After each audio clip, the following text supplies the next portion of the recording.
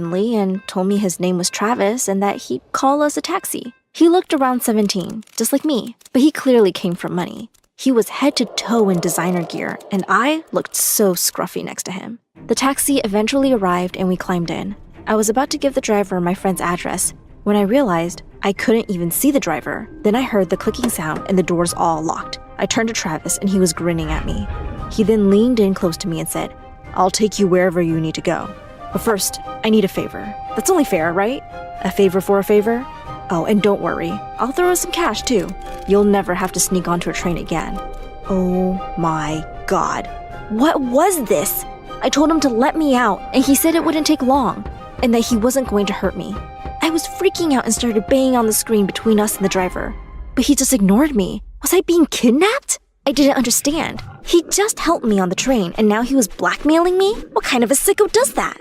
The next moment, the car stopped and I almost fell off my seat. He said we'd arrived at the party and that all I had to do was put on a fancy dress and pretend to be someone else. He handed me a bag with a designer dress inside and even a box of jewelry. So he'd planned this? I told him there was no way I was doing this. And then he just looked at me and said, "What if I throw in $10,000? Sure you don't want to join me? It's just a party." I peered out the window and noticed we were parked outside a mansion. Who even lived like this? Before I could tell him no again, he told me to put on the dress and join me outside. I know I should have just run, but guys, it was $10,000. For a 17-year-old, that's like winning the lottery. Plus, the dress was out of this world. I put it on and opened the door. Suddenly, two older people came running towards me and Travis grabbed my hand and whispered into my ear, "Your name is Essie. You're studying to be an actress, and we met 2 months ago. Got it?" Well, I didn't have time to reply because the next moment, the older woman was coming right up to me and said, "You must be Essie.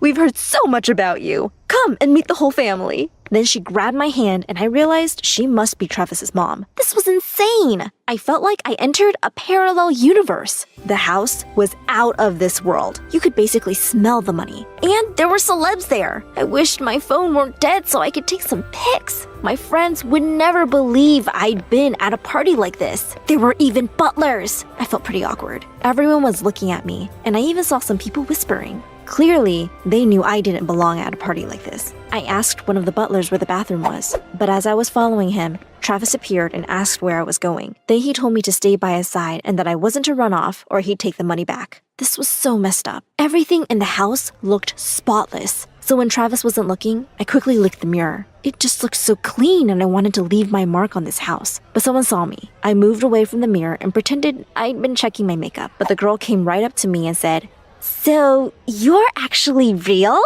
We thought Travis was just making you up." Then she smirked at Travis before walking off. Ugh, who was that girl? Travis looked embarrassed and said that was his brother's girlfriend and that she was the devil. But it seemed like his brother and sister were worse. They kept looking at us and didn't even introduce themselves. Travis told me they were awful, but all I could think was how awful he was. Who basically kidnaps a girl and lies to their family like this? As the night went on, I'd had enough. These people were all so fake. They would smile at Travis and compliment him on his clothes and tell him how pretty I was. Then as soon as we moved away, they'd talk about how he was such a loser. I didn't feel comfortable at all, so I walked off when his back was turned. I found the bathroom and decided to climb out the window. But then something awful happened. I got stuck. My dress got caught and I thought I was going to have to shout for help. But then someone grabbed my feet. "Where do you think you're going?" It was Travis. He told me he'd give me another $10,000 if I just stayed a little longer and posed for a few photos with him. Well, I was literally stuck, so what was I supposed to do? He pulled me down and we went back out to the party, just in time for his dad to make a speech. But as his dad was talking, suddenly, Travis's brother grabbed the mic and said he had something to say. Then he got down on one knee and proposed to his girlfriend. Then in front of everyone, he turned to Travis and said, "You snooze, you lose, bro." Everyone laughed and I didn't understand. I turned to Travis, but he was nowhere to be seen. Travis's sister saw me looking around and came up to me and said, "Why are you dating my brother? He's such a loser." That's his ex up there, by the way, getting proposed to. At least she's with someone better now. Travis doesn't deserve to have a girlfriend. Honestly, I didn't understand why his family was being so cruel to him. He seemed like such a nice guy, especially after he saved me on the train like that. I'd be stuck in the middle of nowhere if it hadn't been for him. I had to make sure he was okay, so I went outside to find him and noticed him sitting under a tree. He looked really upset, and when I asked if it was because his ex was now engaged to his brother, he got so angry. He told me that this had been the dumbest idea ever, and he just wanted to get some attention from his parents. But once again, his brother had stolen the limelight. He then wrote me a check and told me I was free to go, and that the driver would take me home. All I could think about was how annoyed my friends would be that I missed the party. There was no way I could tell them where I'd been. The car pulled up, and I got in just as Travis's mom came running out. She started shouting at Travis, asking him what was wrong with him and how come he couldn't keep a girlfriend. Then his dad was there and said, "Another one bites the dust." When I got home, I had like a million texts from my friends, and they said I'd missed out on the best party ever. Well, I had a $20,000 check in my pocket, so I didn't feel so bad. I pretended I'd been sick, and that's why I hadn't made it. Over the next few days, though, I found myself wondering about Travis. His family was horrible to him. No wonder he paid me to pretend to be his girlfriend. The next weekend, I decided to wear the dress to my friend's birthday. When I walked in, everyone was staring at me, and I lied and said my cousin had lent it to me. I felt like $1 million in it, and all my friends said it was the hottest dress they'd ever seen. I went a bit crazy, posting loads of photos of me in it, even tagging the designer. But I shouldn't have done that because the next day, I got a DM from the designer asking me where I got the dress. She even accused me of being a thief. So I told her my friend had given it to me. But then she didn't reply again. I started to panic. What if Travis had stolen the dress? I tried to search for him on social media, but couldn't find him anywhere. I hadn't even gotten his number. Then, a few hours after messaging her, my friend called me and said I was such a liar and that I hadn't been sick the weekend before. I'd been mingling with celebs. I asked her what she was talking about. Then she told me to check my phone. There was a link and I clicked on it. I couldn't believe my eyes. It was the online magazine and there was a whole article about me. The headline was Travis and his fake girlfriend. And there were photos of Travis and I, and even one of me looking around in awe at the size of the mansion. I was shaking so much I could barely read the article. It said how Travis had bought me to get back at his brother for now being engaged to his ex, and that the dress I was wearing was designed by his ex's best friend. I felt humiliated. I posted photos all over my Instagram without even thinking, and now they all knew I was actually called Paula, not Essie. Now, they'd be even more cruel to Travis. I had to get in touch with him somehow. Honestly, I spent the whole week looking at photos of us. And I'm not gonna lie, I became a bit obsessed. I mean, we just looked so cute together. And once my friends forgave me for lying to them, they said I had to find him and get him to be my real boyfriend. That week of school dragged by, and finally the weekend came. On Saturday morning, I figured he'd be at home, so I took a taxi over there. I definitely wasn't ready to go back on a train, and all that money was burning a hole in my pocket. When the taxi dropped me off, there was a security guard standing there, and he said I wasn't allowed in. I told him I was here to see Travis, and he just said, "No, you are not allowed on this property." I'm not proud of this, but I even offered him some money, and he told me that if I didn't leave, he'd call the police. It was so frustrating, but I wasn't going to give up. I walked along the street, and that's when I noticed there was a gap in the hedge. I could totally crawl through there, I thought. I waited until there were no cars going by, and then I squeezed through. Of course, I got a bit stuck, and then I felt something wet on my face. I almost screamed, but then I saw it was just a dog. Well, the next second, it started barking, and I basically had to sprint all the way up to the house. The dog was chasing me, and I had bits of the hedge all over me. I looked like a crazy person. Then I heard the security guard. He was shouting after me, but I figured all I had to do was reach the house and find Travis. I kept looking back to see if the security guard was going to catch up to me, and the next second, I lost my footing and went flying right into the pool. The dog jumped in after me, and when I came up to the surface, Travis's whole family was standing there looking at me, and they did not look impressed. But instead of helping me out, they just started panicking about their precious little puppy. Travis's sister was even crying, saying her poor puppy would drown. And I tried to tell her that actually poodles are a breed of dog that can swim, but I might as well have been invisible. I swam over to the side and climbed out, and that's when I noticed Travis was nowhere to be seen. I walked towards his family, but they were busy with the dog, so I tapped his mom on the shoulder and asked her where he was. And she started shouting at me, saying that I was a disgrace and not welcome at their house. She asked what I wanted, and then told me Travis had moved out after embarrassing the whole family by lying to them and paying me to pretend to be his girlfriend. I don't know why, but I suddenly told her we really were dating. I mean, at least in my mind, we would be soon. But she wasn't listening to me. She already called the security guard over, and he was ordered to escort me to the gate. I looked like a drowned rat, but I was determined to find Travis. I begged the security guard to give me his address, and he said only if I was still offering money. So I quickly paid him $100 and called another taxi. The whole way there, I practiced what I was going to say to him, that even though I didn't really know him, and he was pretty much a stranger, I just couldn't stop thinking about him. When the taxi dropped me off, I was still soaking wet, but I didn't care. I walked right up to his door and knocked. His place was almost as big as his parents' house, and I just couldn't believe a 17-year-old could be this rich. I was so impatient to see him, so when the door opened and someone else was standing there, I almost cried. I must have gotten the wrong address. I started to walk away, but the guy standing there said, "I recognize you. Are you looking for Travis? And, why are you all wet?" As soon as he said Travis's name, my heart started racing. Then he told me to wait in the garden, and he'd go get Travis. But he seemed annoyed, like I'd interrupted something. I was pacing back and forth in the garden, going over what I was going to say, when Travis appeared. He looked so embarrassed to see me, and he couldn't even look me in the eye. Then he said,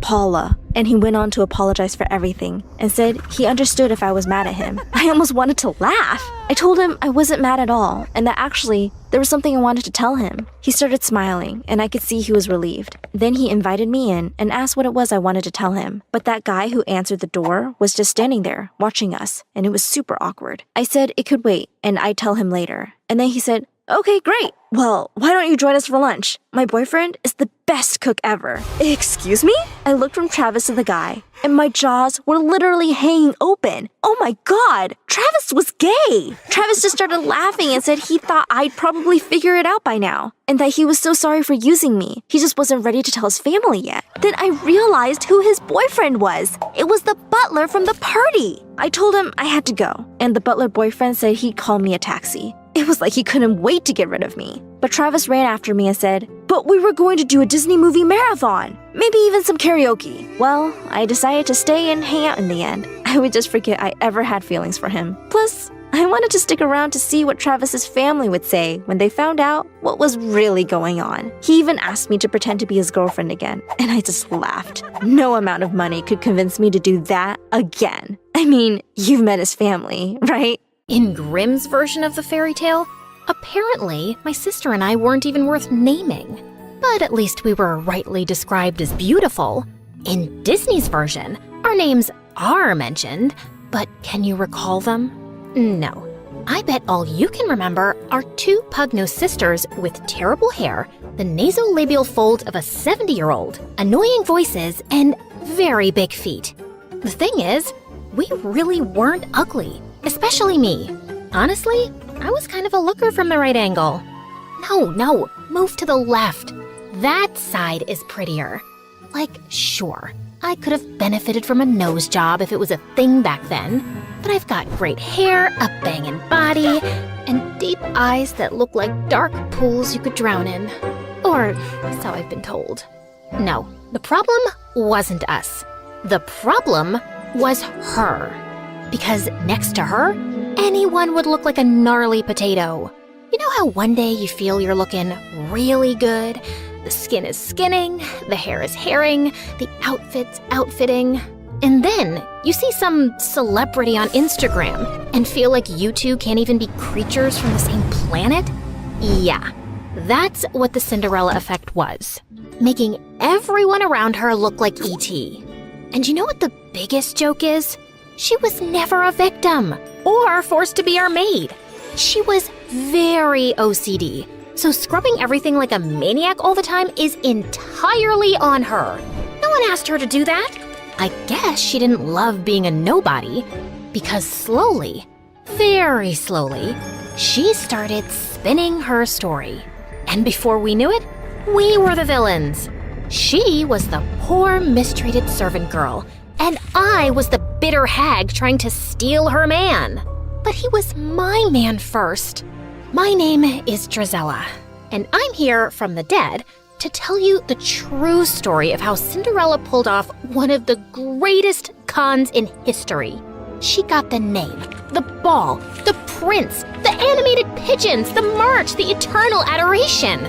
And it's built on lies, all of it. Well, except for the part about me having really big feet. Like, I was told most of my life to shop from the men's section of the shoe store. I bet that's half the reason I've ended up being a villain in every version. Because how dare I imagine myself as a worthy princess with my US size 11 feet? I digress. I must stay on track. And even though my version of events is no charming fairy tale, I must begin the story the right way. Once upon a time, there was a man with a family, a fortune, and a functioning household. So naturally, he had a midlife crisis and ran for the hills. Gone to figure myself out. Don't wait for me. And tell your mother, it's not me, it's her. I hope you figure out you suck big time. Yeah, I wasn't shocked. Because honestly, we'd be idiots if we hadn't seen this coming. I crave adventure. This provincial family life is suffocating my soul. Someday, I'll leave to seek my higher purpose. Marriage and fatherhood can't be it. I have to find myself, and I really don't think I can do it, while married to you specifically. But Mother was still blindsided, shocked, bamboozled. Why had he left? Was it because she wasn't pretty enough, or young enough, or hadn't plucked her eyebrows properly since 1823? Maybe her elbows were too pointy. Maybe her eyes lacked emotional depth. I tried to explain that it was more about him being a spineless lizard running away from adult responsibility, but she just kept sinking in the depths of her despair and the couch. And without a husband around, she went into full damsel in distress mode. Oh, how I crave pickles. If only I had a man with strong arms to open this jar for me. Never mind that she had servants to open all the jars in the world and 2 perfectly decent daughters. Okay, fine. She had 1 decent daughter, because the other one was Anastasia. Let's just say that we didn't know back then that excessive glue sniffing causes brain damage. And that kid always had her head stuck in a pot of glue. Anastasia, focus! With father gone and mother officially losing her mind, you and I have to run this household. Mother has plenty of money, but we need to start budgeting. Why? Mother is always telling me to stop budgeting when I'm around horses because it makes them nervous. Like, hello, lady, I'm the nervous one here. I'm the one who got kicked by a horse in the head. No, she's telling you to stop fidgeting. Those are 2 completely unrelated things. Are you sure? They sound a little related. They're not! Look, budgeting just means that we need to keep track of our expenses. For instance, how much do we spend on candles per week? Oh, candles? At least 11. 11 what? Candles. I meant money. What about it? How much money do we spend on candles? We spend money on them? No, Anastasia. They just grow on trees and we pluck them like fruit. Yeah, that's what I'm saying. Candles are free. What's the next item on your fidgeting list? Yep. This was my partner in responsibility. Her loyalty was unwavering, as was her misunderstanding of absolutely everything. She had a heart of gold and the usefulness of a fork in a soup bowl. Okay. I'll stop roasting my poor sister now. Despite all her flaws, she was my rock. Heavy, useless, and mostly in the way. Buzzinga. But we soon had a much bigger problem at hand. Mother was dying for attention from men, and word of her wealth and desperation spread fast, sending every gold-digging bachelor within 100 miles our way. And I figured out how to get rid of them fast. Of course, my sister slowed me down. Okay, Anastasia, are we ready for afternoon tea? Absolutely. I ordered those fancy pastries Mother loves, fresh lilacs, lemon curd. No, Anastasia, not the actual tea. The plan. Are we ready for the plan? Oh, the plan. Right. Let me just quickly cancel the musicians. You ordered musicians? This isn't an actual date. It's an ambush. Do you remember the strategy or not? Not really, but I'll think of something on the spot. You know I'm very quick on my. Did you just forget the word feet? Quick on my feet? No, that doesn't make sense. You know I run slower than a duck. I have yet to beat a duck in a race. Oh my God. Focus on the tea. Fine. I'll spill tea on his thighs. No, that's not what we... Actually, you know what? You do that. leave the rest to me. Great. And afterwards, we can eat the pastries? Yes, we can eat the pastries. And the lemon curd? Yes, fine. The lemon curd, too. I had discovered that the fastest method to drive off unwanted suitors was to casually mention Dad, and then watch Mother spiral into all 5 stages of grief. Well, 4. Acceptance was off the table. Mother, you look lovely today. Isn't this the dress you were wearing the day Father left? No, that was the lavender one. Oh, yes. The one Father said made you look washed out. He said what? Madam, you look absolutely radiant today. I cannot understand why any man would leave you. Of course he didn't leave me. He just relocated temporarily.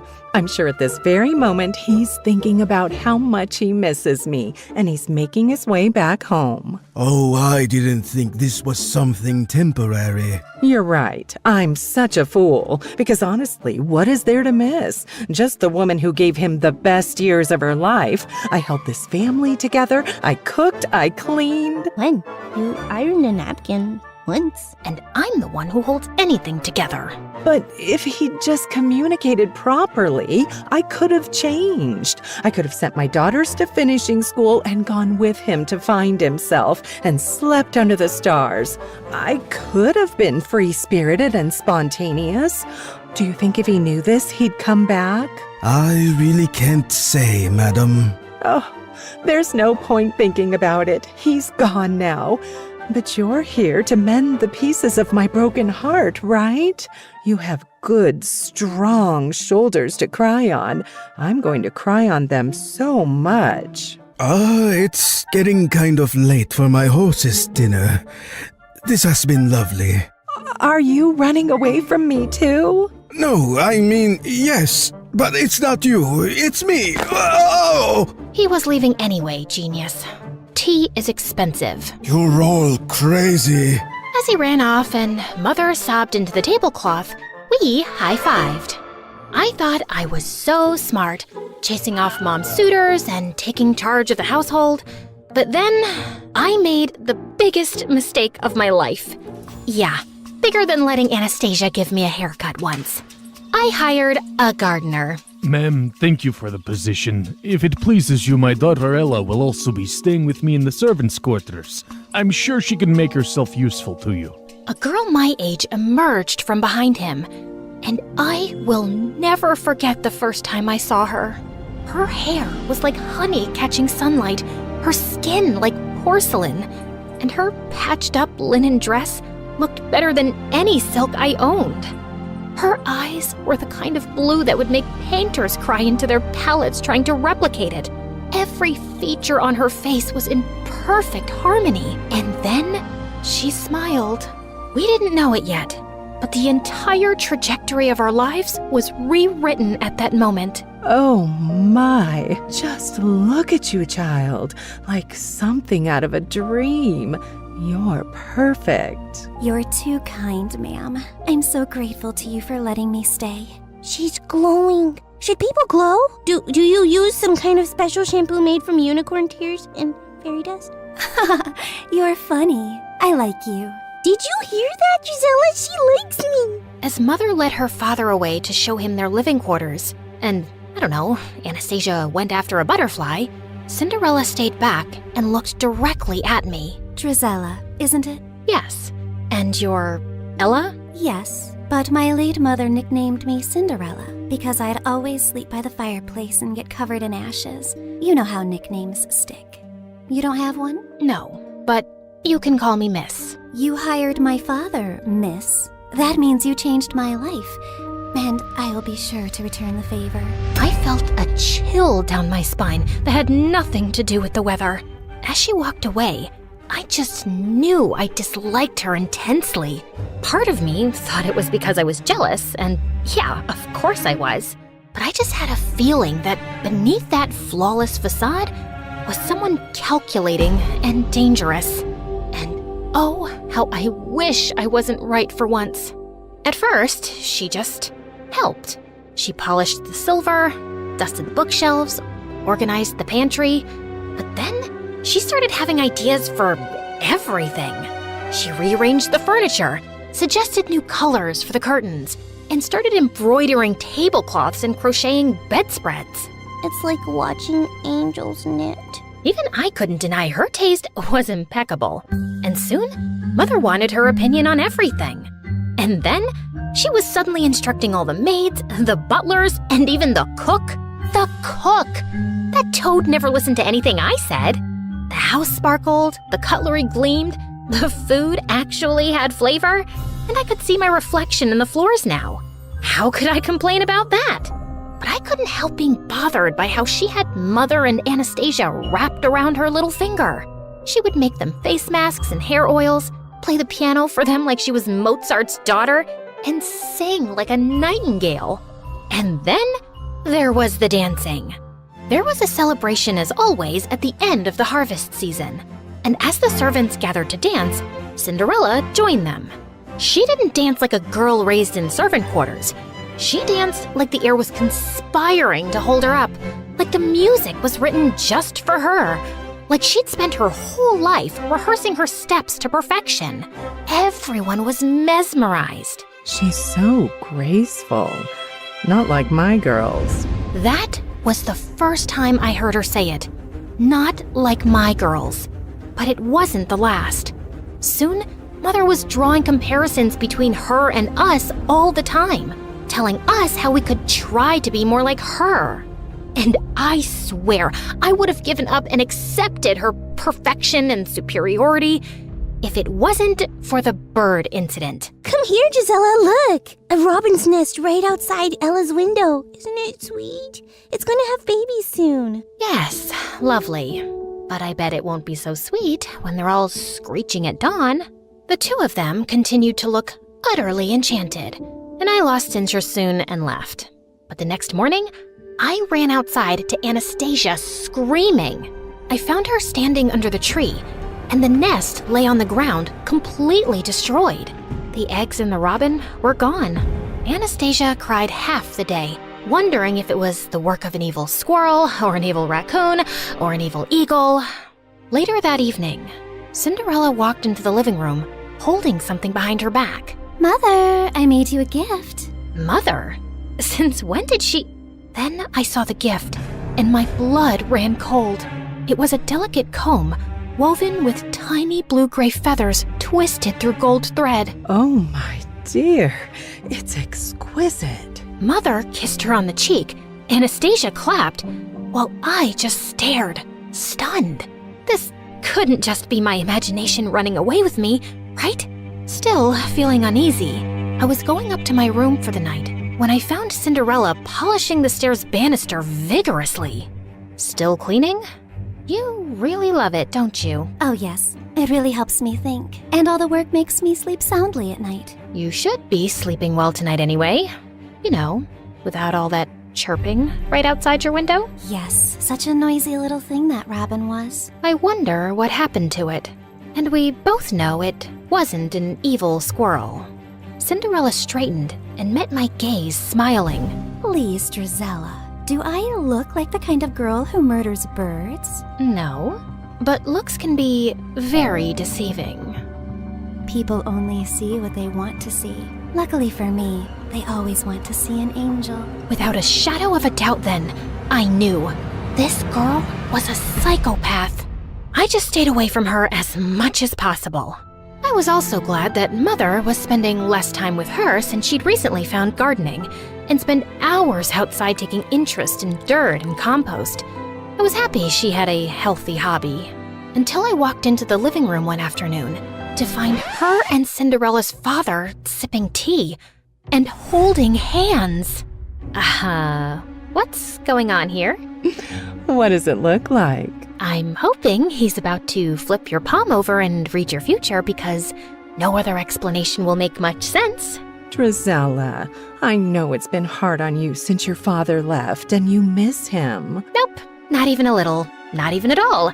Speak for yourself. Honey, a woman needs a man in her life. His companionship, his strong hands, his opinions. What I'm trying to say is, Mr. Rivers and I, we're... No.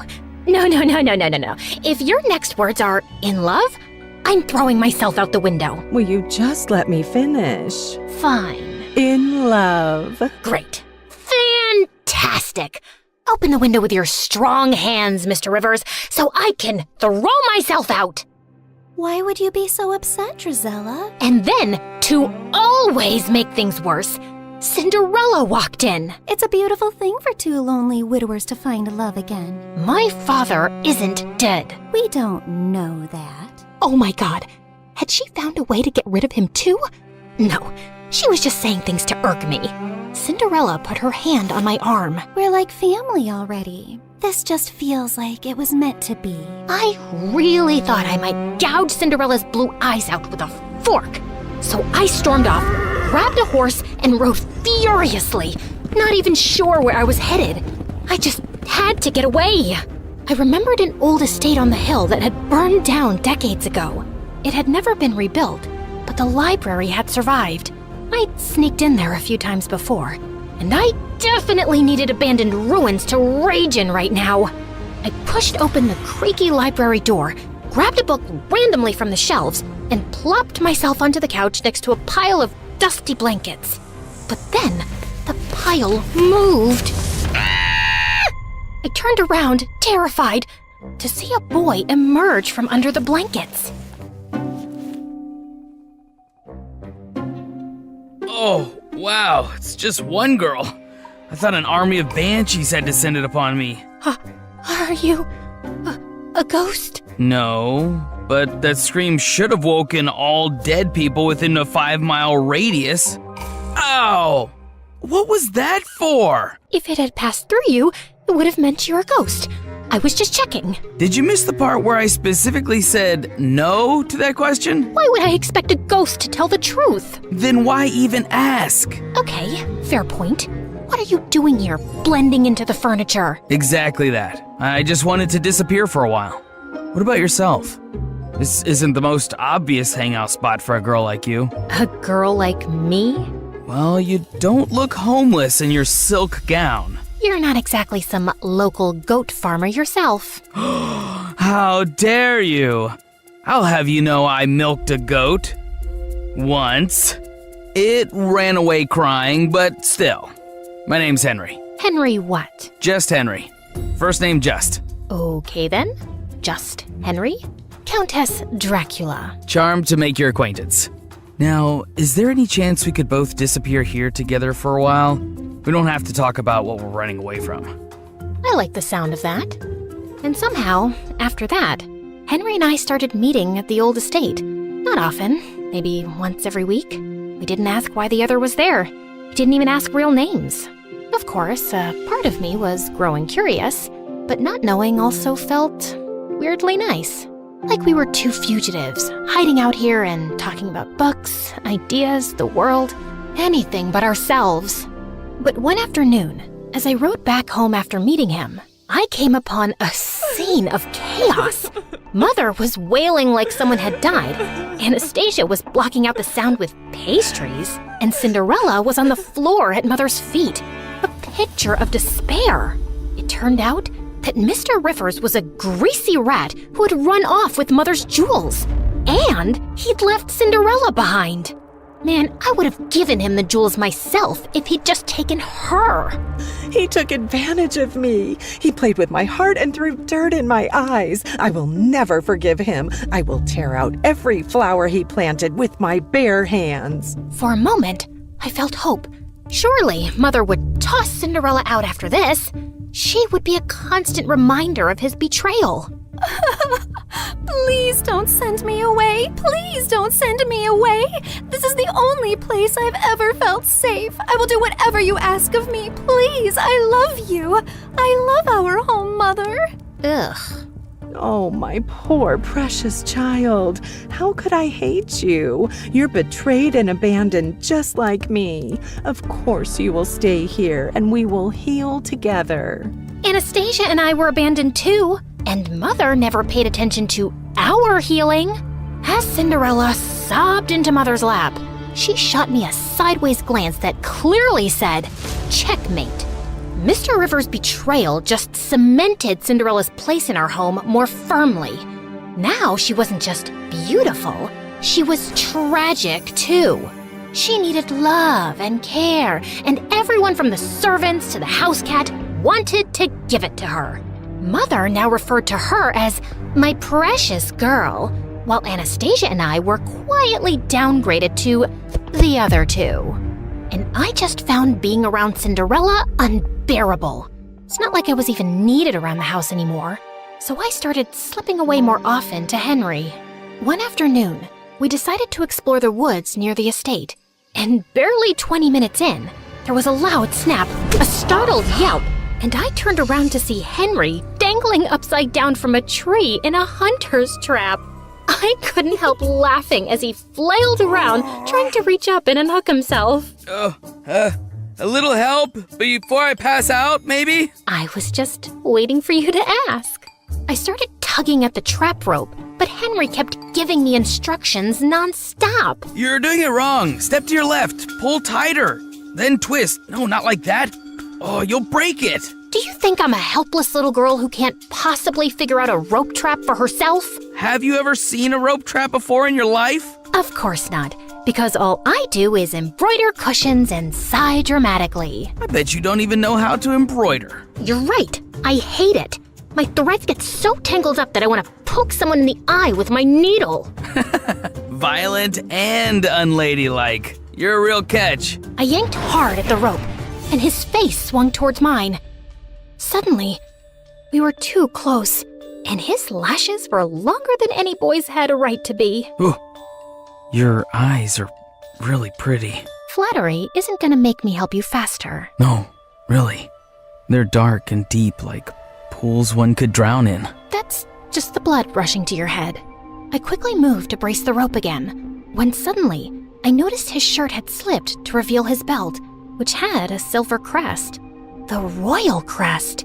Wait, are you from the palace? Define from. Define it before I drop you straight on your head. Technically, yes. Are you the court jester? The guy who polishes the king's shoes? Something like that. Yeah, I'm gonna need better answers before I help you. I pushed him hard and sent him swinging like a pendulum. Oh, come on, Lady Dracula, just let me down. That's when I heard boots thundering through the woods. And before I could react, a pair of soldiers in armor grabbed me roughly by the arms. Another two swooped in, expertly cutting Henry down and catching him before he face-planted into the dirt. Endangering the crown prince is a punishable offense, girl. Endangering the who now? Stand down, and she's harmless, unless she has a needle and thread in her hands. I just gaped at him. You're the crowned prince? Yes, first name, Crown, second name, Prince. You told me just Henry. Well, I am just Henry sometimes. You never asked follow-up questions.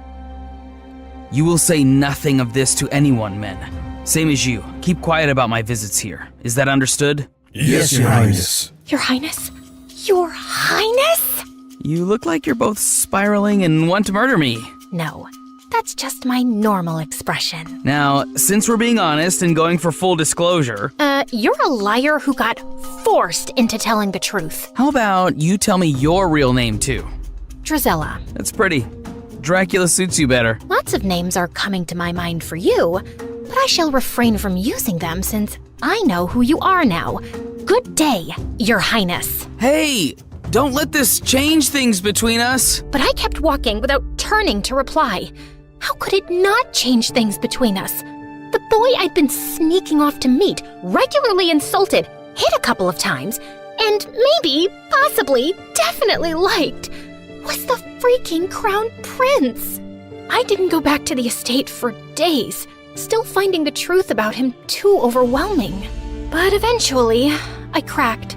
So I rode back to the old estate one afternoon, and my heart skipped a beat to find him already there, throwing pebbles into a broken fountain. Well, look what the cat dragged in. I was beginning to think you died. Or got married. Sorry to disappoint you, but still alive and unwed. You know, I was this close to going around town and knocking on random doors to inquire after a girl with violent tendencies and great hair. I just rolled my eyes, but inside, I was smiling stupidly. We just sat in silence for a while. I come here sometimes because it's all just too much. The title, the expectations, the spotlight. I don't even get along with my father mostly. I know I'm gonna sound like an ungrateful brat, but sometimes I just don't want to be the prince. I come here for quite the opposite reason, I suppose.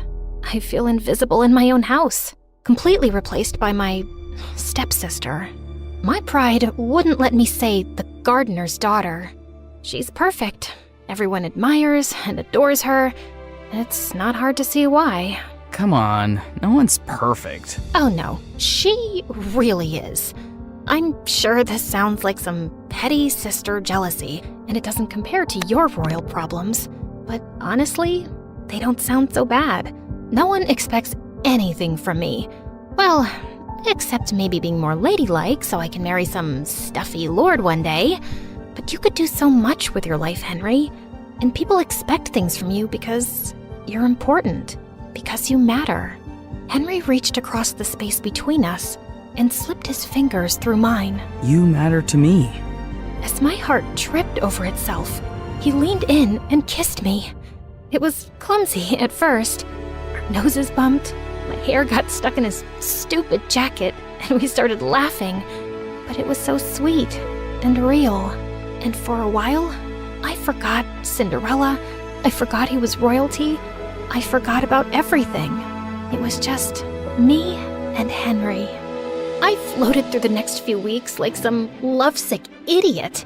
Of course, like any self-respecting lady, I didn't show it. You're grinning like you've got a clothes hanger stuck in your mouth. What is so funny about my art? I wasn't grinning. And what art? The one you're staring at, my masterpiece. I made this cat sculpture from old socks and glue. Ah, that art. The one cleverly disguised as garbage. It's the loveliest duck I've ever seen. Cat. It's a cat. Yes, that's what I said. It was the happiest I'd ever felt in my entire stupid life, which naturally meant the universe had to kick me in the teeth soon.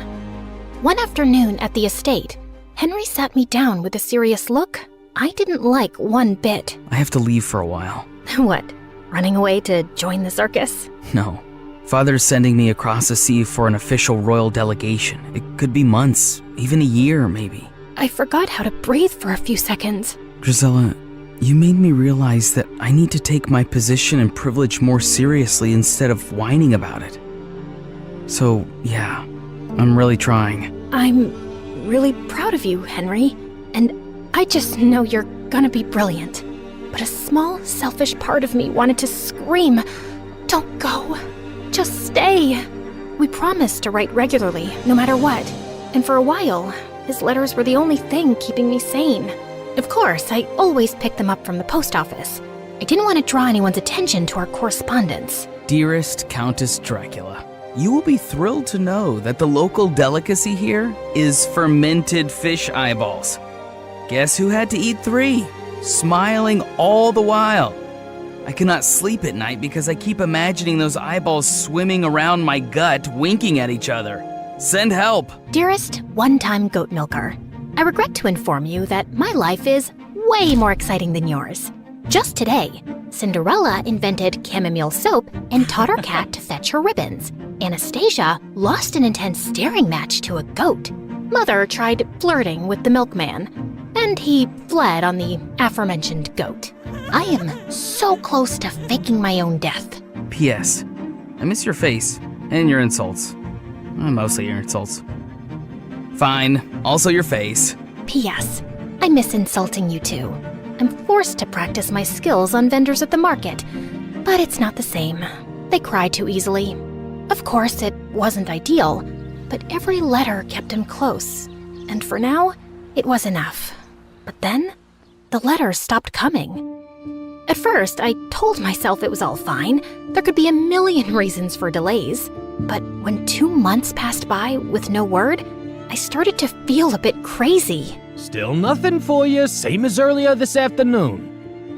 You want me to save you a trip and scream no at you from across the street every morning? You might consider picking up a hobby. How about embroidery? I wasn't getting any letters, but I didn't stop sending them. Pages filled with jokes, questions, news, bad drawings. But weeks and weeks went by, and still, there was no reply. By now, my heart was filled with dread. What if something had happened to him? But if that was the case, the news would be everywhere. And then finally, a letter arrived one morning. My hands were trembling so much, I almost ripped the letter trying to open the envelope. Dear Drizella,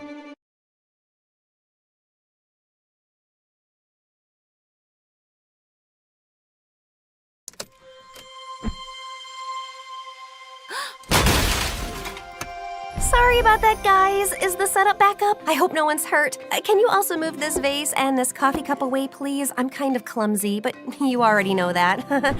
So, we're here to talk about my life, huh? It's quite a roller coaster, let me tell ya. Anyway, I'm Maisie, and before I continue, please like and subscribe to MSA. My story starts in a small apartment in Washington, D.C., where I lived with my dad, who worked as a computer expert with the government. Dad and I were close, mostly because we both loved computers and would spend hours chatting about codes, algorithms, applications. Oh, let me tell you something interesting. There are over 700 computer languages, and the first bug found in a computer was an actual bug. Okay, that's not interesting. I can see you're yawning. That's because you took my coffee away. I would have broken that cup. I was 6 when I accidentally broke the toilet because my butt was too fat to fit inside. And then at 10, I went to a wedding, tripped on my own foot, and crashed into the wedding cake. You should have seen the bride. Some crying mess she was. So, you're clumsy and annoying? Do you want the story or not? Yes, please continue. So, yeah, my dad and I were close and things were going perfectly. I was acing my classes. By 13, I could crack the toughest codes. And by 16, I'd already developed an application where you could paint your own cat pictures. Because cats are cute. Life was good. But then I turned 17 and everything changed. Dad and I were working in his lab when his screen started glitching. And suddenly it went blank. Dad sprung into action, but it was too late. And then minutes later, out of nowhere, the FBI crashed open the lab and handcuffed Dad. You're under arrest for leaking important government files. You have the right to remain silent, and whatever you say will be used against you in the court of law. No way! My dad is innocent! Tell them, Dad! Maisie, I'm sorry. Take care of yourself, and I promise you everything will be fine. The FBI dragged Dad away, and a week later his case went to trial. I used all our savings to hire the best lawyer for Dad, but it was useless. The evidence against him was stacking, and he was sentenced to 20 years in jail. Do you want a tissue? Yes, thank you. Oh, sorry. I just get really overwhelmed. It was a tough time. Anyway, the day Dad went to jail, I couldn't sleep a wink. And the next morning, news of his arrest spread like wildfire. My friends turned their back on me, and everywhere I went, people whispered all kinds of things about Dad that made my blood boil. I was losing my mind.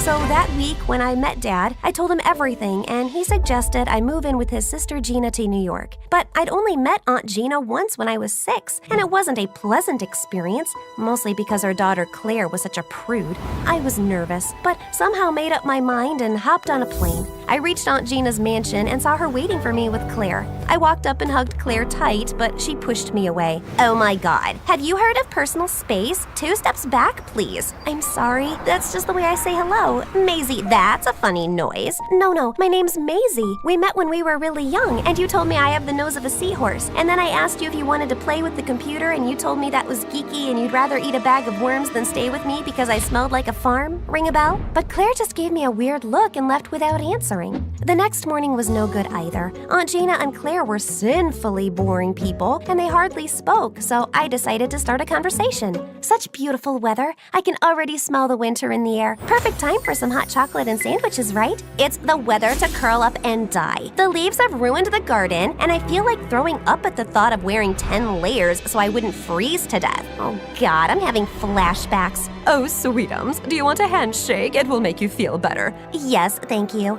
See what I mean? Well, thankfully, I still had my computer, so I wasn't totally losing my mind. And a few days later, Aunt Gina enrolled me in the same school as Claire, and I was happy to finally get some time away from the house. On my first day, I was in the cafeteria figuring out what to eat when I saw the last piece of pie. I reached out for it, but someone else did too, and for a moment I forgot how to breathe. Standing in front of me was the most gorgeous guy. Wow, we're in a fix. You can have the last one. It's okay, you were here first. Besides, this pie is the only thing edible in this cafeteria. You know, one time I ate the muffins here and it gave me such bad gas, I almost pooped my pants. Okay, that's not a very funny thing to say. I have a weird sense of humor. So do I. I'm Maisie. Noah, pleasure meeting you. Noah and I sat down on one of the tables and ended up having a great time. He told me he was a year senior and had only recently moved to New York.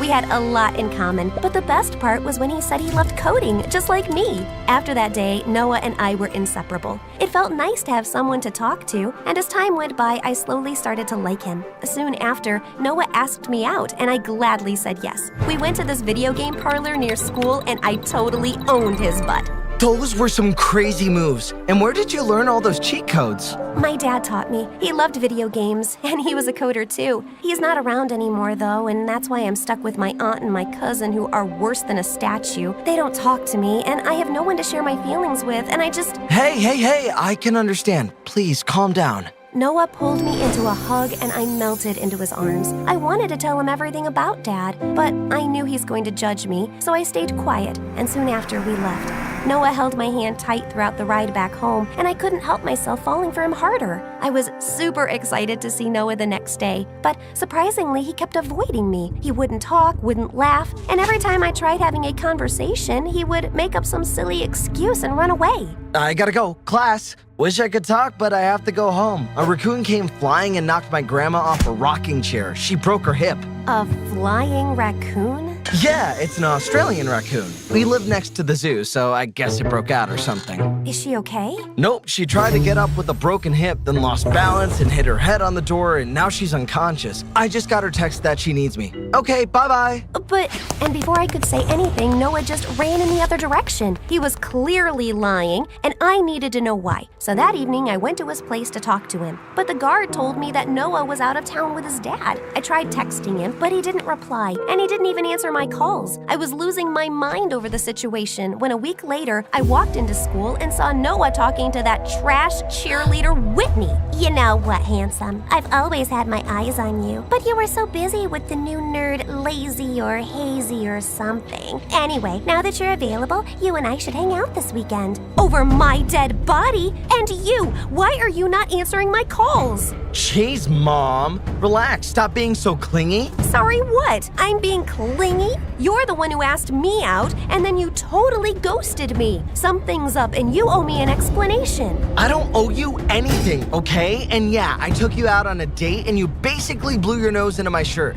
That's disgusting, and I don't date disgusting girls. Now, if you'll excuse me, I'm late for class. Noah started walking really fast. I tried my best to keep up, but then he opened the door to the classroom, walked inside, and the door swung back, hitting me in the face. That oughta hurt. Oh yeah? I'll tell you what hurt actually feels like. I flew into a rage and punched Whitney's stupid nose. She tackled me to the ground, and we started fighting like a pair of wild dogs. The teacher pulled us apart, took us to the principal, and we both ended up in detention. After that horribly bad day, I went home, stuffed my face in a pillow, and cried like a baby. I was wiping my nose when Claire barged into my room. I heard what happened at school today. I don't understand. Why are you so worked up about a boy you just met? Why do you care? Because I hate seeing intelligent girls make dumb decisions for some boy who hardly respects them. He isn't just some boy, okay? He's my soulmate. He even likes pepperoni pizza. It's my favorite. So does homeless Willie down the street. Is he your soulmate too? That's not it. He likes strawberry ice cream. How many boys like pink ice cream, huh? He's definitely the one for me. You know what? He's doing this thing I've read about in books, just agreeing with everything you say. Does he stop to smell every flower and gaze at stars at night? Yeah? Oh, yes, he's definitely faking it all. I haven't dated anybody, but I've read all the books there are to read about male psychology. I mean, I've only read 2, but I know they almost say the same things. Men aren't that complicated or diverse. He thought you were cute, and then he found someone cuter. This is not helping. Claire, trust me, Noah's different. He's lying, and I have to know why. I've already lost my dad, and now I can't lose Noah too. You also have me and Mom. I mean, I get why you're so hungry for love. The only people you love are in jail, and we both know my mom's as warm as an ice cube. But we're here for you, and that's why, if you're so sure that Noah's lying, then I will help you. You will? Oh, thank you! Just please don't hug me. I hate that. What started next was a series of things that Claire suggested, and even though some of them made no sense to me, I decided to go with the flow. The first thing on the list was to make Noah jealous by dating someone else, and for that, Claire hooked me up with her childhood friend Lance. We were standing by the lockers when I noticed Noah staring at me from the corner of his eye. I quickly took Lance by his arm and pulled him close. So, Lance, are you an appendix? I don't know what you do or how you work, but I feel like I should take you out. Seriously? Shut up. Is he looking? Not really. Hold my waist, now. He's digging his nose. Disgusting. Oh God, this isn't working. And with that, I pulled Lance in for a kiss. I was sure this would work, but then I turned around and saw Noah walking out. I followed him and found him beating a trash can to death. What's wrong? Are you mad? Why? Why would I be mad? You can kiss any random jerk you want. I don't care. Then why are you turning red? Because of the heat. Duh. Stop asking stupid questions. You're giving me a migraine. Saying that, Noah just turned around and left. But that whole day in school, he kept giving me death stares, and I could tell that my little trick worked. I updated Claire on the progress that evening, and she suggested we take our game up a notch. So the next day at school during lunch, just as Noah walked in the cafeteria, I let out a huge scream and fell to the ground. Noah came running towards me and started rubbing my cheeks. When I didn't wake up, he lifted me in his arms and took me to the school infirmary. As he laid me down on the bed, our faces were so close. I just wanted to grab him and kiss him, but Claire walked in and spoiled the moment. Get away from her, you creep! You're the reason she's so stressed, that she hasn't eaten anything in 3 days. You know she has Lavaria? What? It's a rare disease where if the patient loses their appetite, their brain turns into mush, their heart starts beating rapidly, and they can even lose their life. This is all your fault. I don't know what to say. I'm so sorry, Maisie. I never meant to hurt you. Noah leaned in to kiss me. Then I opened my eyes and jumped out of the bed. Gotcha! Are you crazy? I thought you were dying. I can't believe you staged this whole thing. I was dying, silly, of a broken heart. But now that I know you care about me... You can't just take a hint, so let me spell it out for you.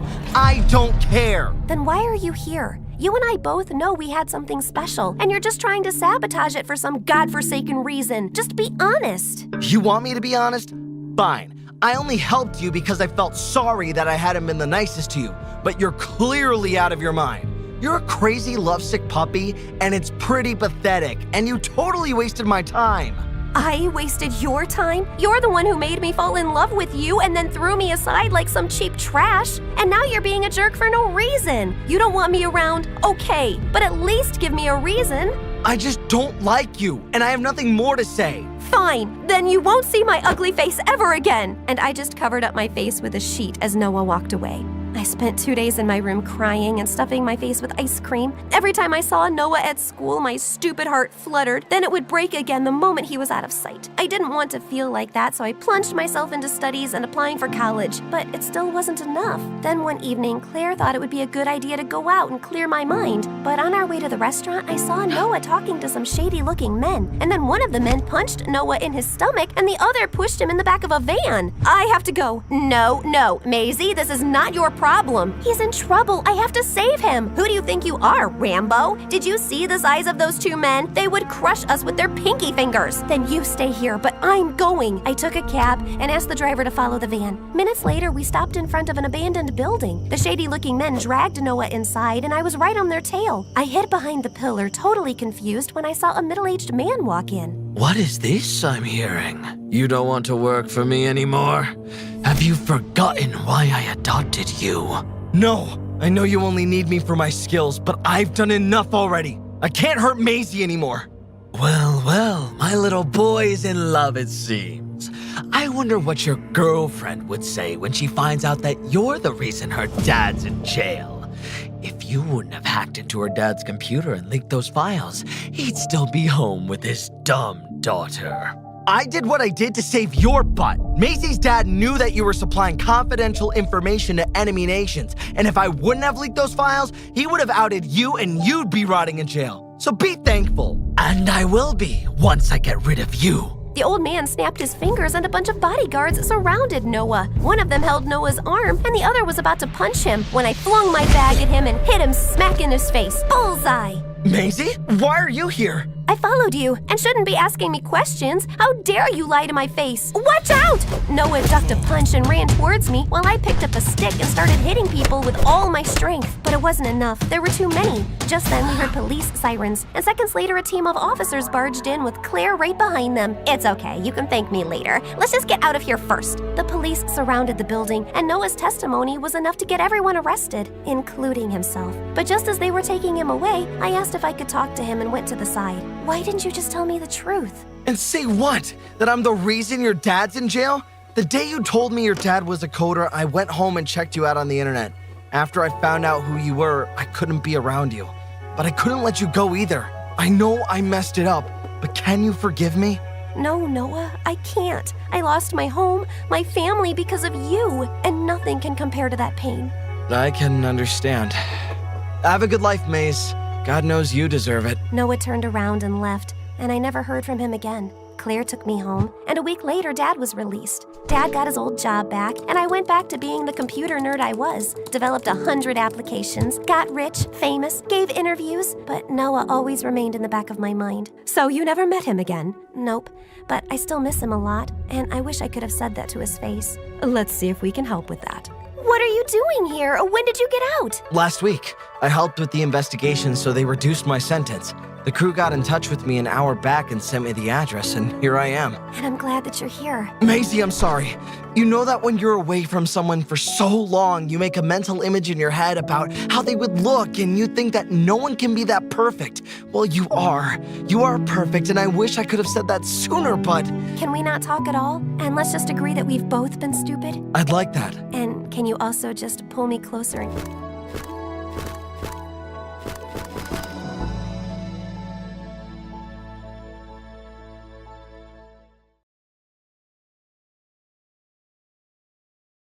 I was standing on the balcony in my room, screaming my lungs out, while my cousin Catherine stood next to me. Hello? Hello? Save me from this wretched queen and her snooty bodyguards. I will give 10,000 gold coins to anyone who saves me. No one can hear you, Merida, and even if they did, they won't go against the queen's orders. When I'm queen, I will demolish this stupid castle and build a big house with glass windows, and everyone can visit me, and I'll have lots of friends and pets and pastries. No, not pastries, they give me a sugar rush. Okay, so only friends and pets then.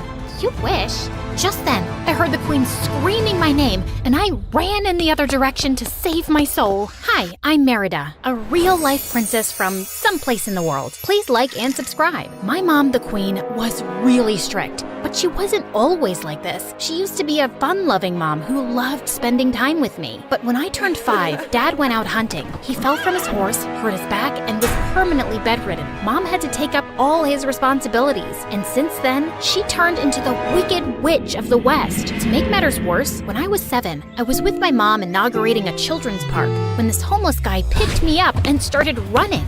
The guards caught him and saved me almost immediately, but Mom became extra paranoid and never allowed me to leave the palace. I wasn't allowed to go to school or play outside like normal kids. Growing up, the only friends I had were the palace workers or my royal tutors, who were really boring. My life sucked, and I hatched a new plan every week to escape the palace. Like this one time when I was 13, I tied a bunch of bedsheets and hung it down from my window. I was about to climb down when I saw how high it was and I chickened out, and another time, I climbed into the back of a van carrying pigs for the royal poultry farm. You, pig guy, drive or I'll behead everyone. Not the pigs, obviously. They're cute. But I will behead you, I promise. The guy shot me a look and started driving. But 30 seconds later, the royal guards caught on to me. Mom found out and went ballistic. What were you thinking, Merida? That driver could have harmed you and taken you away forever. And that It would have been a dream come true. Even staying with pigs is better than staying caged in a castle for one more day. I'm bored, annoyed, and I hate it here. It's for your own safety. Now quit complaining and go to your room. But I wasn't gonna give up so easily. So the next day, while Mom was away on palace duties, I tried sneaking out the kitchen back door, but my foot got caught on something. I tripped and crashed into a servant carrying a bunch of plates, and she landed on her butt. Are you okay? I looked up to see a girl my age staring in my face. She helped me get up, and just then, Mom came running. What have you done? That was really expensive china. Wow, Mom. You could have asked me if I was fine, but no, expensive china is more important. You know what I mean, and I see you've met Catherine. And that's how Catherine came into my life. Her dad was my dad's younger brother, and I'd met her when we were kids, but then she moved to France, and now Mom had invited her back to the palace. Catherine and I quickly became friends and spoke about everything under the sun. I told her about my boring life and how I was stuck in the castle, while Catherine told me all about her travels, which sometimes made me jealous. You know, Paris is really pretty. I love sitting on top of the Eiffel Tower and staring at the city. It's magical. And did you know that street churros don't taste the same as the ones we eat here? Of course you wouldn't, because I can't leave the castle. I know, you don't have to rub it in my face. Sorry, I didn't mean to, but why don't you just sneak out? You think I haven't tried? My mom has the nose of a dog. She can smell me out. But you didn't really have help before. Really? You'll help me? Of course. What are sisters for? Catherine kept her promise, and the next day when Mom left for her daily royal duties, she led me through the back gate of the castle. The guards were scattered everywhere, so Catherine and I had to be careful. We were hiding behind a huge wall, trying not to get spotted, when a huge trash truck stopped right in front of us, and Catherine signaled for me to climb in. This is your brilliant idea to sneak me out? A trash truck? I'm sorry if it's not up to your expectations, but it's literally the only way out that will escape the guards' attention. Whatever, fine. After the longest, bumpiest, and smelliest ride of my life, the truck finally stopped. Without warning, Kathy yanked me out like a bag of potatoes, and we fell into some bushes nearby. Welcome to the real life, princess. Let's go. I look like a homeless person dipped in a pile of poop. I'm not going anywhere looking like this. But it's the perfect disguise. Who would think a princess is walking around smelling like a pig? Hey, watch it. Don't forget that when I'm queen, Yeah, you'll behead half the population. Can we go now? We only have a few hours before the queen comes back. It took years before I was finally out of that miserable palace. So I didn't want to waste any time. Catherine took me to a photo booth to capture my first day out, and we ended up clicking a dozen pictures. I was still in the photo booth when she went outside to get something to eat, and this really cute boy walked in. I tried to run away before the boy saw my face, but I tripped over my own foot and went flying into his arms. Whoa, is it fate or did the most beautiful girl in the world fall into my arms? He smiled and my heart raced, but just as he came closer, I started sneezing like crazy. Are you okay? I'm sorry. I must be allergic to something. Just give me Just then, the curtain flew open and Kathy angrily pulled me out. The hot dogs in her hand went flying, and one of them hit the pretty boy in the eye. Ow! Wait, will I ever see you again? No, now get out of our way. As Kathy dragged me away, I waved goodbye to the boy, feeling like I'd just lost the love of my life. We went through a secret tunnel through a church that opened at the backside of the castle, and I was stunned to know that something like this even existed. We quickly slipped inside the castle before someone noticed. Wow, that was so cool. How did you know about this? My dad might have mentioned it. Then why did you drag me through the trash truck? Seriously? That's your concern? If that boy hurt you, the queen would have killed me for sneaking you out. It was a mistake, and I'm not doing it again. But now, I didn't need Catherine's help. I already knew about the secret tunnel. So the next day, I sneaked out through the passage and went straight into town. I went back to that photo booth where I saw the same boy sitting outside kicking the air. You came. I was hoping I'd run into you again. I couldn't stop thinking about you. Neither could I. I'm Romeo. I'm Juliet. Right. Want to get out of here, Juliet? It was lame, but I wasn't going to tell him my name yet. I need to trust him completely. And for all I know, his name wasn't Romeo either.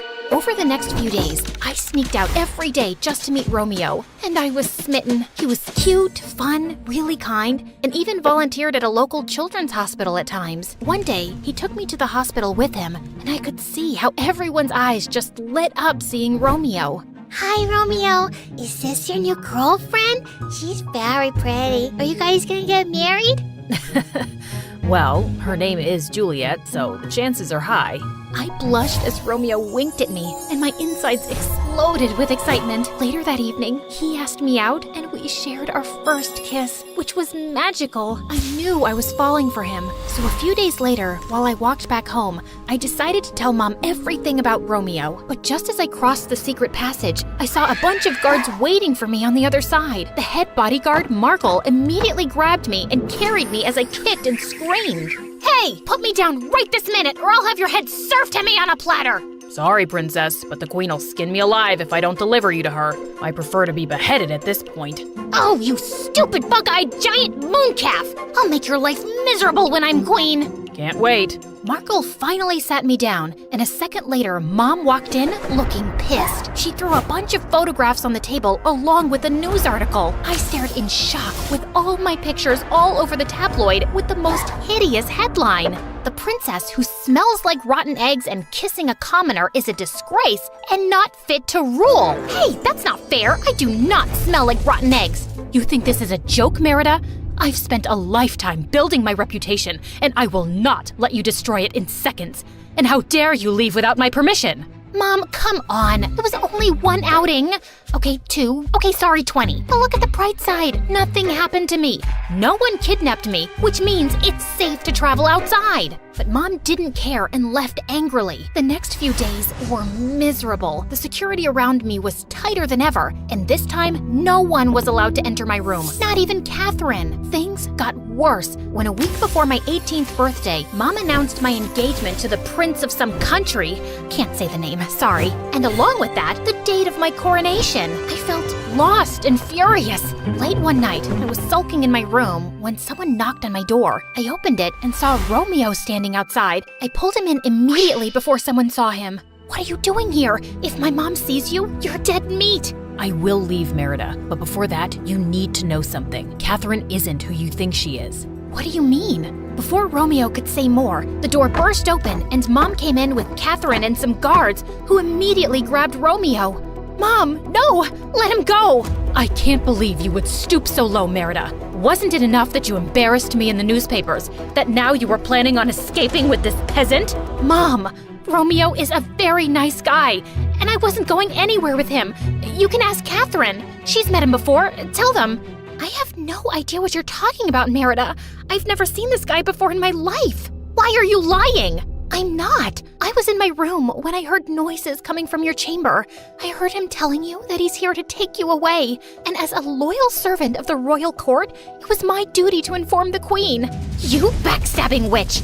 I will— Enough! I'm so disappointed in you, Merida. Now, until the members of the royal court decide what to do with you, you will not leave your room. For the next couple of days, I was locked in my room with 2 guards at the door the whole time. I had no idea what happened to Romeo, but I prayed he was okay. About a week later, I was summoned by the royal court members who had apparently made a decision about me. After a week of deliberation, the royal court has concluded that Princess Merida has gone against Act 54 of the royal constitution that states, "The queen in line shall not interact with commoners or have personal relations with them before her coronation." Seriously? There's a constitution like that? Shh! The princess has not taken her duties seriously. Therefore, she will be replaced by the next person in line to the throne. Wait, Catherine? Seriously? Unbelievable! Merida, be respectful before the members of the court. No, if all of you think that I'm the problem and Catherine is the next best thing, then I have no respect. And what's wrong with interacting with the very people, commoners, we're supposed to rule? I was about to storm off when suddenly Romeo ran in through the doors with several guards following behind him. Catherine's eyes widened in shock as he marched straight to Mom. How did you get out? I've lived on the street. We pick up a trick or two when it comes to escaping. But first, everyone needs to know the truth. My name is Romeo Buffet. I met the princess through Lady Catherine, who paid me to lure her out of the palace, expose her face to the media, and ruin her name. You did what? Romeo went on to tell everyone how his little sister was a patient at the children's hospital where he volunteered. She was sick and needed surgery. I needed money for the surgery, so when Lady Catherine approached me to work for her, I couldn't say no. He's lying. He has no proof. You can see my phone. I have the messages. Your Majesties, I did a terrible thing trying to ruin the princess's reputation, and I couldn't live with myself if I didn't confess the truth. Kathy, why? Suddenly, Catherine turned to me with angry, bloodshot eyes. Because this crown belongs to me. It should have gone to my dad after his brother fell sick. But you, Queen, you snatched it away. My father lived in misery all his life when he was the rightful king. So that's why you came back, for the crown. Of course. You thought I came here to be friends with your sorry butt? Please. I hired this butthead so I could somehow ruin your reputation in front of the court, and your mom would banish you from the throne on her own. I would have succeeded if this jerk wouldn't have barged in. I'm gonna kill you when I'm the queen.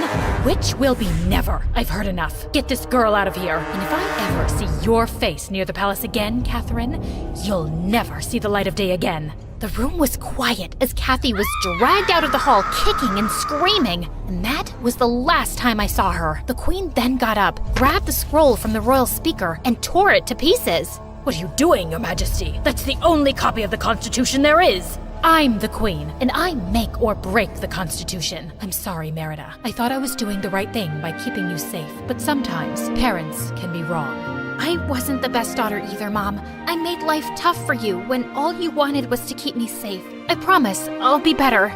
Mom and I hugged it out and finally made up. Overcome with emotion, I ran to Romeo and hugged him too. I'm still mad at you for deceiving me, but I get why you did what you did. Also, I missed you a lot. Think we could start again? Nothing would make me happier. Romeo and I started dating officially. His sister's surgery was a success and was fully paid for by the palace.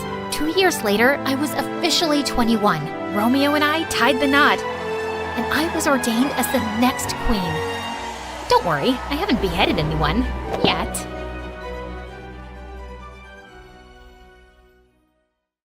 Hi, my name is Isabel, and I grew up in a mansion with my rich aunt Judith, who ran a successful luxury jewelry brand. After having her daughter Riri, she couldn't have any more children, so she adopted me as a baby. My aunt loved to spoil me, but deep down I always wondered if it was because she truly cared or because she felt sorry for me. When I was 5, I won a singing competition, and she gifted me a massive dollhouse. I was happy the entire day, until my cousin Riri ruined it. She was 3 years older than me, taller, prettier, and meaner. She had everything, but somehow my very existence offended her. Seriously? She gets a castle for singing a stupid song? Meanwhile, I asked for a bathtub filled with melted chocolate, and you said no. Riri, first you wanted a voice-activated mirror that only gives compliments, then a tiara for your dog, and now a chocolate bathtub? And I told you, she's special. Be smart like her and ask for something reasonable. First of all, a voice-activated mirror that only gives compliments is actually a brilliant idea, especially at my age. It helps me build confidence, which is what you need to be successful. But of course you wouldn't see that, just like you somehow think a song from your little charity case is castle-worthy. The words stung, but I pretended they didn't. My aunt always told me to ignore her, but it was hard when she made it her life's mission to make me feel small. I used to always ask about my mom. I only had one picture of her holding me, and I kept it with me everywhere I went, folded, worn, and almost falling apart. When I got older, things only got worse. By 5th grade, I had stopped growing. At 4'11", I was the shortest kid in school, and people noticed, not in a good way. Sometimes it made me so frustrated that I avoided everyone and spent time alone. My aunt would check on me, but I didn't want to burden her any more than I already did. It was enough that she had Riri as a crazy daughter. You're like my daughter, Isabel. You can tell me anything. Like. She said, like her daughter.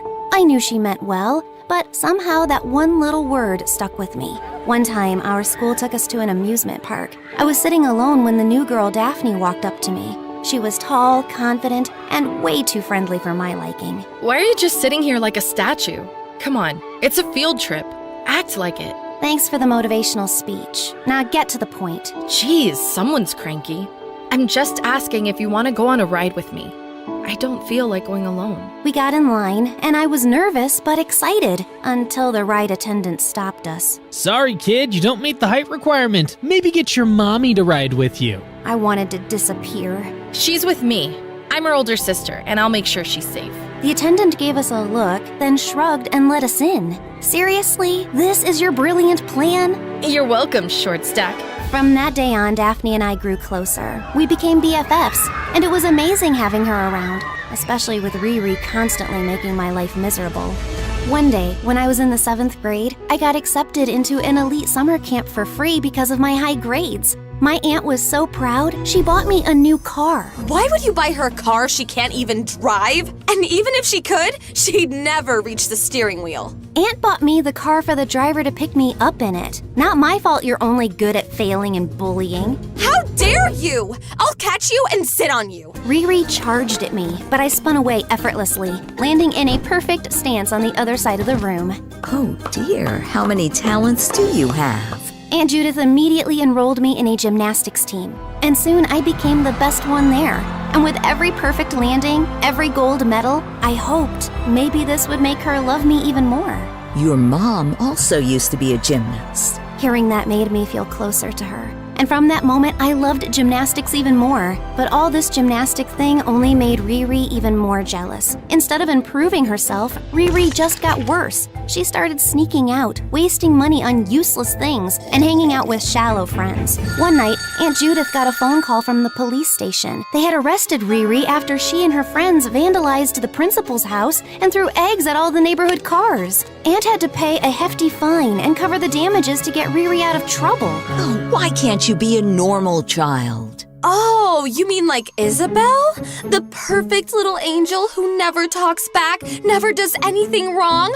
Why don't you just adopt her and finally get rid of me? Hey, don't talk to Auntie like that. She loves you. You just refuse to act like a daughter. Shut up! No one's talking to you. This is between me and my mother, you charity case! That's enough, Riri. I have given you enough chances, and you've always disappointed me. And what about you?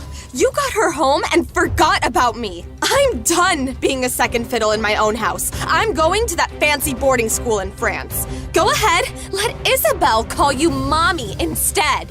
Aunt and Riri had a huge fight, and after a few days, Riri left for boarding school in France. I knew Aunt loved me, but I also knew no matter what, she would always love Riri more. And that was okay. Riri was her real daughter after all. Aunt tried to hide her sadness, but it was clear she wasn't happy that Riri left. I guess this is what they mean when they say a parent's love is unconditional, even when their child doesn't deserve it. At least I had Daphne around, but things at her house weren't great. Her dad was unemployed, yet he'd go missing for days and then come back like nothing happened. Her mom worked 2 jobs just to make ends meet. You know what annoys me? Not just that my dad is a useless human being, but also a liar. He keeps bragging about having another family. We know it's all nonsense, but it still hurts. I just wish Mom would finally stand up to him and leave him for good. She's incredible and doesn't need him. Yeah, that sucks. Wow, that's all you've got? You're terrible at this, you know that? Hey, I've told you 100 times already, and here I am saying it for the 101st time. Just come live with me. Aunt Judith already agreed. She likes you and thinks you're a good kid. She'd think anyone is a good kid compared to the airhead she gave birth to. One day, when I was in 9th grade, my aunt told me she had to go on a business trip for an entire month. I tried to convince her to stay, but she wouldn't change her mind. Isabel, this is a huge opportunity for me. I can't miss it. Besides, you're a responsible kid. You can have Daphne stay over, and I'm sure you two will have the best time. That night, I slept next to Aunt Judith because I knew I was going to miss her a lot. A few days later, Daphne came to stay with me. One afternoon, while we were chilling in the living room, someone knocked on the door. I opened it and saw a beggar standing there. She had a scarf wrapped around her and wore oversized sunglasses. But something about her felt weirdly familiar. Oh, dear. God gave you a big mansion, not because you necessarily work harder than everyone else, but because luck was given to you. Keep passing on his goodness, and he will give you more. A few coins is all I ask to feed my children. Yeah, sure. Wait here. Would you be a dear and let me in? I've been walking since morning. Just a moment of rest, and that's all I ask. I won't forget this favor. I'll keep you in my prayers, always. I didn't see the harm, so I let her in. Halfway up the stairs, I suddenly remembered I'd left my purse downstairs. I turned back, and there she was, standing by the entryway, grabbing a crystal diamond decoration off the side table and shoving it into her bag. Hey, what are you doing? Hearing my shout, Daphne rushed out from the living room and grabbed the woman's wrist, stopping her mid-motion. I ran down and yanked off her sunglasses and scarf. Mom? I can explain. I didn't know this was your friend's house. I swear. But still! Mom, you're a thief! How could you do this? I'm not a thief. I ask rich people for help. And sometimes I take a little. So what? They won't even notice. Oh my god! Is this your side job? Or is this the whole job? Begging and stealing? How else am I supposed to feed you? Pay for your bills? You think that useless, worthless father of yours is gonna do it? They started arguing, Daphne freaking out, her mom making excuses like it wasn't a big deal. Enough! They both turned to me. Just go. I'll talk to my aunt and see how we can help. Daphne's mom scoffed, grabbed her bag, and stormed out. You don't have to do anything for us. I'll leave for now. Then she was gone. That night she sent me a message. Things at home are chaotic. I'll talk to you in a few days. I didn't see her for days. I understood her though. I would never have judged her. I didn't want to pressure her, so I gave her space. At least I still had my aunt, and I was FaceTiming her almost every night. But one night, no matter how many times I called, she didn't answer. I remembered her assistant's number, so I called. She told me they had been searching for my aunt since that morning when she left on her private jet for a short domestic flight. They had lost all contact with the crew and suspected that something had gone wrong. My heart dropped. I kept praying for her safety, but a familiar fear crept in. The same hollow, aching feeling I barely remembered from when my mom was gone. Except this time, I was old enough to understand the weight of it. The next day, I heard the doorbell ring. Miss me, cousin? Riri had just moved back into the mansion like before. But what about your school? It's my last year, and I wasn't feeling like finishing it. Also, I heard about Mom, so I came to be by your side, cousin. How did you hear about Aunt Judith? In case you forgot, I am her daughter. We talk. And her assistant told me the same thing she told you, so I immediately booked a flight and came here. Oh, by the way, I brought a guest. I hope he doesn't bother you. But if he does, well, I don't care. This is my mansion. This is my home. Just then, her guest stepped inside, and I couldn't help but notice how familiar he looked. Is he your boyfriend? On trial. I haven't made up my mind yet. He's my classmate, but he's a cutie, right? On a scale of 10? Solid 9, yeah? I looked closer at him. My stomach dropped. The resemblance was unreal. He looked just like Daphne. His name was Nathan. Riri kept insisting that he and I were strictly forbidden from interacting with each other. Never talk to him. What if he is, I don't know, coughing and about to die? If he's dying, you call me. Riri, an emergency! But if he's just coughing and clearly just needs a glass of water, then you call me, Riri, an emergency! See the difference? First one is Riri. Second one is Riri. Got it? Or do I need to write it down for you?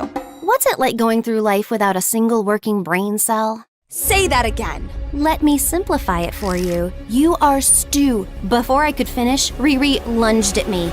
I started kicking her, but she knocked me down and sat on top of me, pinning me in place. God, I've been waiting for this moment for years. Jeez, when did you get this fat? No wonder you wanted a bathtub full of chocolate. You were planning to drink it. I shouted for the maids and shoved Riri so hard that she stumbled back, knocking over her boyfriend, who apparently had been about to pull her off me. He winced in pain, then she smacked his neck. Man up! Instead of defending me, you just stood there like an idiot watching. No, he didn't just stand there. He tried to help me. He was pulling you off. No, he didn't. Yes, he did. He already likes me. Nathan opened his mouth to speak. Shh! Is that your mouth moving? You don't talk, you don't breathe, you don't blink unless I give you permission. Then she grabbed his hand and dragged him upstairs. What is she hiding this time? For the next few days, Riri treated Nathan like her personal assistant. He carried her bags, brought her breakfast, and basically followed her around like a lost puppy. I tried to corner him multiple times, but he always ignored me. Until one day he was struggling to balance a ridiculous tower of whipped cream, marshmallows, and a giant stack of pancakes in one hand, while clutching a bunch of papers in the other. He nearly lost his footing. I quickly stepped in, grabbing some of the toppling food just in time. Thank you. You're welcome, Nathan. I'm here if you need anything. And I'm here if you need a punch in the face, cousin. As Nathan walked away, a piece of paper slipped from his hand and fluttered to the floor. I picked it up. It was a card with his face on it, the words written in big fancy letters. Happy 18, dear. Wait, 18? How could he be in Riri's class if he was already an adult? The place felt suffocating, so I decided to visit Daphne for a change. But as I got closer to the door, I heard shouting and screams. I rang the bell and Daphne opened it without a care in the world. Oh, cool. Perfect timing. Come, enjoy the show. Inside, her mom was swinging a kitchen spoon wildly, while her dad sat on the couch, calmly playing on Daphne's iPad, the one she had won in her school's science competition. You spent my last $20 on a lottery ticket? I was supposed to buy dinner! It's called investing. You don't get rich without taking risks. And when I do, I'm moving in with my other family. She swung the spoon at his head, but he ducked just in time. The spoon smacked the lamp instead. She's always aiming for the head, but his survival instincts are getting too good. Why don't you go steal some money, woman? Make yourself useful. I'm gonna steal your kidney in your sleep. All right, it's getting too graphic. Let's go to the park. As we walked out, I couldn't help but think about how messed up everything was. Not just Daphne's family, but mine too. And all I wanted was to be hugged, whether by my aunt or my mom. Just someone who felt like home. Days turned into weeks, and I kept trying to contact Aunt Judith, but there was still no sign of her. With each passing day, the silence grew heavier, and hopelessness started to sink in. A few days later, Riri decided to throw a party, despite my constant arguing. Your mom is still missing. How could you even think about throwing a party? I would throw a party or even run for the presidency if I wanted. That's none of your business, Shorty. I knew there was no point in arguing with her, so I decided to use this to my advantage. Maybe I could get Daphne to come and meet Nathan. Plus, we could wear costumes. 1, to embarrass Riri, and 2, to get Daphne involved in helping me figure out who Nathan really was without Riri finding out. On the night of the party, Daphne and I walked in dressed as Riri's biggest failed dreams. I wore a bathtub costume, covered head to toe in fake dripping chocolate. On the front, a golden nameplate read, Riri's Royal Spa, where luxury meets chocolate. Daphne, on the other hand, had a giant cardboard mirror strapped to her chest that read, You are beautiful, Riri, every time she pressed a button. The room went silent for a moment. Then, boom, everyone burst out laughing. Riri stormed toward us, eyes flaring. Isabel, what do you think you're doing? I know this is you from your height. You look like an elf-sized jacuzzi. Then she turned to Daphne and smacked the button on Daphne's mirror. Okay, this can stay. Mates! Catch that infant-sized hot tub and throw her away! Next thing I knew, I was sitting in my room watching the party from the window when I spotted Daphne moving toward Nathan. She stared at him for a few seconds, then suddenly froze. Her whole body tensed. Then without hesitation, she whipped around and bolted toward me. Not so fast. Before Daphne could make it out, Riri grabbed her by the arm. We're making a line. Everyone gets a turn to press your button. I want to reinforce the saying that I'm very beautiful until it becomes an absolute truth. By the time Daphne finally broke free, half an hour had passed. She burst into my room, gasping like she had just run a marathon. He just looks like a lost brother. Then maybe he is? Didn't your father always say he had another family? We spent the next hour throwing out every possibility, debating whether this was just a coincidence or something bigger. You know, I always thought Riri was just jealous and angry at me. But when Aunt went missing, I really believed, just for a second, that maybe she'd understand what it's like to live without a mom. And then? And then she threw a party.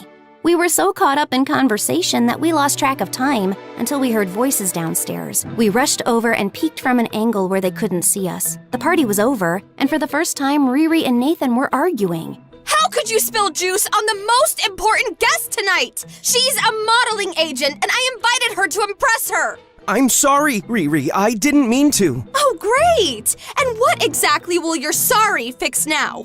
She's never going to pick me. She was never going to pick you anyway. What did you just say? Nothing. No.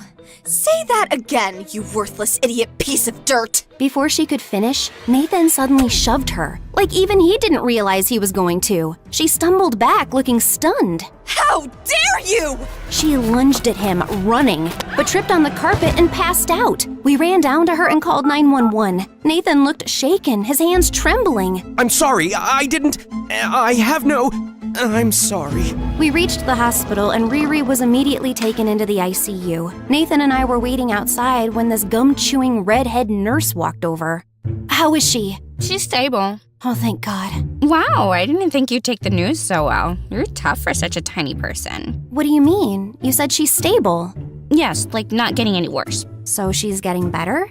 Oh no, not at all. Relax. I just mean she's not worse. She's exactly the same, unmoving, frozen in time like a statue. God.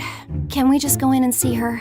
Yeah, sure. Especially since it'll be the last time. What? The last time she's out cold. Stop talking riddles and tell me if she's gonna be okay. Well, I'm afraid I've tried everything I could. Let her continue. And now the best doctor in the hospital is in the room looking after your sister, so yeah, she'll be okay. I wanted to rip off the nurse's head, but thankfully Riri woke up and we all rushed inside. Someone pushed me. Someone wanted to kill me. Whoa, no one was trying to push her. The annoying nurse was fussing over her, clearly impressed by the wealth and wasting no time kissing up to her. Well, looking at her injury, it does seem like someone really wanted to hurt her. The shock in her eyes. This is classic post-traumatic stress. She's clearly in distress. The human mind reacts unpredictably to such violent events. Oh, so now you're a therapist too? Someone wanted me dead. Catch them! Riri slowly raised her arm and pointed straight at Nathan. Before I could even think, I stepped in front of him. I did it. Obviously! Who else would be that pathetic? Well, that's a surprise confession, and a short one. Nathan looked relieved, but I also caught him glancing at Daphne, his eyes scanning her carefully. The nurse called the police and they questioned me, but in the end, they just gave me a warning and left. For the next few days, I just avoided Riri and her boyfriend, but things with my aunt were not getting any better. I wanted to do something, so I kept visiting the police station, but they told me there was nothing else to do and that all search attempts had stopped. Then I had enough. I decided to attract media attention and start doing interviews. People began noticing my aunt's case, and some even joined me in peaceful protests. Daphne was right there by my side. But Riri, she never tried to help or even fake being concerned. She continued partying and wasting money left and right. One day, after finishing my TV interview, I went upstairs to lie down when I ran into Nathan on the way. He kept his head down, only glancing up when he got closer. Psst! I never got the chance to thank you the other day. Why did you cover for me? I just had a feeling I should. Who even are you? I just can't say yet. Are you related to Daphne? He paused, nodded once, then walked away without another word. I thought about contacting Daphne and telling her, but I decided to wait a bit longer. Maybe she would tell her mom, and her mom was always unpredictable. I figured it was time to get back to practicing gymnastics. I had stopped ever since Aunt Judith went missing, and now felt like the right time for a distraction. Sometimes healing comes from doing what you love, especially when I imagined my mom watching me, proud and smiling. I pushed myself a little too hard in practice and ended up hurting my leg. The doctor told me I needed to rest and avoid many activities for the next few weeks. Perfect. Just what I needed. Staying at home was boring, especially having to hear and see Riri's dumb fights. Did you forget about my nail appointment? Nathan, you've been too distracted lately. I need sharp people around me, fast thinkers, geniuses. If I wanted stupidity, I'd talk to a goldfish or Isabel. So I'm doing you a favor. You're grounded until you learn how to think smarter. Don't ever leave the house. With Riri always out partying, Nathan finally had the chance to talk to me alone. The idiot had literally given us the perfect opportunity after forbidding us from even looking at each other. How does someone get stupider this fast? My name isn't Nathan. It's Alan. I was in Riri's class, and that's how I found out that she was from this town. So I figured if I got close to her, it would give me an excuse to come here without looking suspicious. Suspicious? Why? Because I come from a really rich family. My mom's side, at least. My dad, though, he's a nobody, a total loser. And you already know who that is. Daphne's dad. Yes, I'm Daphne's stepbrother. My mom comes from a really rich background, but she fell in love with the wrong person and had me. Her father, my grandfather, never truly believed that my father existed and always saw me as a stain on the family. He never truly accepted me as his grandson and gave all his inheritance to my cousins instead, the ones with respectable fathers. Wait, so your grandfather doesn't even know your dad is alive? No, my mom tried her best to convince him, but without knowing where my dad was, we had no way to prove anything to my grandfather. Mom left a few years ago, and after that, there was no one left to help me uncover the truth. So I had to take matters into my own hands and search for him myself. It was only recently that I got a lead. My dad was in this town, but I couldn't come here alone. My cousins have always seen me as a threat, and if they found out that I was looking for my dad, they'd do everything in their power to stop me. If they found him first, they'd make sure I never did. I couldn't just show up without raising suspicions, so I needed a cover. That's where Riri came in. A rich, spoiled girl who wouldn't question why I was suddenly hanging around. All I had to do was play along, pretend to be interested in her, and make it seem like I was just another rich kid chasing wealth, at least as far as my cousins were concerned. Riri, on the other hand, thinks I'm some desperate, dumb, poor kid trying to break into her world. And honestly, that worked in my favor, so I posed as her boyfriend and came here. But it's been a painful journey. But I found out you're 18. How are you even in Riri's class? Well, I had to retake my senior year. All the drama with my family messed me up, and I failed the first time. I told Nathan I'd talk to Daphne, explain everything, and that we would help his dad confess he's the father. I promised to do everything I could to help him out. When Daphne and Nathan finally met, it was awkward, but eventually things worked out, and her father agreed to go with Nathan to his grandfather and confess that he was his father, on one condition. I might do it, but maybe you need to pay me $10,000. All right. I meant $20,000. All right. Daphne's dad started coughing, clutching his chest like a dying man. Actually, $40,000. All right. Daphne's dad suddenly collapsed onto the couch, wheezing like he was on his deathbed. I see the light. What I meant to say was $50,000, and it's over. Daphne's dad immediately sat up, miraculously healed. Pleasure doing business with you, son. Nathan handed over the money, and just like that, the deal was sealed. Nathan also suggested helping us find Aunt Judith. I have a feeling Riri is hiding something. What do you mean? I know she's stupid, but not this evil. We should search her room. That night, we waited for Riri to go out, and the three of us snuck into her room. We searched everywhere, but found nothing. What do you think you're doing? We spun around to see Riri standing at the door, calmly licking Nutella off a spoon. If you're looking for something to help you find Mom, don't bother. I already did. I hired expert investigators and they found her. Turns out she lost her memory on some island. I've been paying for her treatment. Don't worry, she's in one of the best hospitals. I just didn't feel like seeing her anytime soon. Are you serious? We've been searching for her for months. The entire town has been helping us. Why didn't you say anything and save us all the effort and the stress? What is wrong with you? And you were all very cute about it, very passionate. Gold star for effort. Calm down, she's fine. I'll give you the hospital's contact and you can deal with it from now on. I'm done. She never loved me. The only time she ever called was when I was in trouble. Which is almost every day? She loved you unconditionally. Shut up, Isabel. And by the way, Nathan, I know you're not poor. I'm not that dumb, but I did enjoy making you my personal servant. And with that, she grabbed the bag she had already packed and walked out. A few days later, Aunt Judith was finally back with us. Her memory was still recovering, but after some hugs and tears, the first thing she did was pull out a worn-out picture from her pocket. It was of her, Riri, and me. I remember you. You're Isabel, my daughter, right? Where's your older sister, Riri?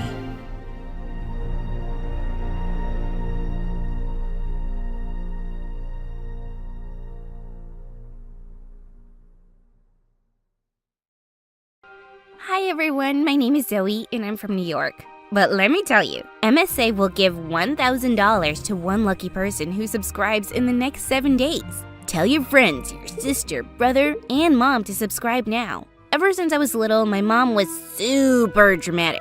She tried to be an actress before choosing to be a lawyer for money. But she never lost her ability to be extra. When I was 5 years old, I fell in love with the fashion shows on TV, but Mom said, Zoe, you're too young to watch this. I like pretty dresses. My little girl is growing up too fast. We're supposed to wear costumes and pretend we're the Powerpuff Girls. Mom, you're blocking my view. This is tragic. Just let the kid watch what she likes, please. Dad always supported me, no matter what I did. Like one time when I was 9, I cut up Mom's dresses to make awesome outfits of my own. Mom nearly had a stroke. My sequins! Oh no, oh no, oh no! I can make you a new dress out of the scraps, Mom. Oh Lord, what did I do to deserve this tragedy? Look at Zoe go, our little designer. God, I loved my dad. With his support, I wrote to all my favorite designers and sent them my ideas. I even wore my own creations to school with full confidence, no matter what other kids said. But when I reached 7th grade, my entire life turned upside down. I came home to find my parents in a heated battle, and Mom revealed a huge secret she'd kept from us all these years. I wasn't my dad's real daughter. She lied and said I was his because she wanted me to have a family. A family built on what? Lies? I can't take this. I begged him not to, but Dad packed up his things and just left. He even blocked us so we couldn't call him. In an instant, my best friend was gone, and my life was shattered. Mom and I got into the biggest fight of our lives, and that's when it happened for the very first time. My ears started ringing. I couldn't hear anything Mom was saying. My heart was racing like a horse, and I couldn't breathe. And the next thing I knew, I blacked out. When I woke up, I was in the hospital. The doctor said, it was just a panic attack. Kids have them all the time. She's fine. Fine? She passed out. What if it happens again? Ma'am, this is the ER. We're very busy. I didn't want her to make a scene here, so I pulled her away. I just wanted to go to school and act like everything was normal. But it wasn't. My friends in school heard about my parents' divorce from their families, and when I got back, they had a million questions for me. That's when my ears started ringing again, and before I knew it, I was hyperventilating in the nurse's office. I would panic before tests, sleepovers, and every time a teacher asked me a question in class. I took months off of school just to stay in bed. Mom tried to get me out in 100 different ways, but I was just too scared to get another attack. I thought things would never get better until one day in the 8th grade when I got a letter in the mail that changed my life. It was from Amelia, my favorite fashion designer in the whole world. She loved the designs I sent her, and she wrote back because she wanted to get to know me. She even sent me her email. I literally flew out of bed. I emailed her in a rush, and like an idiot, I blabbed about every problem in my life, including the divorce. The moment I pressed send, I felt instant regret. Why didn't I talk about design? I was busy kicking myself when she emailed me back. Zoe, I never even got to meet my dad, but I'm still doing great, right? Have hope and hold strong. Wow, she was my idol. I rushed to tell Mom about what happened, but she got so dramatic as usual. You're texting a stranger? Online? Who is this person? Just the most famous designer in the whole country. I felt so relaxed. I didn't have to worry about my fears or my dreams. I could just ask Amelia, and she really believed in me. Amelia had advice about everything. We were in the 8th grade now, and my friends felt distant after my long absence. Amelia had a quick solution for that. Just make one of your friends trip at lunch and then help her up. If she spills food on herself, just give her an extra shirt from your locker. What? That's crazy. Trust me, she'll love you. I did as she asked, and I was shocked when it actually worked. The girl I tripped spilled soda all over herself, and when I gave her my extra shirt, she hugged me. You're such a lifesaver. Wow, that was fast. Amelia, it worked. I knew it. She was a bit over the top, but her techniques were flawless. I followed Amelia's rules, and by the time I reached 9th grade, I was doing well in my classes, I had plenty of friends, and I even became vice president of the school's fashion club. Everything was going well until one day one of the girls said, "Hey, Zoe, is this your dad? He's getting married again, look!" Her words took the wind out of me. She showed me the wedding announcement, and just like that, my ears started to ring. Not this again. Why are you shaking your head like that? Ew, she's putting her finger in her ear. Can you do this outside? I ran out of there with my heart racing. Everything was spinning. Was I gonna pass out again? Suddenly, someone close to me spoke, and it was a really cute guy. Are you okay? Ah, who are you? I'm a new student. Step away from me, please. I didn't want anyone to see me like this. What's happening to you? Nothing. My ears are ringing, that's all. I was sweating and gasping for breath, and the boy came closer. Take off your sweater. What? You're having a panic attack. I've had these before. Really? The cold will help you. Trust me. I pulled off my sweater with a huff. I couldn't believe it, but he was right. The moment the cold wind hit me, I felt better and I started to calm down. Are you a magician? He just smirked and walked away. I'm pretty sure I just fell in love at first sight. I was convinced the boy was just a handsome ghost until he showed up in my next class. My name is Elliot. I like music. I don't like people. Thank you. I waved at him as he sat down, but he didn't respond. Did he not recognize me? Turns out he was so cold and aloof, he ignored everyone that tried to talk to him. The moment class got over, he flipped on his headphones and ran off to be alone. I wanted to get to know him, but his attitude made me nervous. Of course, the best person to ask for help was Amelia. My first tip: stick a bit of your dress into his watch during class. When he moves, you'll be like, connected. So romantic.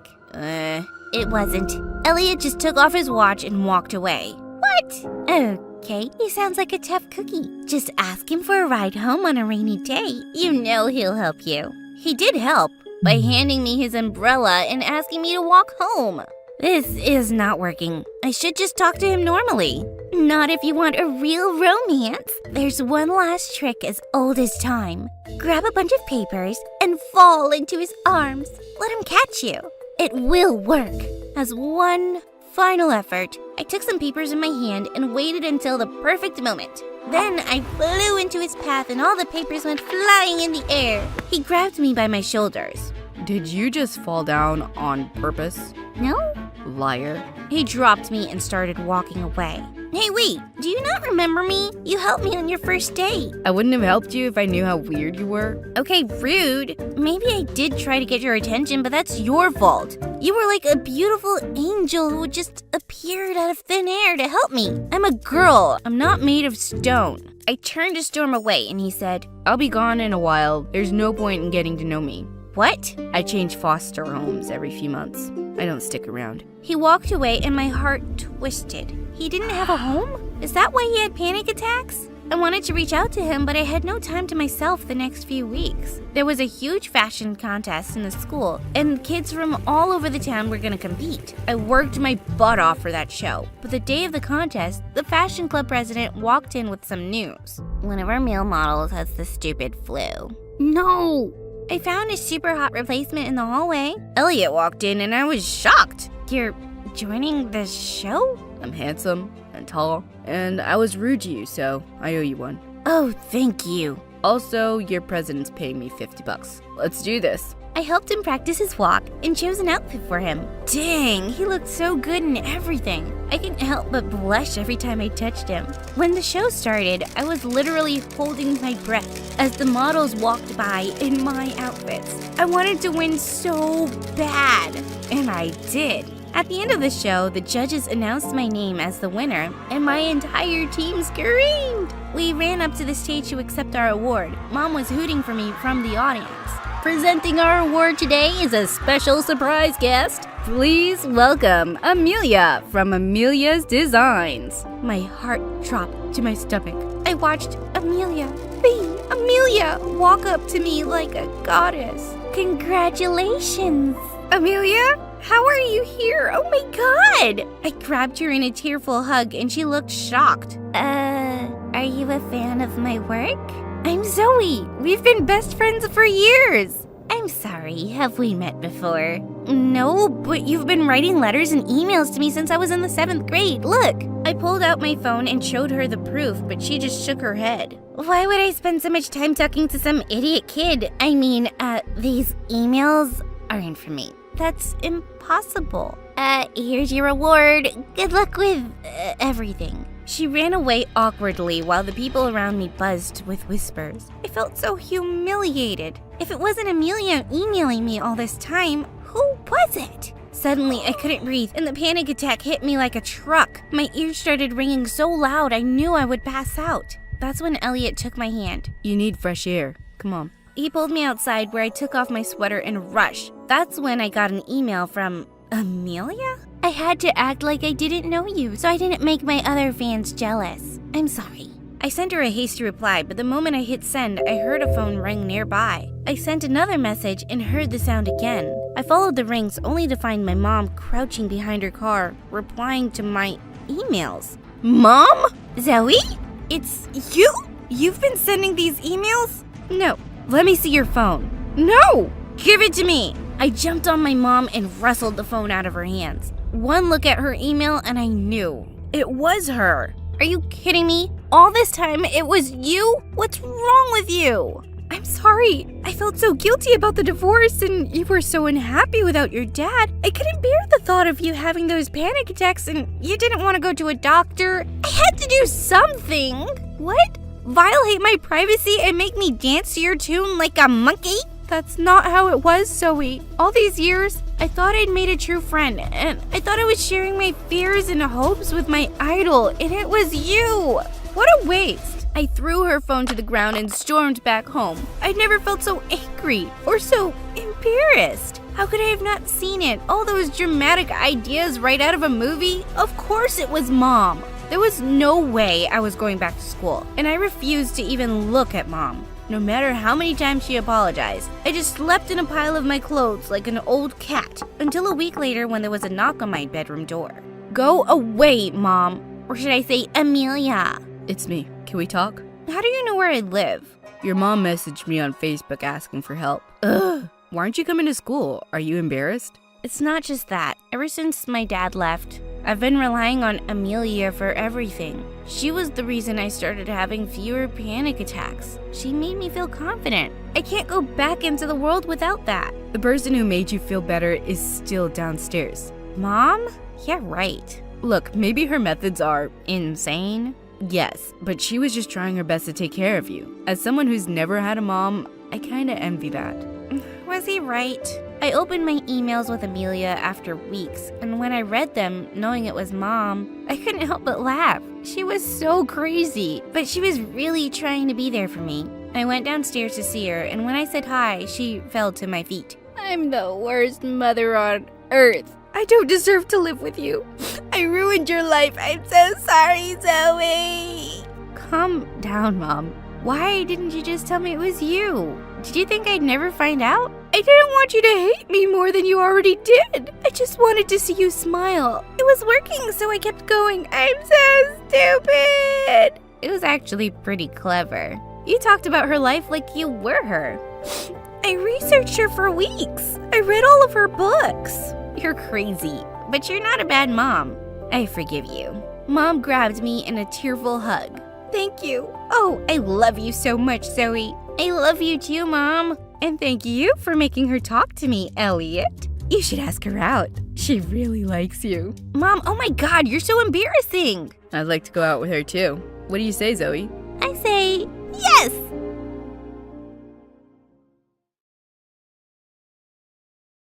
Hi, I'm Brittany from Philadelphia. Please like and subscribe. I was raised by my single German mom who moved to the US before she had me, and she wasn't a very conventional mom. For starters, I was allowed to call her by her name, Julia, and other people just didn't get that. Carol, excuse me, can I please go to the bathroom? It's Miss Carol, honey. You don't call adults by their first names, like you say mom. You don't use her name. Yeah, I do. I call her Julia all the time. What's wrong with that, Carol? She thought I was being cheeky and got mad, and I really didn't understand why. But after that, I started using Miss, Mr., or Mrs. with names of everything in her class, just to be on the safe side. Mr. Apple, Miss Banana, Mrs. Pencil, and for some reason, that annoyed her too. Mom always treated me more like her BFF than her daughter, and we could have candid conversations about anything. How many boyfriends have you had, Julia? 5. Can I have a boyfriend? Sure, but I warn you, boys are annoying. Was my dad annoying? He was the worst. Lazy, stupid jerk. He always stole my chocolates. I'm glad he's not around. Okay, is Santa Claus real? Ugh, of course not. I buy your amazing presents, not some fat old man. I thought so, Julia. Life was pretty good, till a woman moved next to us in the 3rd grade. She had a son who seemed to be my age, and Mom and I were excited to welcome them to the neighborhood, but the lady didn't seem too happy to see us. What is it? You woke me up from my nap. Oh, we just brought you a butter pecan pie. A what now?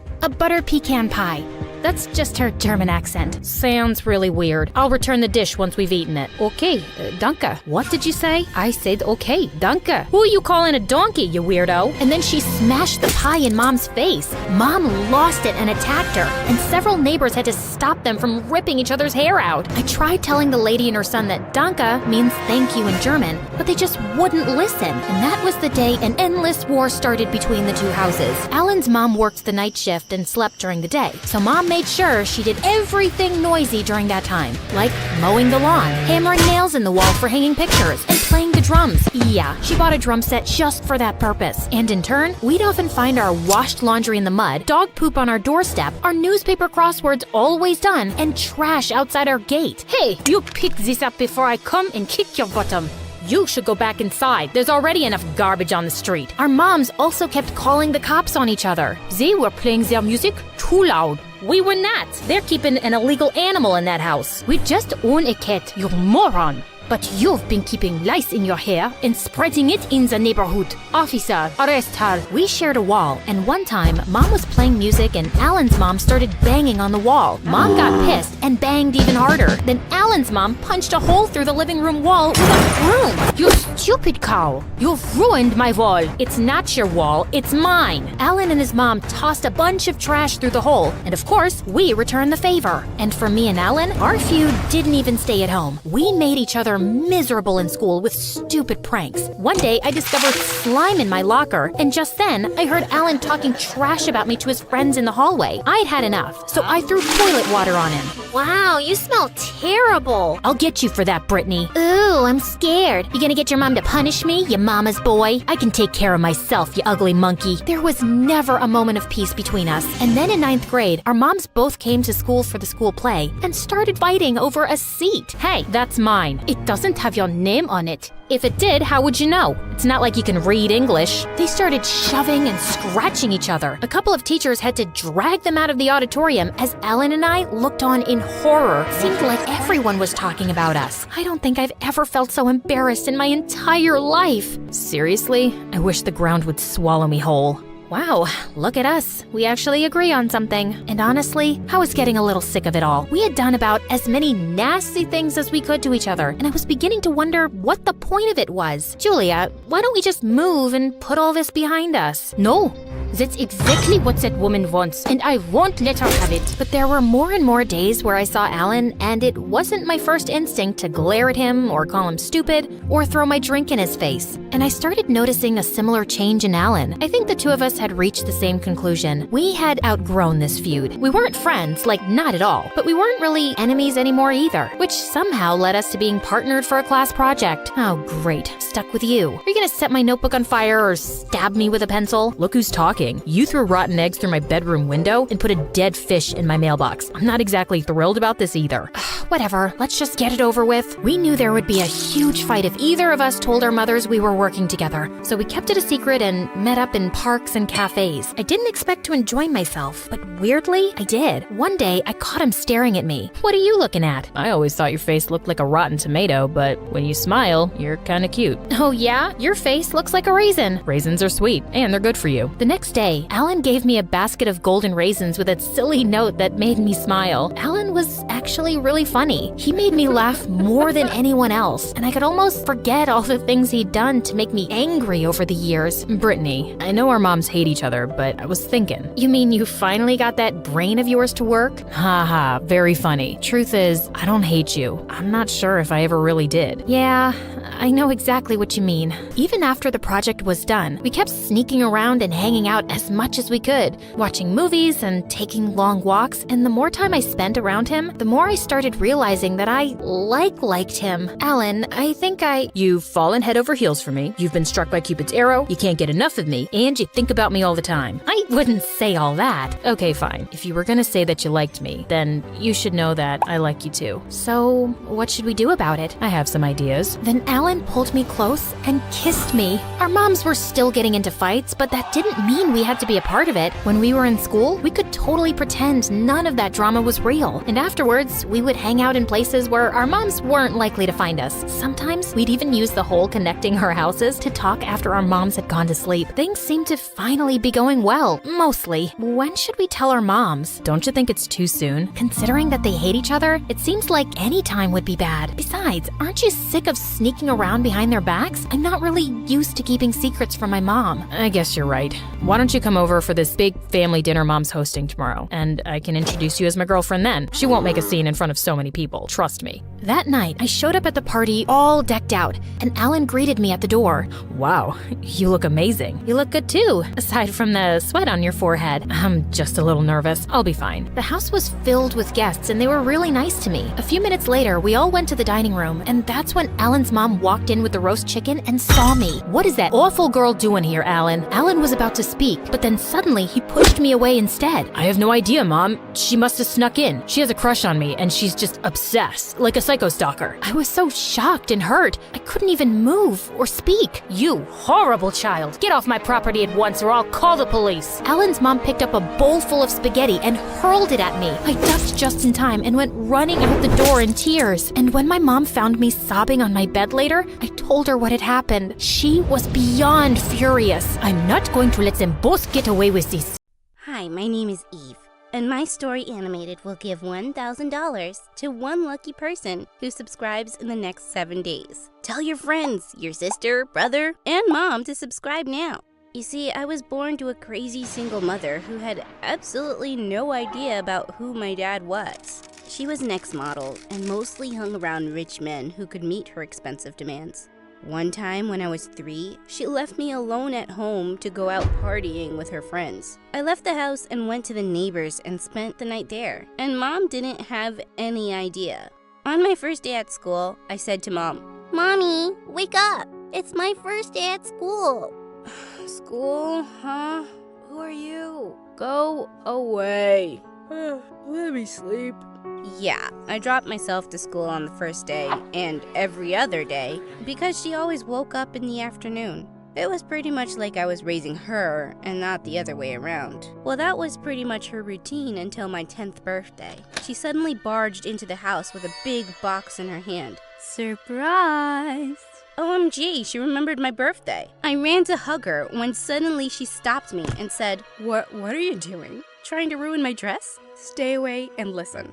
I have a big surprise for you." With that, she showed me the rock-sized diamond ring on her hand and told me she was gonna marry a billionaire. I thought she was being funny again, but to my surprise, she indeed got married and we shifted to a pretty big mansion in the city. But I was the happiest about finally having a dad. He appeared to be a nice, humble man. Once he ripped his pants, but then he just sewed a patch on them himself. "Oh, darling, why don't you just get a new pair?" "Oh, honey, you know I don't like spending much on myself. It's fine." I was touched by his simple way of living, something Mom knew nothing about. My only issue now was my stepsister, Olivia. She was a year older than me and looked at me like she'd eat me alive when we first met. "Hi, I'm Eve. I hope we get along well." But she just ignored me and left. What was wrong? For days, I thought she was mute, until one morning I heard her shouting at the top of her lungs. "I told you that woman was after your money, but you never listened to me. She was talking about my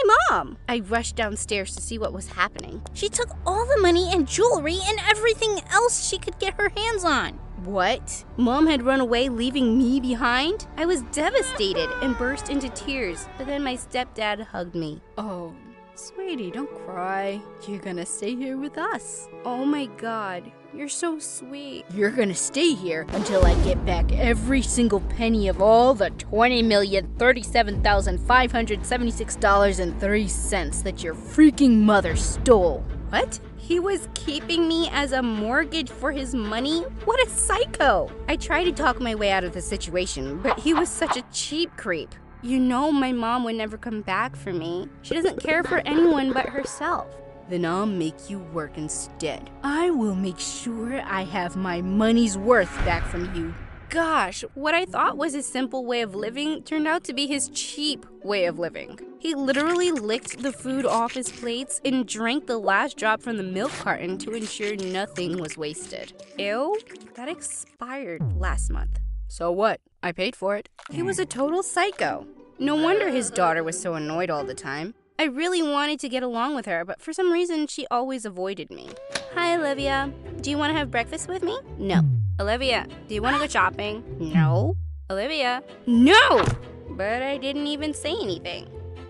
Whatever. Now I was just worried about all the work I'd have to do to repay Mom's debt. I felt like Cinderella, only this time it was the stepfather. But then I had an idea. Every time he'd ask me to do something, I'd make sure to cause trouble. Once he asked me to clean the house, and I picked up the most expensive vase that he owned, and boom.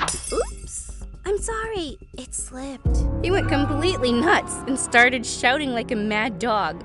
Are you kidding me? That was so expensive. Forget cleaning. Go do something else. He made me switch hundreds of different chores before he finally realized that there was nothing I could do without endangering his precious things. And now I was free to do whatever I wanted, except for leaving the house. Which wasn't too bad, but I missed going to school. My stepdad had hired a teenage schoolboy, Tim, to tutor Olivia and me at home in order to save the expensive school fee. Tim was 2 years older than me and such a cutie. I had a huge crush on him. The next few years, I spent all my time learning from him, and we grew quite close. On my 14th birthday, he even bought me a cake. My first birthday cake ever. I was so happy that I hugged him. Eve, I have a surprise for you. Let's go out and celebrate. Go out? You know I can't. Stepdad'll kill me if he finds out I'm missing. No one will know, I promise. I'll get you back before he returns. Trust me. I could have jumped from Mount Everest if he asked me to with that look on his eyes. So that evening, we sneaked out of the house and he took me to a special place to surprise me. Open your eyes, Eve. The zoo? He brought me to a zoo on my birthday to surprise me. What was he thinking? How do you like it? Yuck! I hated it, but I had to pretend like I was amazed and excited by his surprise. I love it! I just can't wait to go in and watch all those animals. Imagine what it'd be like to see those sexy, hairy monkey legs up close. Yay. Huh, I knew you'd love it, 'cause you can actually relate to them so much, right? What? Relate to them? Did he think of me like some animal stuck in a zoo? All that time, he just kept yapping on endless information about all these animals that I couldn't care less about. By the time we reached home, I was so done with all the animals on this planet. And Tim. Hey, Eve. I just want to say, it was an amazing day. Yeah, whatever. This was it. I could no longer stand this weird place and the stupid people in it. I climbed up the window and packed all my stuff. But while I was climbing down the window, I heard some weird noises. I thought I was gonna get caught, but what I saw next shocked me. It was Mom climbing out of the window below me. Mom? What are you doing here? Susie? What are you doing here? You forgot my name? What's wrong with you? But I still recognize you after all these years. That's something. Oh, my baby. No. Mom, stop. We both fell to the ground in the bushes. What are you doing here? I'm here for you, baby. I don't believe you. And what do you have in this bag? Cash? Jewels? Money? No. Clothes. Who do you think I am? A thief? Yeah. Suddenly some lights turned on in the house, and I hissed to Mom. You tell me why you're here, or I'm gonna shout, and your husband will definitely send you to jail. Oh, no. Sweetie, I'll tell you. I found your dad. OMG! My dad? My real dad? You're not lying, are you? Of course not, honey. Have I ever lied to you? Okay, I swear on all my money.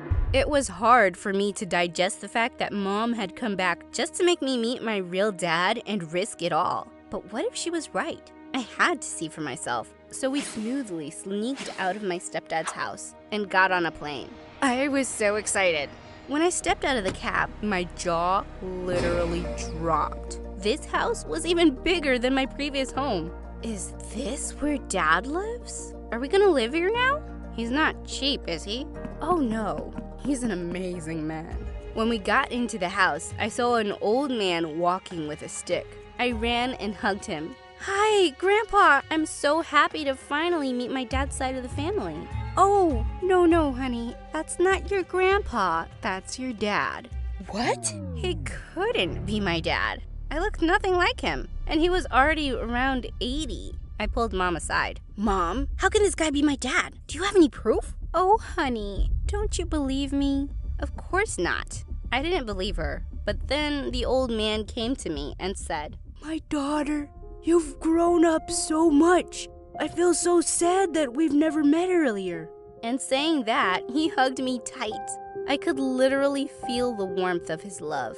He was such a nice person. Well, even if I wasn't his daughter, I felt like I could just keep him company. The next few weeks were the best. We played, talked, and laughed together, and I literally felt like the happiest person on earth. Then one day, he told me that he was gonna put all his money and fortune under my name. No, you cannot do that. Why not? Because I'm not your daughter. I was afraid this might give him a heart attack, but what he said next almost gave me one. I know that. What? You know? Yes, of course. That woman, your mother, I've never seen her in my life. She thinks she's fooling me, but the fact is, I don't mind it. Then why are you doing this? Oh, Eve, I've never had any kids or family. I was always so busy with work that I never married. Now I have all this money and these riches, but no one to share them with. But why me? Because you're a nice person. You've been through so much, and yet you had the courage to speak the truth and refuse all this money. I admire you for that, and I'm even more convinced now that you deserve all this. Oh, Dad! I hugged him tight. Finally, I had a person who understood me and loved me. I had someone I could call family. It's okay. You can call me Grandpa if you like. Of course, I continued to call him Dad, and he was the best dad ever. And Mom, she didn't get a penny. Dad passed away by the time I graduated school. With his inheritance, I opened several old age homes all across the country and donated the rest of the money to charity. I sold Dad's mansion and bought a cute little house, which is always full of good friends, laughter, and warmth. Things that money just can't buy.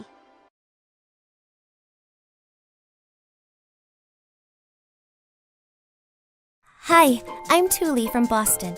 Before I tell you my story, please like and subscribe to MSA. Growing up, I was really close to my dad.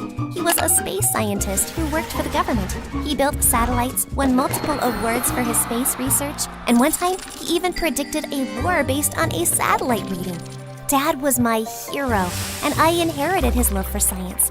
We would talk for hours discussing big mysteries of space, and I loved it. But my mom always felt left out in our conversations. Like this one time in 10th grade, Dad was telling me about his new project when Mom walked in and turned the TV volume up. You turn that stupid music down, it's giving me a migraine. Your stupid science talk is giving me a migraine. Dad snatched the remote and shut the TV off. Mom tried to snatch it back, but she lost her balance and knocked into a big shelf with Dad's trophies and awards. Everything crashed, and Dad looked mad. Look what you've done! When will you start behaving like a grown-up? You're a scientist's wife, and you're dumber than a tree. Gosh, what an embarrassment. Tuli, come to my study. We'll talk there. Mom looked like she'd burst into tears, and I felt a little bad for her, but she was always acting so silly. Over time, my parents started fighting a lot, and every time Dad would get annoyed, he'd lock himself in his study. He started getting more distant and would hardly even talk to me. Then a week after my 18th birthday, I walked in on him packing his bags. Where are you going? On a big mission. I don't have time to explain, Thule. Just keep this necklace and know that I love you. I opened the necklace and saw a picture of me and Dad and broke into tears. Don't go, Dad. I just have to. Take care. I'll see you soon. Dad left, and I waited for him patiently, but weeks turned into months, and he never came back. And then one day we got a phone call from his office saying that they'd lost contact with his spaceship, and the search was underway. The news of Dad's disappearance spread like wildfire. Everyone was concerned for the hero scientist who had gone missing, except Mom. She was happier than ever. She went shopping, got a new phone, changed her hair, got rid of all of Dad's stuff, and wiped his study clean. When I kicked up a fuss about it, she said we had to move on with our life. But things hit the roof when the police came in asking for questions. Mom just screamed at them and asked them to leave. Why did you send the police away? They could have helped us find Dad. They already went through everything a few days back, Thule, and they found nothing. Why do I have to go through this again and again? How would they find anything when you literally got rid of everything Dad ever touched? It's so obvious you don't want him to come home. I heard you two fight the day before Dad left, and you sounded like you'd rip his head off. That's none of your business, and whatever I'm doing is for your own good. Now go to your room and stop giving me a headache. But I wasn't going to give up this easily, so I decided to take things into my own hands. I spent days reading every news article printed about his disappearance, tried getting in touch with his office, spoke to some of his friends, but nothing turned up. I was super distracted and failed a scholarship test to one of the best colleges in the city. Bummed out, I skipped school that day and went to a cafe when this guy crashed into me, spilling his drink everywhere. He tried to apologize, but slipped and fell right on top of me. This is the worst day ever! Yeah, it kind of is. I almost got hit by a bus in the morning, and then my car broke down. And then I came to the cafe, but they didn't serve any hot chocolate, and I had to get cold chocolate instead. And now I'll have to order a new one. Can you shut up and get off me? You're kind of heavy. Yeah, sorry. Oh my god, is that the sequel to the Underwater Alien Invasion series? Please, please let me borrow this. I'm a huge fan, and all the copies are sold out. I'll get you free coffees for a whole month, please. I'm Kirk, by the way. Thule. Kirk and I spent the next few hours together, and it turned out we had a lot in common. He was a science nerd like me, fun and really cute. He was a bit weird, but at least he made me smile. We started hanging out often, and slowly I opened up to him about my life, family, and Dad's disappearance. That's exactly what happened to my uncle. He was a fisherman and went missing. We found him 10 days later and kept asking him what happened, but he didn't say a word. Eventually, we realized he'd gone deaf because of water clogging his ears. I don't see your point. The point is that we found my uncle, and we'll find your dad too. We just need to keep looking. Kirk told me his dad knew people in the government, and maybe he could help us get some inside scoop. I prayed something would turn up soon, but all my hopes went down the drain when a week later Kirk came back and told me that my dad was never assigned a mission. Everyone in the government was just as confused about his disappearance as I was. But how's that possible? Dad told me he was leaving on a mission. He gave me this necklace right before leaving. Kirk asked me for the necklace, but just as I was giving it to him, it fell. My picture fell out, and behind it was a tiny key. When I went home that night, I tried looking everywhere if there was a box or locker that Dad might have left behind, but I found nothing. I was searching the living room when I heard a car pull up in my driveway. I went to check and saw Mom all dressed up talking to some man. As soon as he left, I rushed outside to confront Mom. You moved on quickly. I just went out to a nice dinner with a nice man. It's not a big deal. Really? I wonder what Dad will say when he gets back and finds out that his wife is cheating on him with some clown. And what will he say when he sees that his genius daughter failed an important scholarship test? That's right, your teacher called me. How are we supposed to afford college now, huh? Oh, don't worry about it. We'll just borrow some money from your rich boyfriend. He drives a fancy car. I don't think he'll have a problem sparing a few bucks for your poor daughter. You know what, Mom? You never deserved Dad. He was too smart for you anyway. Good that you're finding someone from your own league. Watch your mouth, Thule. But I was already on my way inside the house. That night, I slept with one thought on my mind. I had to find Dad and move out of this miserable house as soon as I could.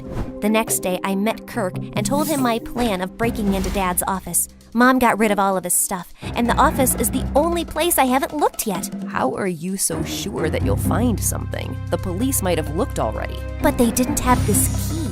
I know it means something, and I have to give it a shot. Fine, I'm coming with you. No way I'm dragging you into this. Saying that, I turned around and left. Dad worked in a government facility, and it was difficult to get past the security checks during the day, so I decided to sneak into the office building at night. That evening, when Mom slept, I slowly slid out of my window and left. I was standing outside Dad's building when a guy dressed up as Batman came and stood next to me. How do I look?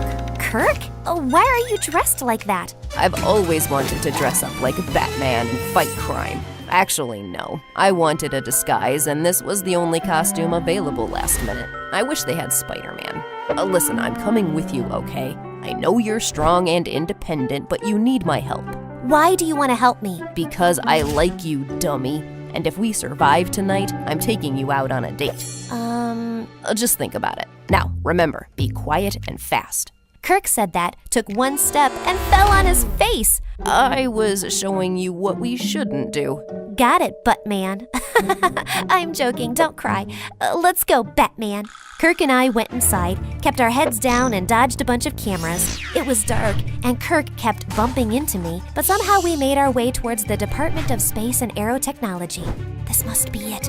But just as we took one step inside, alarms started blaring like crazy, and within seconds we were surrounded by a SWAT team. I told them my dad worked here, but they still handcuffed me and Kirk, took us to the police station, locked us in, and called our parents. Kirk's dad used his connections to get us out, but Mom had to pay a lot of money, so my arrest won't go on my permanent record. When we got home that night, she was pissed. I sold my jewelry to get that money. It was for your college. I don't even know what to say to you. You could start with telling me where Dad is. Oh my God, Thule, your dad's gone. I've accepted that, and you should too. I just can't give up on him so easily. Look at this necklace. It's a key, and Dad gave it to me right before he left and asked me to keep it safe. Obviously, it's something important. This might have information on it that can lead us to him. Give this to the police and let them handle it. This is beyond your control.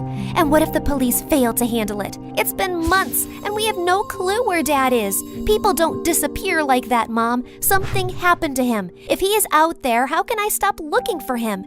If you know something, just tell me, Mom. I can handle the truth. I just know I can't go on like this anymore. Oh, my sweet baby. I wish I could help you. Mom hugged me tight as I sobbed like a little baby. In all my years, I'd never felt this close to her. And maybe she was right, and the situation was beyond my control. The next morning, Mom and I went to the police and gave them all the information I had, including the necklace. The principal agreed to let me appear for the scholarship test again, thanks to my previous scores, and this time I cracked it. Kirk took me out to celebrate over ice cream when he suddenly jumped on a table and started singing. Oh, Thule, my Thule, you're sweeter than ice creams. I want to be with you. Will you be the peanut butter to my jelly? That was so cheesy. Then what do you have to say about this? Kirk kissed me, and it felt perfect.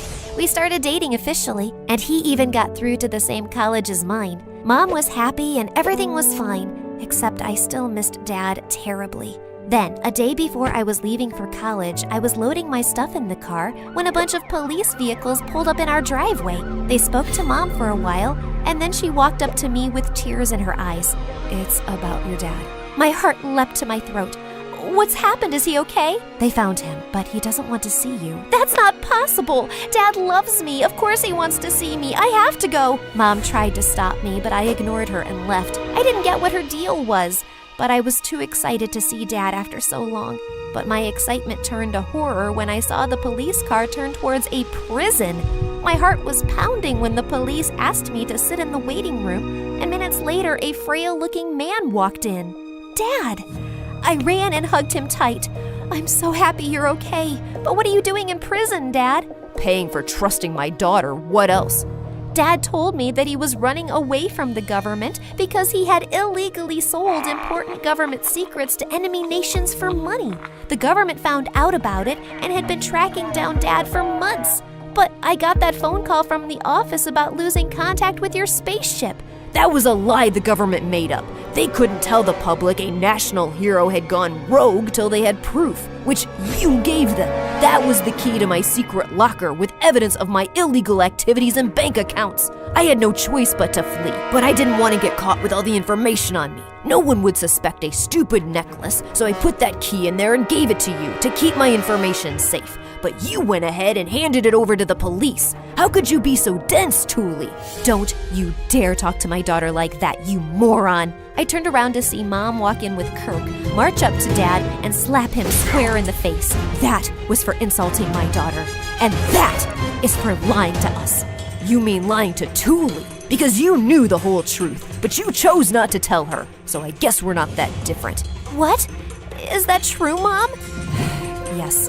The police told me everything the day after your dad left. They were the ones who took away his things into custody for investigation, but didn't find anything. I tried to help as much as I could, but I didn't want them to drag you into the mess, so I kept everything from you. You worshipped your dad, and I thought finding out that he's not a hero but a traitor would destroy you. So you lied to me? For months you saw me suffer and you didn't say a word. How could you, Mom? And Dad, I trusted you blindly and almost gave up on my future to find you. And you didn't bother to tell me you were okay? Both of you are liars. I hate you. Mom tried to stop me, but there was nothing more to say. Dad got life imprisonment, and I never saw him again. Kirk and I left for college soon after, and even though Mom tried calling several times, I didn't answer her. All I needed was space and time to heal. I felt like a mess, and Kirk helped me pick up the pieces. I went into therapy, graduated from college, got a job, and got married to Kirk in a small ceremony. A year went by, and soon I was blessed with a baby girl. I was in the hospital when Mom walked in with a huge bouquet. I know you don't want to talk to me. Hi, I'm Penny from Nebraska. Except my parents are nomads, which means we travel to another state every month. Before I continue, please like and subscribe. By the time I was 8 years old, I'd lived almost everywhere. I stayed in a tent in the desert, old abandoned houses in the forest, and even in a beach cave. My dad and I couldn't be happier with our crazy life. Pinky promised me, Daddy, you'll never make me go to school, we'll swim every day in the ocean, and you'll take us to the moon one day. I pinky swear, my love. Though when I was 13 years old, everything changed. Mom woke me up one morning to tell me her and Dad were splitting up. Dad wanted to keep traveling, while Mom wanted to settle down in the city. Well, I don't want to settle, so I'm gonna keep traveling with Dad, and I really think you should join us. Penny, I want you to stay with Mom. I love you, but taking you with me is too much work. But we were gonna see the world together and fly to... I'm sorry. Good luck, honey. Dad kissed my forehead, and then he freaking left. Mom and I moved to Nebraska City, and I was shaking with anger. I tore up every picture I had of Dad and threw them in our fireplace. 2 years passed, and all I wanted was to forget about him. Then one day, things took an interesting turn. I went for a walk in the park when a letter flew at my feet. I looked up to see a boy smiling at me through the bushes. Oh my God, you scared me. What are you doing? I'm sorry. I didn't mean to scare you. I was just too nervous to talk to you, but I still wanted to look at you because you're beautiful. The boy rose up from the bushes and holy crud, he was majestic. Take a walk with me. I'll take you somewhere magical.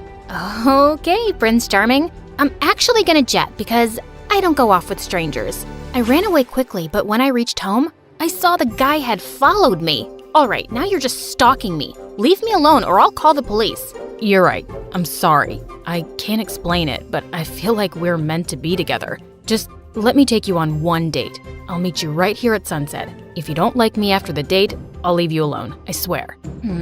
Okay, fine. You're kinda cute. But we have to be in a public area around other people. The guy agreed, but when I went out to meet him, I almost fell back in shock. He had landed a golden jet in my driveway. Hey, gorgeous. Want to fly to Europe for dinner? Did you just fly here in a gold jet? I didn't even know that was a thing. Well, I'm a billionaire. I also brought you a few presents. An iPad, some chocolates, and I bought you your own horse. My jaw dropped open when I literally saw a man trot by on a black horse. This was getting to be a bit too much. Listen, I appreciate all these gifts, but maybe we can just go somewhere simple, like the park we met at? To my relief, the guy agreed and set up a lovely picnic under the trees. He told me his name was Ezra and just wouldn't stop showering me with compliments. Ezra, thanks for all this, but I'm still a little confused. Why do you like me so much? We don't even know each other. Like I said, I can't explain it, but I know for a fact we're meant to be together. Just wait and see. As the evening went on, I discovered Ezra and I had literally everything in common. When I told him I liked video games, he showed me a picture of his PS4. When I told him my favorite food was lime cheesecake, he opened a container of it.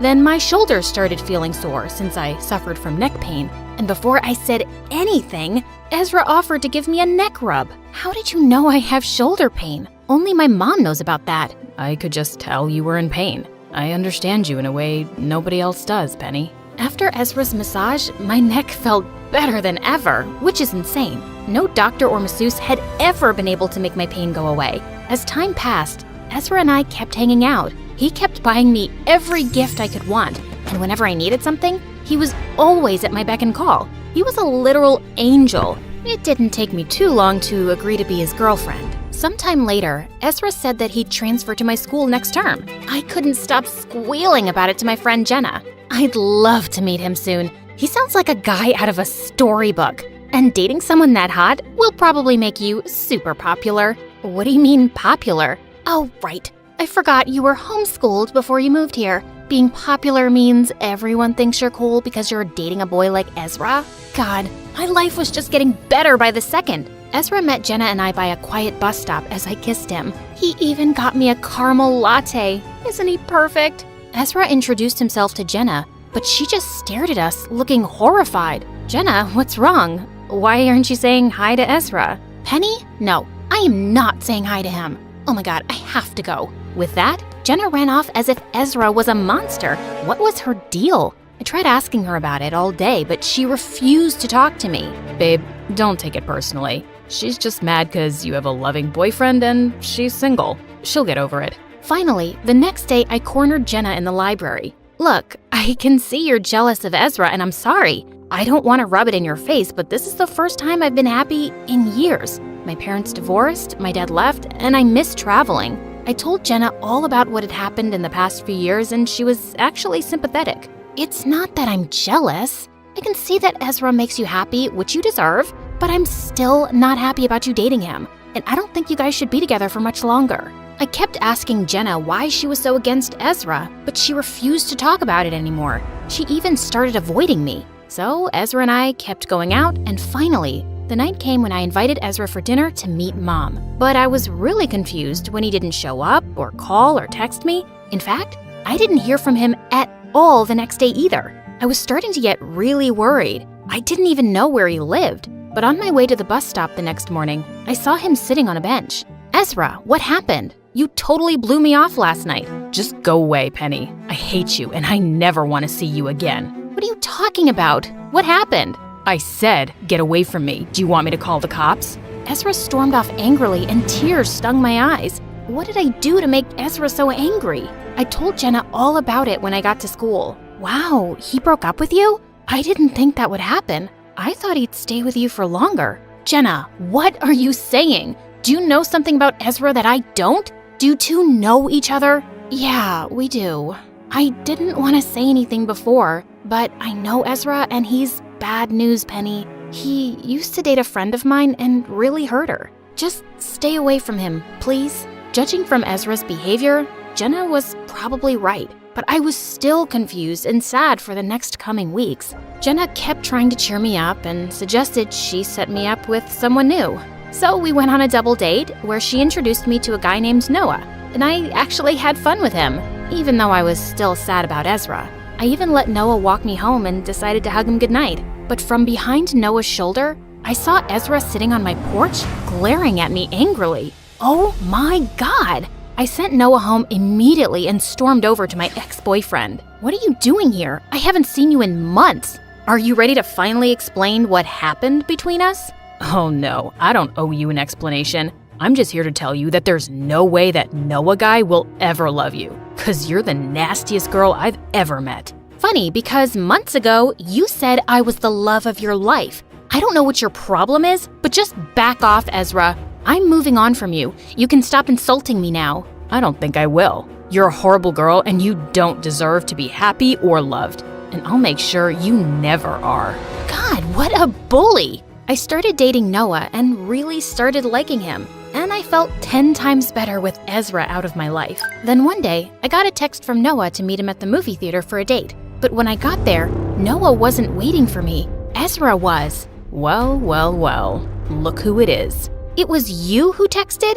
Did you hack Noah's phone? Even better, I hacked your phone so I could read your messages. Look, Noah will be here any minute and I want to talk to you and apologize. It's too late. I want nothing to do with you. I started to walk away, but Ezra put his hand on my shoulders. Penny, I know I've been a jerk these past few days, but I can explain myself. Give me a chance. If you don't forgive me, then I'll never bother you again. But let's just talk. I still didn't trust Ezra, but I did want to hear what went on with him. Just then Noah texted me and said he'd be a little late. So Ezra said he'd buy me a soda. He went to go order for me and I went to go fill up my cup. Then suddenly an employee came up to me. Excuse me, miss? You can't just walk in here and pour yourself a soda. You have to pay. Oh, my friend is buying it. He's paying right now. But when I looked towards the counter, I realized Ezra had left. What the fudge? I tried explaining the situation to the employee, but she didn't listen. Instead, she called security on me. The guards had me wait outside the manager's office. And as soon as they left, Ezra came up to me. You're such an idiot, Penny. I lied about buying you a soda. I set the whole thing up so you'd get in trouble. What? But you said you were gonna apologize and explain yourself. Oh, you beautiful, naive girl. As if I would ever apologize or explain myself. Ezra walked away before I could answer, and that's when I realized he was a criminal. That's why Jenna didn't want me dating him. I told the manager and security guards everything. I thought I was in luck since Ezra probably had a criminal record, but they couldn't find anything on him. Then I remembered something. Jenna knew Ezra, and she could help me. I called her immediately and told her everything that happened. That's when I heard her crying over the phone. Penny, this is horrible. I know, you were right. Ezra was a crook. I understand now. I'm gonna call your mom. She needs to know what happened. We'll come meet you there, okay? Oh God, she was getting mom involved? But Jenna hung up before I could say a word. Thankfully, Noah texted me and I told him to meet me at the manager's office. Thank God for him. Don't worry about anything, babe. We're gonna find this guy and get a restraining order. You're gonna be okay. After a few minutes, Jenna arrived with Mom and they both told me to sit down. Ugh, here we go. Then suddenly, the door opened and it was Ezra. That jerk better have come to turn himself in. Stay right where you are, Ezra. We're all on to you now. Penny? Who are you talking to? That monster over there? He's my ex-boyfriend who framed me? No, baby. There's no one there. Are you okay? Yes, he is. Jenna, Mom, you don't see Ezra there? I turned to Jenna right then, but her and Mom were staring at each other with tears in their eyes. No, Penny, there isn't anyone there. Jenna called me and we talked for a while about your relationship with Ezra. How he brought you a horse, baked you your favorite foods, and adored you. Jenna even saw you kiss him at the bus stop. He was the perfect imaginary boyfriend. I don't understand. Imaginary boyfriend? You mean Ezra isn't real? I just made him up? Penny, it was my fault. I was the only one who met Ezra. When I saw you hug and kiss the air, at first I thought you were insane, but when you told me what you went through with the divorce and how happy you were for the first time, I decided to play along with it. But then he broke up with you and turned against you, and you were so upset, I didn't know what to do or how to tell you the truth. I was dead silent as I thought back to everything Ezra and I had been through together. I'd sat alone in the park having an imaginary picnic. I'd imagined his love letter at my feet, and as I reached back to feel my neck, it hurt more than ever. The healing massage he'd given me had been in my head. I started to cry then as Mom hugged me. She took me to a therapist after that day to see what had caused the whole thing. You were heartbroken that your dad left, so you created a perfect boyfriend in your head to give you all the love and attention you needed. And then, eventually, Ezra betrayed you in your mind because your dad betrayed you. Well, I guess that makes sense. After my therapy appointment, I asked Mom. Hi, I'm Neha from India. Please like and subscribe. I lived in a small village near Delhi with my single mom who owned a small beauty salon. Mom adored me, but there was another person I was super close to, her brother Raj. Uncle Raj was 10 years younger than Mom, and he stayed with us as he was studying in university close to the village. Every weekend, he would take me to the village fair, and we'd have a blast eating candies, taking rides, and watching wrestling matches, which was my favorite thing to do. Once when I was 10, a neighbor came over to visit with her super annoying son. First, he stuffed his face with all the pastries before I could even get to them. Mom only made these for guests, and he didn't let me have one. I walked off to my room annoyed, but minutes later he followed and climbed onto my bed with his muddy boots. Hey, who said you could come in here? Aw, the little baby still sweeps with her little teddy bear. You're stupid. Your mom is stupid. What? That doesn't even make any sense. Your mom doesn't even make any sense. He looked really annoyed and started to leave, but then he picked his nose and rubbed a big booger on my hair. Oh my God!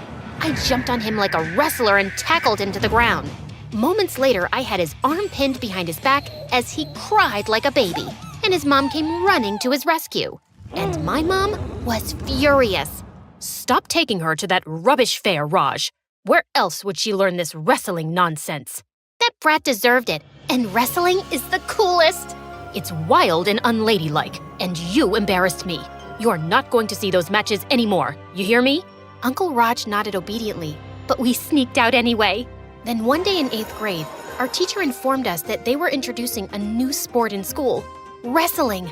And I was on cloud 9. Mom would never approve, so I didn't tell her and joined the club. Of course, Uncle Raj knew. He also knew how tough the training could be, so he'd sneak extra food on my plate when he thought Mom wasn't looking. What are you doing, Raj? If she eats so much she'll get fat, then no boy will want to marry her. Trust me, sister. One day, there will be a long line of boys outside your home for Neha. And I'll tackle all of them to the ground so they'll go back to their mommies crying. This is not how girls talk, Neha. Girls are supposed to be delicate. They're supposed to sing and dance and learn sewing. Boring. I resisted everything girly, but Mom was as stubborn as a donkey. She would put face masks on me, make me wear long dresses to hide my muscular thighs, and never let me cut my long hair, because boys like long hair. Did it look like I cared? A year later, Uncle Raj finished his education and got a job as a police officer in the city. I cried for days when he left, but he always kept in touch, and that was some consolation. Meanwhile, I studied my butt off to get good grades so Mom would never suspect what I was up to in school. My wrestling also improved greatly over the year, and in 12th grade, I got a chance to participate in the state-level competition. The winner would get a chance to enter the nationals and also win prize money worth $50,000. It was the opportunity I'd been waiting for, but that also meant I finally had to tell Mom. What? You've been wrestling for the last 4 years? No wonder your body has become so manly.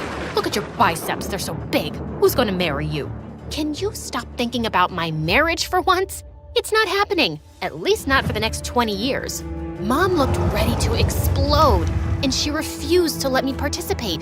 But I was her daughter and could be equally stubborn. I locked myself up in my room and refused to come down for days till she finally agreed. But on one condition. I had to learn sewing and some basic beauty salon stuff.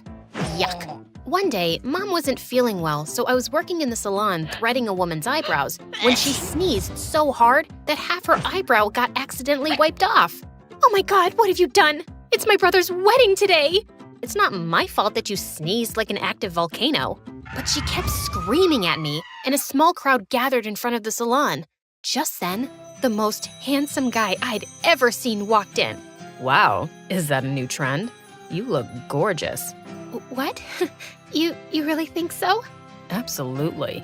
I'd ask you out on a date if you weren't already married. That made the woman blush like a tomato, and she went off thanking me. That was smooth. Who are you? Never seen you around before. The guy introduced himself as Raul and told me his family had recently moved in since his dad's company was working on a project here. Just as we were talking, Mom walked in. "Who's this handsome guy, Neha? You didn't tell me you had a boyfriend? He looks rich too." "Mom, he's not my boyfriend. We just met." "Raul, my daughter is the best girl a guy can date. She's pretty, she can sew, she can cook." "What is wrong with you?" Just then, another customer walked in, and Raul left with an amused face.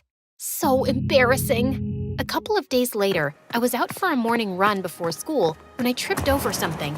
I would have landed hard on my face if someone hadn't caught me just in time. And we bump into each other again. If I didn't know better, I'd think you're stalking me. "Oh, please, you're not my type." "Your mom didn't seem to think so."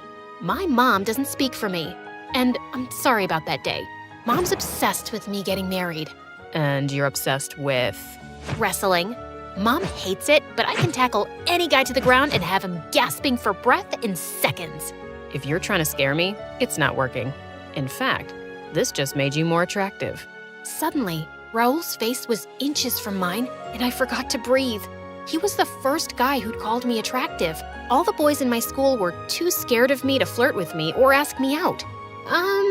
I'll be late to school, so I should get going. Good night. I ran away like a bullet. Gosh, why did I sound like a moron? That day, I found a new girl in the wrestling arena. The coach told me her name was Mala and she'd recently joined our school. Best of luck, Mala. Weak people believe in dumb things like luck. I create my own destiny. Get ready to lose, loser. That was rude. Well, I'd show her who the loser was. Mala and I wrestled for what seemed like an eternity. Neither of us was willing to give up. She was stronger than she looked. That match resulted in a draw. But in the next one, I had her pinned to the ground in 30 seconds. I'd call you a loser too, but my mom taught me to never look down on anyone, unless you're admiring their shoes. Impressive. You've taken me by surprise. I haven't lost a single match in 7 years. The coach told me that Mala was participating in the state-level championship too, and I was probably going to be facing her off. Well, she better watch out. That day when I reached home, I was shocked to find Mom and Raul on the porch talking and laughing over tea like aunties. What's going on? What are you doing here? That's no way to speak to a guest. Where are your manners, Neha? I left them in the wrestling arena. Shh, keep your voice low. I don't want the neighbors to know about your stuff. They'll get to know about it anyway when she wins the state championship and her photos are all over the newspapers. How do you know that I'm participating in it? Your mom mentioned it. I'm encouraging her to come to your practice sessions and see how good you are. Why are you doing all this? Isn't it rather obvious? The way he was looking at me made my toes tingle. Fine, Raul. I'll come because you asked. I was so annoyed that I'd never been able to convince her. But when she did come and saw how good I was, she was actually impressed. She started attending all my sessions and even cheered me on loudly. It was such a welcome change, and I was glad that she was finally supporting me. The competition day arrived, and as I'd expected, the final match was between me and Mala. Minutes before the match, Mom came to me. Neha, drink this holy water. This will ward off the evil eye and make you win. I didn't believe in such things, but I drank it to please her anyway. In the first round, Mala and I gave each other tough competition, and I won. But as the second round started, I felt my eyes blur. Suddenly, I felt really dizzy, and then I completely blacked out. When I woke up, I was in the hospital, and Mom and Raul were beside me. What happened? The doctor did some tests and said you took drugs to boost your performance just before the competition, but it backfired and you passed out. He then told me the competition authorities had banned me from wrestling for the next 4 years because of the drugs. What? But I didn't take any. I swear, I've never even thought of... Suddenly, I remembered the water Mom gave me before the match. Wait, Mom, you gave me that water. What did you put in it? Nothing. I just...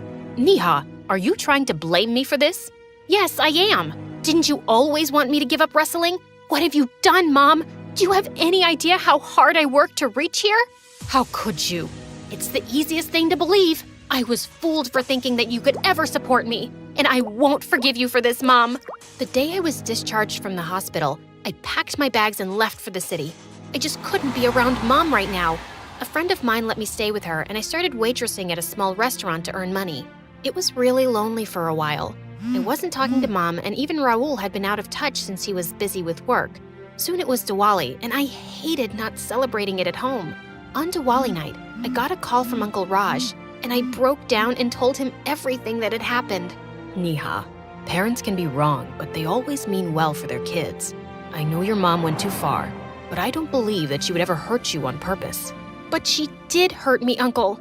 I worked really hard for something for years, and she ruined it in a minute. And she'll never admit she's wrong. And until then, I don't think I can forgive her. A few days later, I got home from work to find Uncle Raj's car parked outside. I hugged him tight and let him in, and he had some shocking news for me. When you told me about everything that day, I just knew something fishy was going on. So I made some investigations about Raul. First, turns out he's not some businessman's son like he says. He just works for a small medical company. So I guess he knows plenty about drugs. What are you saying? Raul added something to my water? But why? Because he was dating Mala at the time, and he did it to kick you out of the competition so she'd win. But he didn't do it for her. He's run away with all her prize money, and Mala has officially lodged a police complaint against him. So Mom didn't give me the drugs? No, she didn't.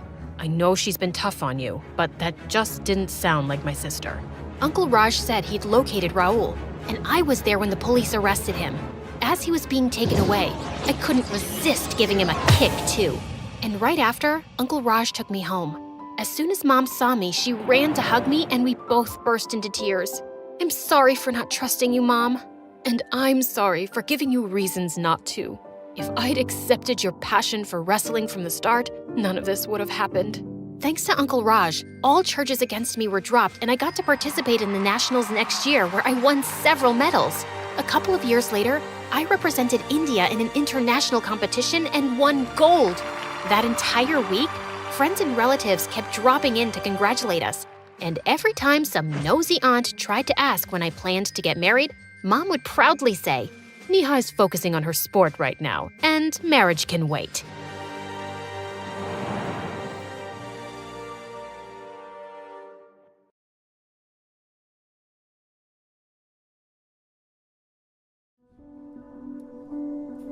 Hi everyone, my name is Maze and this is my story.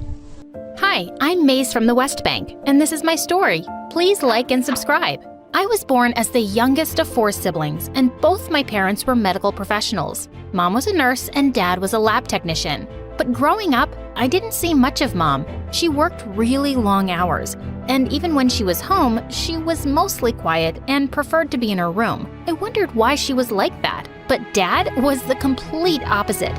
He was always home in time to cook dinner and help my siblings with their homework.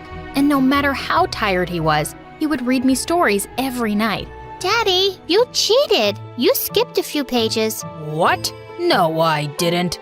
Last night, the princess was in the forest, remember? You have to read from here again. But the story's almost finished now, sweetie. From the forest, Daddy. You know she never forgets anything, Dad. It was true. Growing up, I observed everything and had the best memory. If anyone had trouble remembering anything, they asked me. Maze, do you remember seeing my keys anywhere? Yeah, Mom. You put them in the fridge next to the milk. Maze, do you know where my pink shoes are? They've been in the garage since September. Honey, what was that joke I told you 2 weeks ago that made you laugh so much? Oh, what do a clown's farts smell like? They smell funny. My parents would drop me off at Grandma's every day before going to work. She lived with my aunt and uncle and adored me, but I never liked Aunt much. She always had something to say about Mom. Oh, Maze, your hair looks terrible. Doesn't your mother ever brush it? Poor child, you look thin. Is your mother too busy to cook? Well, it was true that Mom never did those things, but I still felt annoyed. And one day as I was playing with my cousin, I heard Aunt say to a visitor, "Oh, that one. She's my niece. Her mother dumps her here every day because she cares more about herself than her own child." I felt so mad that I ran into the kitchen and spat straight into the pot of food she was cooking. But I couldn't stop thinking about what Aunt had said. I was going to ask Mom why she didn't care about me. That evening, I was waiting for her to return when suddenly the phone rang. It was Mom. She asked for Dad, but he was in the shower. Okay, Maze. Listen carefully. Tell Dad that I won't be coming home for a few weeks. What? Why? He knows why. I can't really explain right now, but in case I don't come back, Maze, I promise, everything will be fine. Mom, why wouldn't you come back? Don't you love us? But she just hung up. When I told Dad about her mysterious phone call, he looked really worried. But then he said she'd just gone to visit her sister. I didn't believe him for a second. Mom finally came back after weeks, looking really tired, and just went to her room. And we never spoke about where she'd gone. One evening at dinner, Mom got a phone call and she said she had to go. As she was getting ready, I snuck into the car secretly. I wanted to see what she was up to. Mom parked outside a house, and once she was inside, I peeked through the window, and I saw a sick-looking boy in bed. Mom checked the machines around him, fed him medicines, and made him laugh. I'd never seen Mom like this. And when she stepped outside, she almost tripped when she spotted me. Maze, what are you doing here? I just wanted to see what you were doing, Mom. Is that boy really sick? Yeah, he is, sweetie. Would you love me more if I got sick? Mom looked stunned and then pulled me into a hug. Don't say that, Maze. I love you very much. I'm around sick kids all the time, and sometimes I just don't have the energy for my own family. It's not fair, though, and I'm sorry. Where did you go for 3 weeks, Mom? I caught a bad illness from a patient, and I had to stay away so you guys wouldn't get sick. And I didn't want to worry you by telling you the truth. Mom, you made that kid so happy. I want to do that too. I'll be a doctor one day, and I'll treat all sick people for free. And I'll give them medicines that taste like Nutella.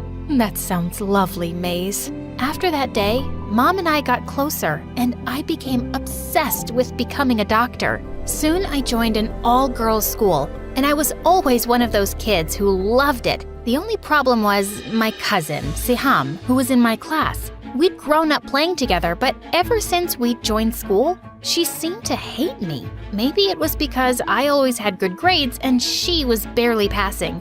To make things worse, Grandma was always telling Siham to be more like me. Why, Grandma? She's so boring.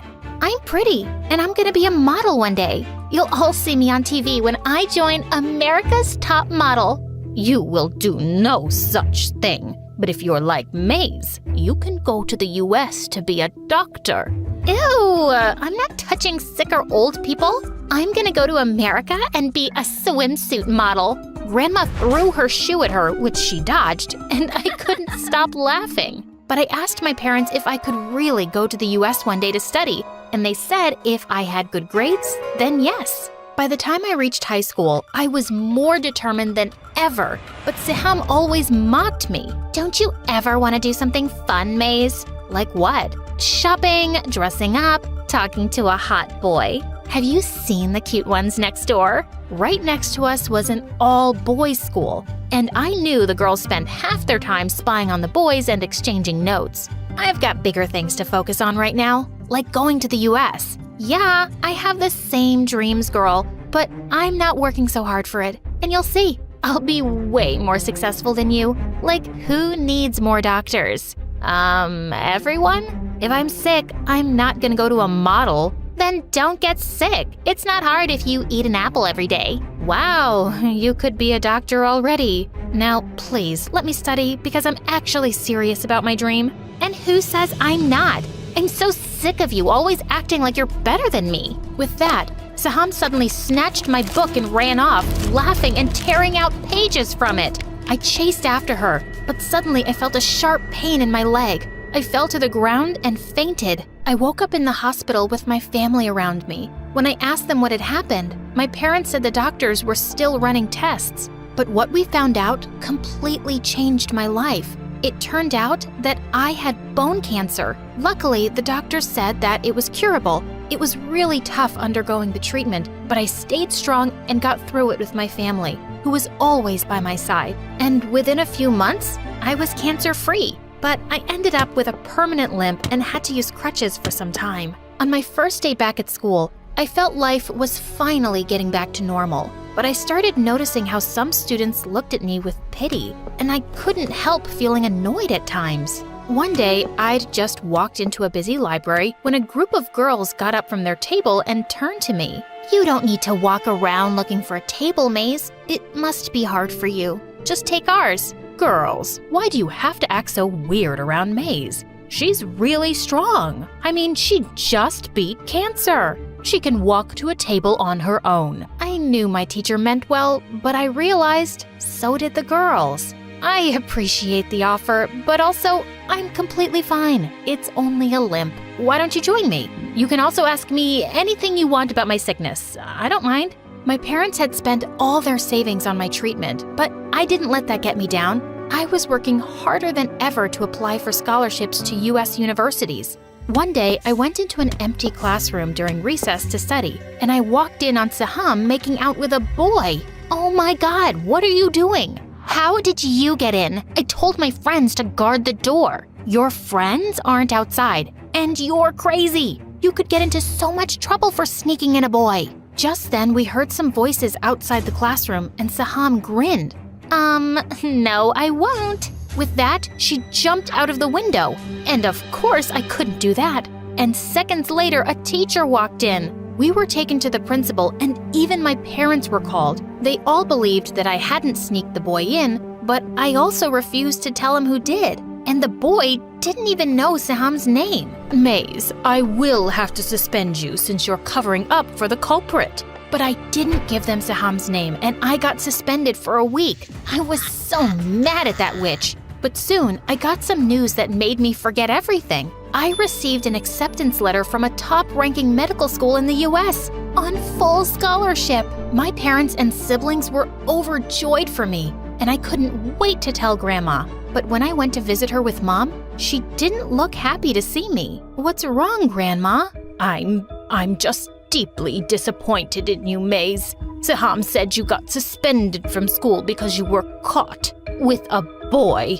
How could you? I felt furious. She's lying. It wasn't me. But just forget all that nonsense, Grandma. Look, I got into a university on full scholarship. Suddenly, Aunt took the letter out of my hands. I've been telling you for years, Mama. May's parents have always been too easy on her. She's sneaking boys into school, and they're still going to trust her and send her away to the U.S.?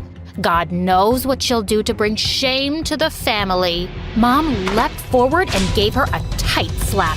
Don't talk about my daughter that way. She's a source of pride for this family, and she always will be. Perhaps you need to keep a closer eye on Saham. I suspect the boy at school has something to do with her. Mom took my hand and we left. Grandma came over one day and apologized, and she gave me a handful of cash. What's this for, Grandma? Nothing. Just a small start for your new life. I'll miss you, darling, and I know you will make us so proud.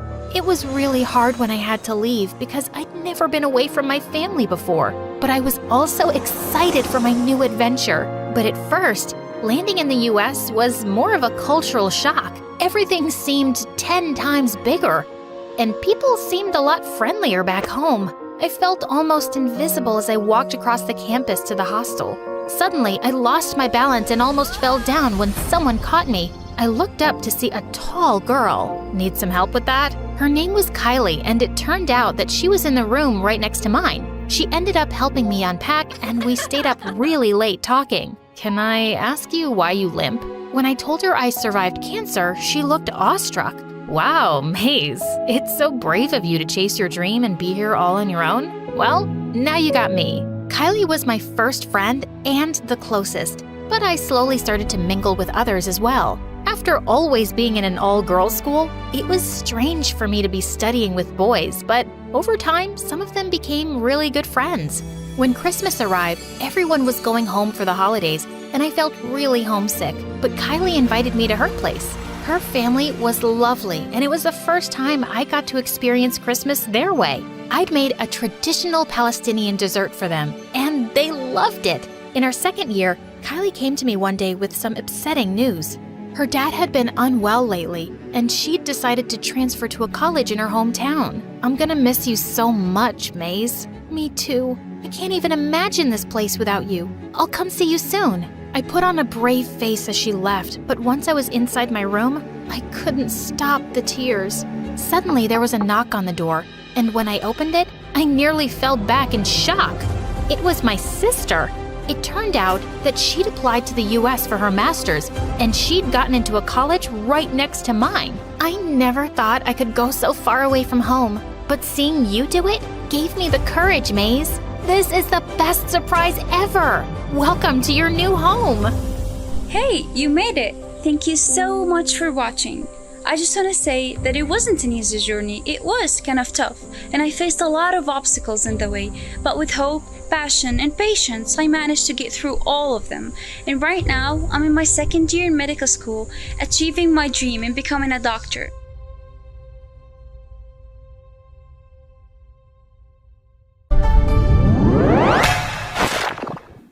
I could not believe it was finally happening. I was going to meet my mom.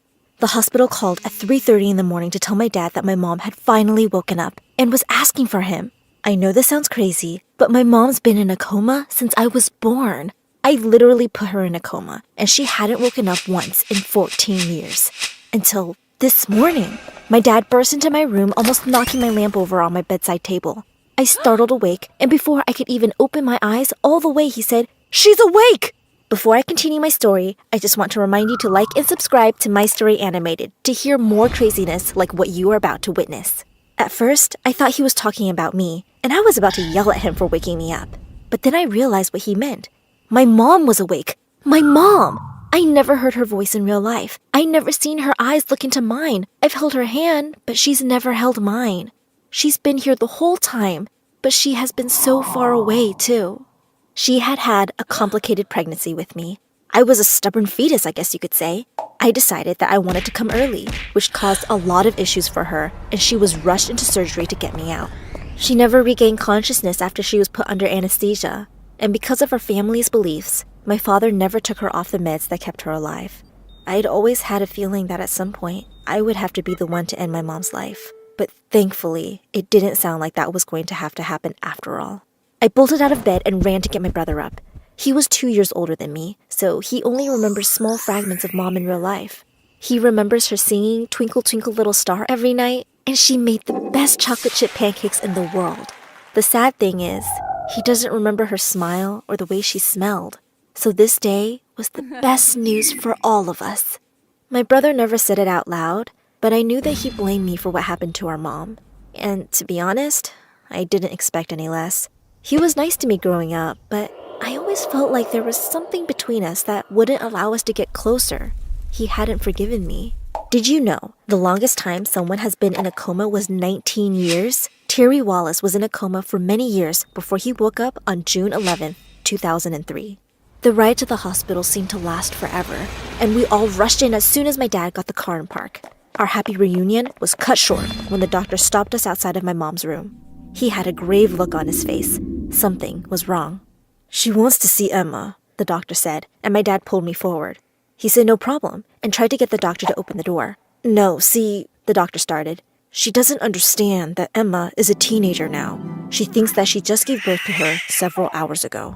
I think all of our faces turned white. Of course, we had thought this could happen, but we didn't know what to do when it finally came to be. The doctor told my dad that he didn't want to shock my mother until we were all here at the hospital with her, and we could introduce me. This wasn't going to be easy, and we all knew that. I held my breath as my dad and the doctor went into my mother's room. All I could hear was some muffled talking from the doctor and my dad. Then my mom started to scream uncontrollably. "Bring me my baby!" I got goosebumps up and down my arms. This was probably the most afraid that I've ever been in my life. I was so afraid that my mother was going to hate me and that she was going to think I ruined her life too. I almost ran out of the hospital, but my brother nudged me forward. The door to the hospital room stood open in front of me, and I walked through. I had never seen my mom with her eyes open. She already looked so much more full of life than she had just days ago. "Hi, Mom," I said, twirling my fingers through my hair. I did that when I was nervous. My mom was doing the same with hers, as she said, "Hi." My dad said that it was okay to step closer. I couldn't help but start to cry as I walked up to my mom. She had the same hair color as me, and her eyes were just as blue. My dad had always told me I looked like her, but I never could see it until now. In that moment, I felt like my mom had come back from the dead. I know she'd been here this whole time, but she was as good as gone. I touched her face and her eyes lit up. It's like she knew it was me. It's like she remembered my soul when she carried me in her stomach. "It is you," she said, and she wrapped me in a humongous hug. We bawled together on the bed for quite some time. Then my mom pulled away from me and wiped her tears. "It's so nice to finally meet you. The last time I saw you, you were on a black and white screen," she chuckled, talking about the sonogram. "I've grown since then," I giggled, and wrapped my hand around hers. Since Mom had been in bed for so long, most of her muscles were weakened. She'd need lots of physical therapy to get them back into shape. She wouldn't be able to leave the hospital for a couple of weeks, maybe even a month. And when she did leave, she would still be required to do lots of physical therapy and other therapies, I guess. Those other therapies would help her deal with all the time that had passed and missing out on our lives and things like that. The one thing we didn't know how to tell her was that our dad was remarried. We'd had a stepmom for the last 3 years. My brother and I had given our dad our blessing to start dating again after the 10-year anniversary of when my mom went into a coma. He'd been so lonely. He'd basically only lived for us, and having someone there to help with the kids would be amazing too. We decided we weren't going to tell my mom that first day. We thought it would be too much to add to everything else that was going on.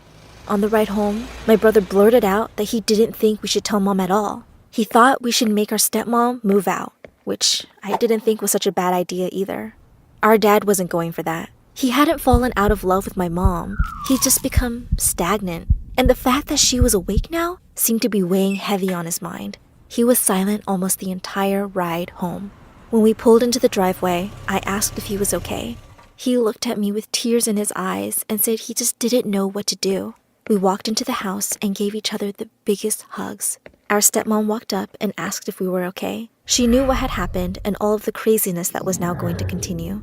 Except she thought that my dad didn't love my mom anymore and that they were actually divorced, when in fact, he'd never divorced our mom in the first place. This was going to be hell for sure.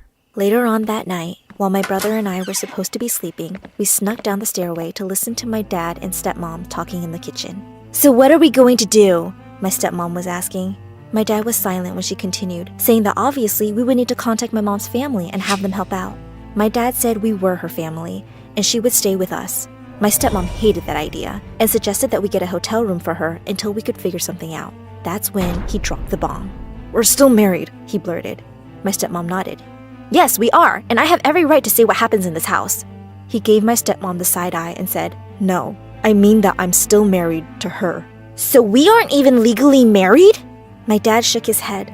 I could tell he was crying again. My stepmom let out the biggest scream I'd ever heard. I think it blew out my eardrums. With ears ringing, my brother and I rushed down the stairs when my stepmom was slinging horrible words at my father, her face in a red rage. Her things were packed within a few hours, and she was off to her sister's house. I could tell my dad was hurt, but he looked almost relieved as well. By the end of the week, my mom was ready to come home. We set up the guest room for her, but we were surprised when she came in the house and went directly to the master bedroom. My dad didn't say anything, but my brother spoke up. He told her to put her things in the guest room, and she looked hurt. "It's okay, Mom. You can sleep in the master bedroom tonight," I tried to assure her. "Tonight? It's my bed, my house." She looked confused and worried. Then she asked where our stepmom was. We told her she left, and I don't know if I saw relief on her face or terror. We all helped her get settled in the bed, and she took a nap while we discussed how we were going to introduce my stepmom to my mom. However, not long after, our stepmom came to the door and knocked loudly, waking my mom up. My brother answered the door, and in a hushed tone, he told her to be quiet. Just as the door shut again, my mom was on the landing of the stairs. "Everything okay?" she asked, and came down the stairs, coming face to face with my stepmom. "Mom, this is Lisa," I said, stepping forward. Lisa crossed her arms as my mom put her hand out. Realizing that Lisa wasn't going to shake her hand, my mom put hers back at her side. She offered Lisa to come on in, and Lisa snidely replied, "I don't need to be invited into my own home." I guess it just shows the type of person my mom is, but she didn't reply with something nasty and rude. She graciously smiled and offered Lisa some tea. Then she said, "We can all call this place home." Lisa scoffed. That's when my mom almost lost her cool. Instead of flipping out and yelling at Lisa, she stirred the sugar in her tea and quietly said, You're not the one who had their entire life ripped away from them, so I don't know what you're so upset about. You're taking my husband away, was all Lisa could muster. My mom reminded Lisa that she had actually taken her husband away first. She also said that it was extremely upsetting that Lisa got to watch her children grow up a little while she lay unconscious in a hospital bed. That's when Lisa jumped up and spilled hot tea all over my mom. I quickly sprang into action, as did my brother. I grabbed a towel to help my mom dry off. Luckily, the tea had some milk and sugar in it, so it wasn't scalding, and my brother pulled Lisa away, shoving her out the door while simultaneously screaming for our dad. He ran down the stairs like lightning. "What is it? What's going on?" he asked. We explained what happened, and my dad took off out the door after Lisa. I helped my mom up the stairs, and we got her in the shower to get the tea off of her. Then we heard shouting outside. My stepmom and dad were back. All we could hear was Lisa screaming that my dad lied to her, and there was nothing he could do to get her to forgive him. I was hoping she would leave, but she came into the house and shoved herself into the master bedroom right past my mom. I asked Lisa if she could have some respect for my mom who was changing, but she snarled at me and started stuffing a bag full of clothes. "I'm out of here. Don't bother calling me," she said to my dressed. I'll be the only kid who didn't get anything for the class picnic. No, sweetie, wait. Let's see what we got. Here's a jar of peanut butter and some cookies. Ew, no, those are stale. You want to take some prunes? They're great for constipation. Mom, I'll tell the teacher you forgot. It happens. Oh, no, you won't. I know how judgy those teachers are. We're stopping at a bakery. Boys, I swear if you don't stop running this second, I'll call an elf who will call Santa and tell him not to get you any Christmas presents. You don't know an elf? Yeah, we don't believe you. I'm your mother, and mothers never lie to their children. Now get dressed before I call the goblin who eats twins for... Hey lady, can you control your kids? One of them took my cookie. Oh God, so sorry. I'll get you another one. A coffee too. The other brat stuck his gross finger in it. Okay, sure. But you don't have to be so angry. They're just kids. Yeah, I'm angry at you. Clearly you suck as a mom and didn't teach them any manners. Excuse me? You want to say that again to my face? Did you think I said it to your butt the first time? Oh, you want a piece of me, buddy? Mom, please don't. You're crazy. I'm out of here. I need to pee. I need to pee too. For the last time, you don't need to take your shoes off to pee. After we returned from the bathroom, I turned to the lady at the counter. How many cupcakes do you have here? 2 dozen. I'll take them all, please. I can't sell them all to you. Why not? What if someone else comes around for a cupcake?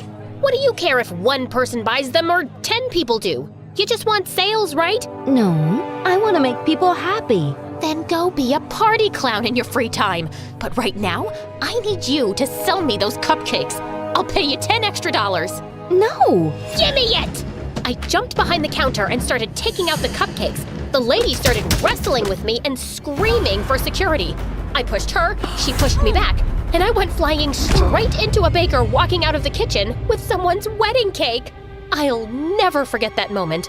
Me, covered head to toe in white frosting, the salesperson still screaming, everyone in the cafe, including my children, looking absolutely terrified, and in the doorway stood Alex, looking as handsome as ever, holding hands with a leggy redhead who looked like she'd stepped out of a magazine. Mom, are you okay? Yes, sweetie. I'm fine. I'm not fine. I feel like I'm one of those hamsters on a wheel, and the wheel never stops, and I'm running and running, but somehow I've gained weight. How did that happen? You had 3 kids, honey, and you're an amazing mom. No, I'm not. The twins are adorable, but they're maniacs. And Stella is so smart, and I'm constantly disappointing her. She knew Alex was dating someone for months, and she didn't tell me to protect my feelings. A 10-year-old shouldn't have to do that. How do you feel about Alex having a girlfriend? I know the marriage has long been over, but I just wasn't expecting him to get over it so quickly, you know? I know. So yeah, we got a divorce with shared custody of the kids. I became kinda friends with Cassie or Katie or whatever that dumb redhead's name is, and life went on. Now it was Alex's turn to keep the kids overnight, and I had big plans for myself, which were rudely interrupted. You have white hair now. You have a bigger butt now. You checked out my butt? Don't sound so excited. I just made a logical guess. Milo, you want to tell me where you've been for 12 years? You just suddenly left town without so much as a goodbye? Oh wait, what day was that? Yeah, my wedding day. And you were the best man. I told you I had a brainwave related to my research. Also, you know I hate people and weddings and happiness in general. You left me a text, and I haven't heard from you since. Why come and see me now? Because we have to travel back. Okay, sit down and I'll set up a PowerPoint presentation. Use your words and make them make sense. Okay. So, do you remember what we were doing on the night of 15th December 2000? Sometimes I'm in the shower and can't remember if I just shampooed my hair, so no. Do you remember that you were a nosy person and you suspected something shady was happening in the abandoned warehouse in our town, and you dragged me there one night to find out more? Oh yeah, I remember that. And I was right. It was some super freaky science lab, but then we went back a week later and it was gone. Yeah. Have you heard about the xenovirox virus? I recently read about some cases in the news. Soon it'll be a lot more, all over the world. Apparently the virus was created in that shady science lab by some people in government as biological warfare. What? No way! Do you remember that when we were in the lab, you accidentally bumped into some things on a countertop? Did I? You knocked over a vial and the liquid in it got mixed with fluid in another beaker. That was the vaccine. Because of your mishap, the scientist working on it got the wrong result, and he concluded that the vaccine was impossible to make. The project was shut down because it was too risky having a virus from which no one could be protected. So it looks like I did a good thing? You'd think so, but there's no way to really destroy a virus. It was kept in a secure facility all these years, and I don't know how and when exactly, but it escaped, and it's spreading like wildfire now. And because of your accident, the vaccine for it was never made. Oh my god. Well, someone will make it now, won't they? Not fast enough. Jen, it's really serious and we gotta go back and fix this. What do you mean, go back? Didn't I already mention the time travel thing? Yeah, so I stumbled upon a rip in the space-time continuum, which helped me to discover the way to open portals whenever I want and travel to the past. That's what I've been working on for almost 2 decades now. Oh, no. Jennifer, please wake up from this terrible dream. Is it that bad meeting me after all this time? Yes, because not a single thing you've said has been good or made sense. How do you even know all this about the vaccine and the virus? Time travel. I just told you. You used to be a lot smarter, Jen. You actually expect me to believe you're a time traveler? If there's anyone who'll believe me, I expect it to be you. I looked into his sharp blue eyes and knew he wasn't kidding. Okay. If you've traveled back in time, why didn't you just fix the problem yourself? Believe me, I tried. But I can't seem to do it alone, and I can't ask anyone else. Come on, we gotta go now. I have this night to myself, Milo, and I don't want to be some hero and save the world. I just want to watch a movie and fall asleep 5 minutes after it starts and have pancakes in the morning. And no, I won't have to make 3 dozen pancakes or eat the cold ones. Fresh, hot pancakes just for me, and coffee and peace. Let me have this, please. Jen, everyone you love is at great risk. Do it for your kids. No, that's just emotional blackmail. Is it working? Yeah, fine, it's working. Let's go, you weirdo. You're gonna go like this? Yeah? What's wrong with this? Oh, nothing. You look lovely. Is that mustard or barf on your coat? Shut up. Put this hat on, please. Yay! I get a funky hat too. Next, Milo took out a cube, placed it on the ground, and it sprang up into a tent. Hey, I need one of those collapsible things for camping with the kids. That's the astral tent. It's my time machine. Now, I just need a minute to set up the temporal destination. I'd followed Milo here, curious to know what he was going on about, but it just hit me then. Milo was actually mental. He'd really lost it. Oh, you poor baby. What's going on? Nothing, sweetie. It's all okay. I'm here for you, but you need help. Professional help. Do you understand what I'm saying, Milo? No. Can you get your hands off my face? I hear there's really nice places now for people like you, and you'll get the help you need. And I'll come visit you, I promise. Are you talking about a mental institution? I'm not crazy. Of course not, sweetie. You're special. Cut it out. If you think I'm crazy, why did you come with me? I don't know, Milo. Maybe I just came along because I'm actually really happy to see you, even though I've been pretending otherwise. And maybe a small part of me thought, hey, he's a genius. Maybe he really did invent time travel, and you're in for an adventure, Jen, which would be a nice change from your mundane life. But you just pitched up a tent in a field and gave me a stupid hat, and this is all so ridiculous. I'm going home. Just as I turned to leave, I heard a buzzing sound from behind me.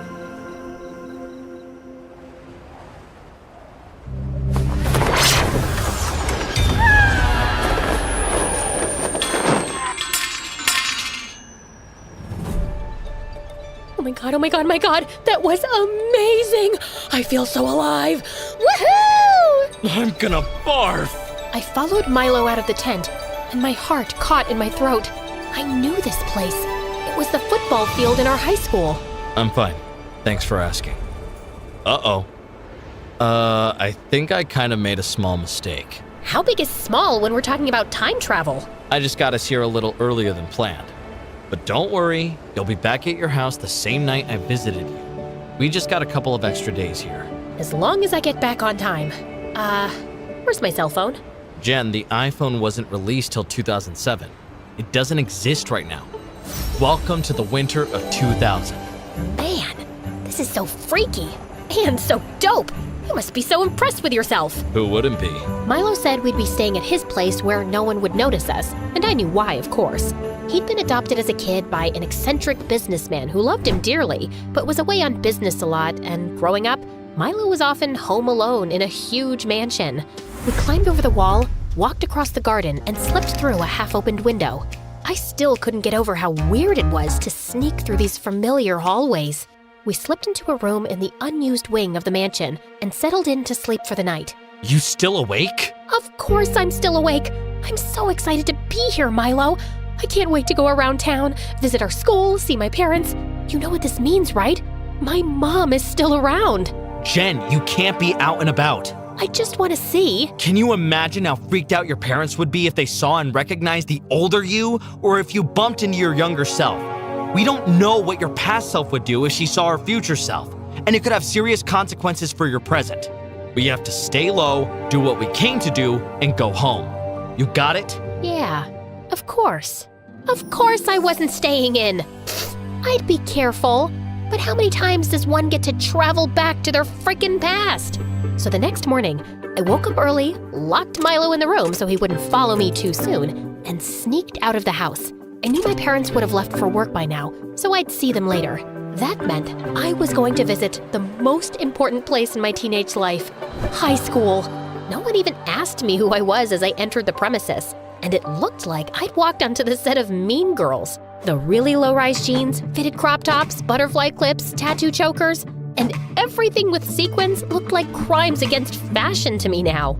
I walked out into the main courtyard, and my heart skipped a beat as I caught sight of a young Milo on a bench, lost in a book on quantum physics. I'd always thought he was cute in his careless, genius way, and he had a bit of a fan following. Hey Milo, I was wondering if you could help me with my math assignment. I could, but I won't.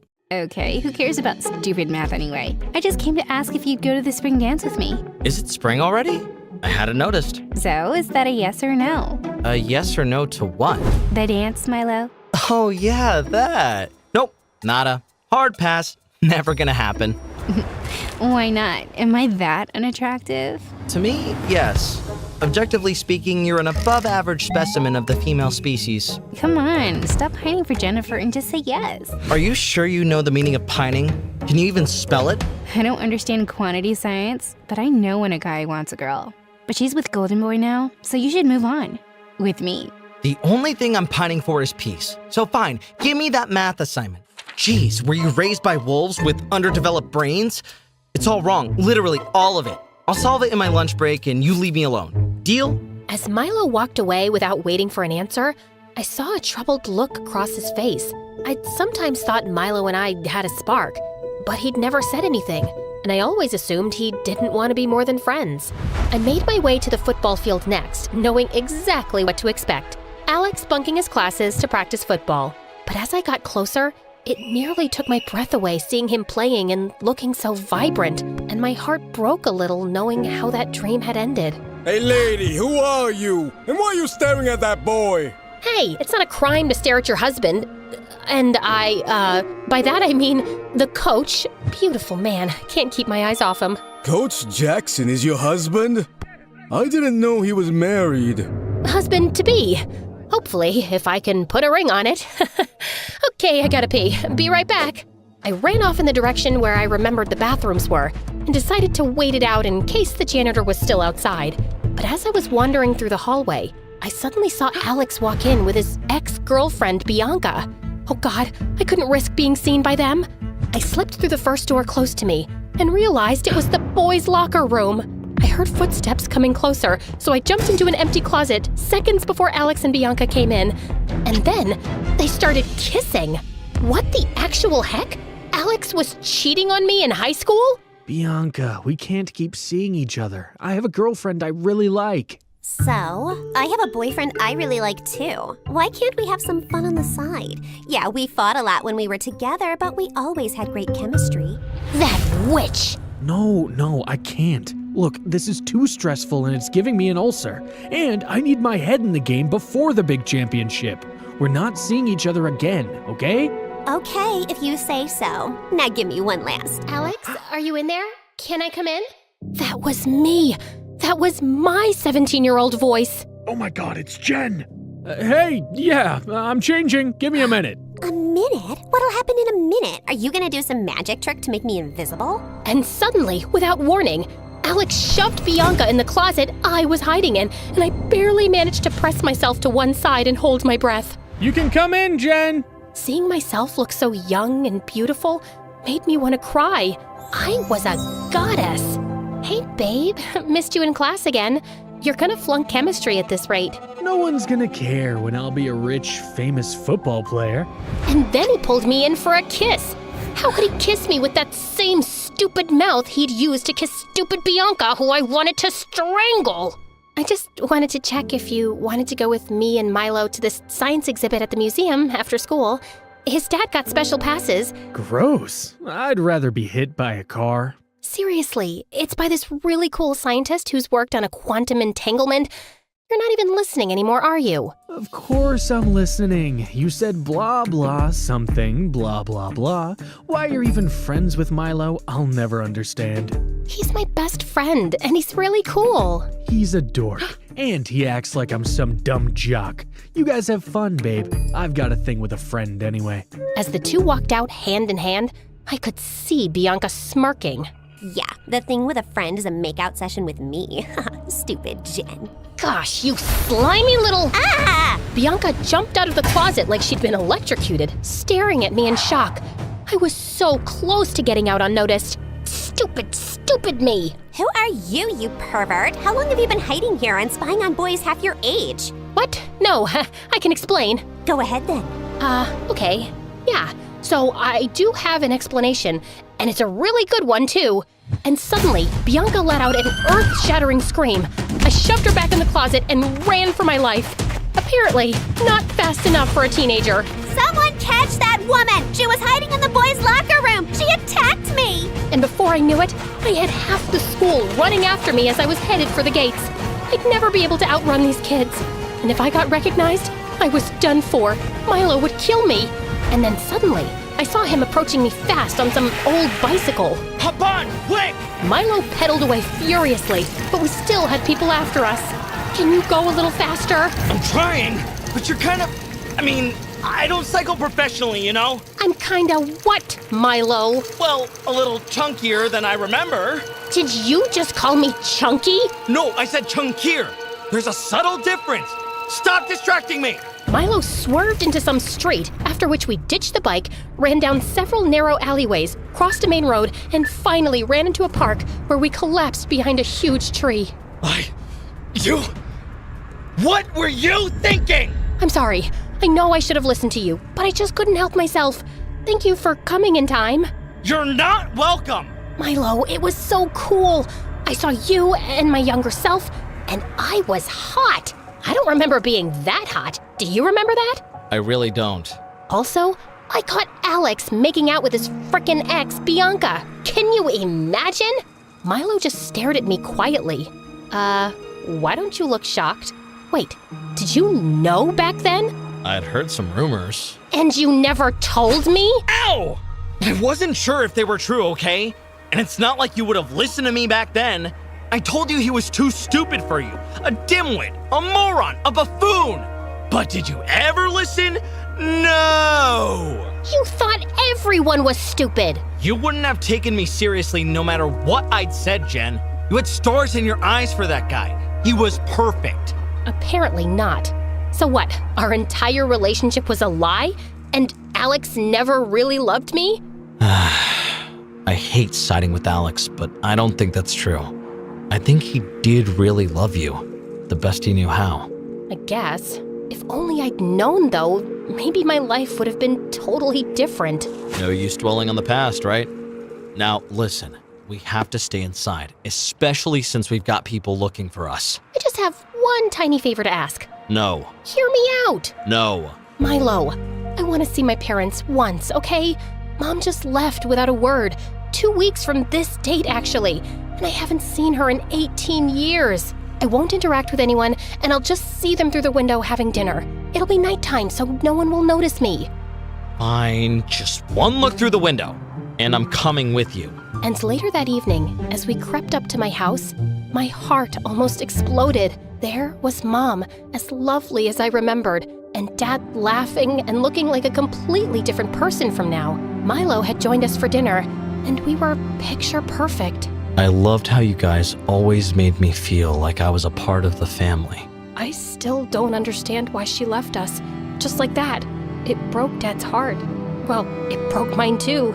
I felt Milo slip his fingers through mine, and we watched for a few more minutes before we left. How about we get pizza from our favorite spot and talk tonight?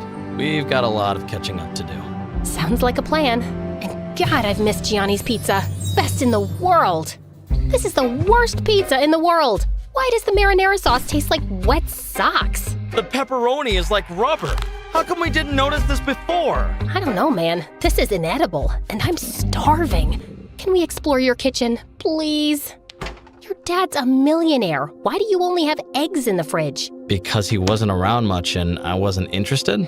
I don't mind you boiling some eggs. Why should I do it? It's your house. Or is it my job because I'm a woman? I didn't know we'd traveled back to 1950. Jeez, it's not a feminist issue.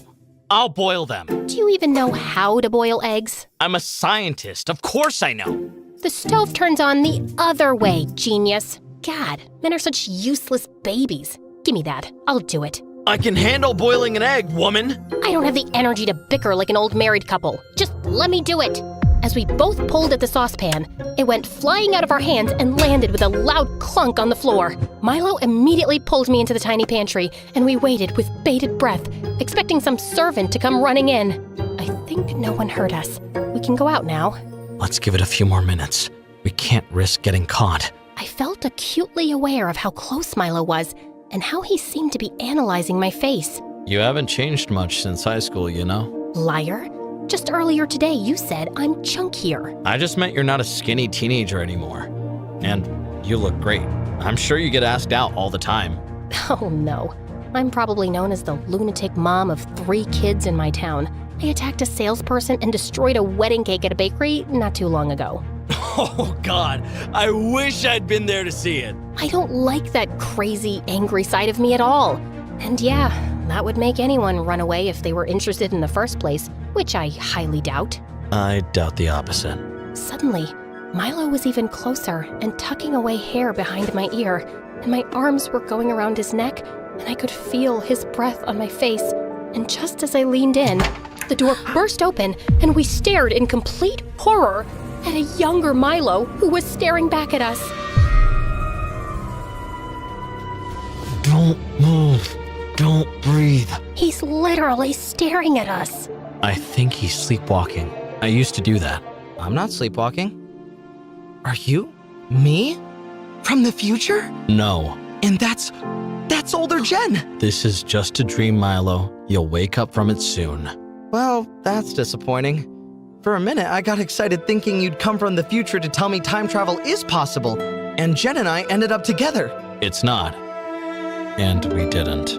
Oh, okay. Good to know. Can I grab those cookies? Thanks. And then, young Milo just walked away. Oh my god, what just happened? Do you have any memory of this encounter since you met your future self in your past? I hadn't thought about this in years. But yeah, now I remember having this weird, vivid dream as a teenager about meeting our future selves. I thought that's all it was, a dream. This is insanely cool. Also, let me get this straight. 17-year-old you wanted us to end up together? Milo's face flushed. I thought you always knew I liked you, but deliberately ignored it. So I assumed you just wanted to be friends. I suspected it sometimes, but you never said or did anything.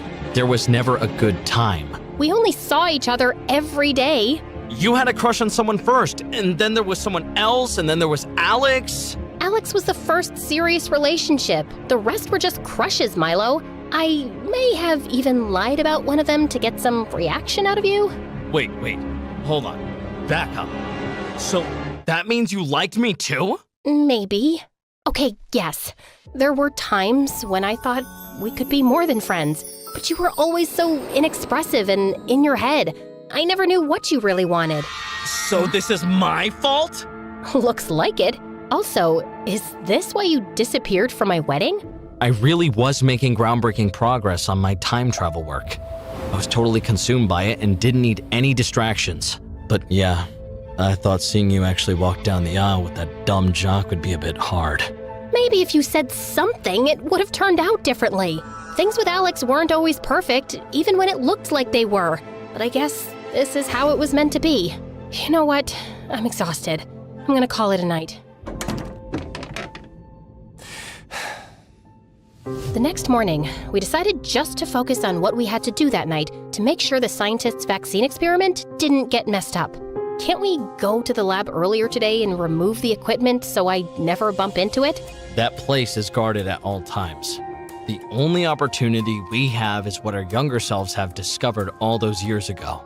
There's a half-hour gap between guards changing shifts at night. Which is also the time our younger selves will be breaking in, and we can't be seen by them. Exactly.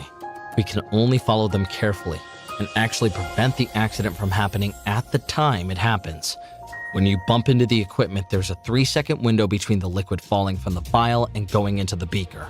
We have to be hiding behind that counter already so we can stop that. I've tried it a few times, but I can never do it fast enough. When you have 3 kids, you have superhuman reflexes. It'll be a piece of cake for me. It felt surreal as we hid in the bushes outside the warehouse, observing young Jen and Milo ahead of us, and we waited for 5 minutes before we climbed through the window they used to get in. Milo, I'm stuck. Push the window up a bit more. It seems to be jammed. How are you stuck? I just came through this too. I guess my butt is just bigger than yours, isn't it? Just do something. Milo pulled hard at my arms, and I finally got through and landed on him with a soft thud. We waited breathlessly for a few seconds to see if someone had heard us, then went down the passageways that led to the lab.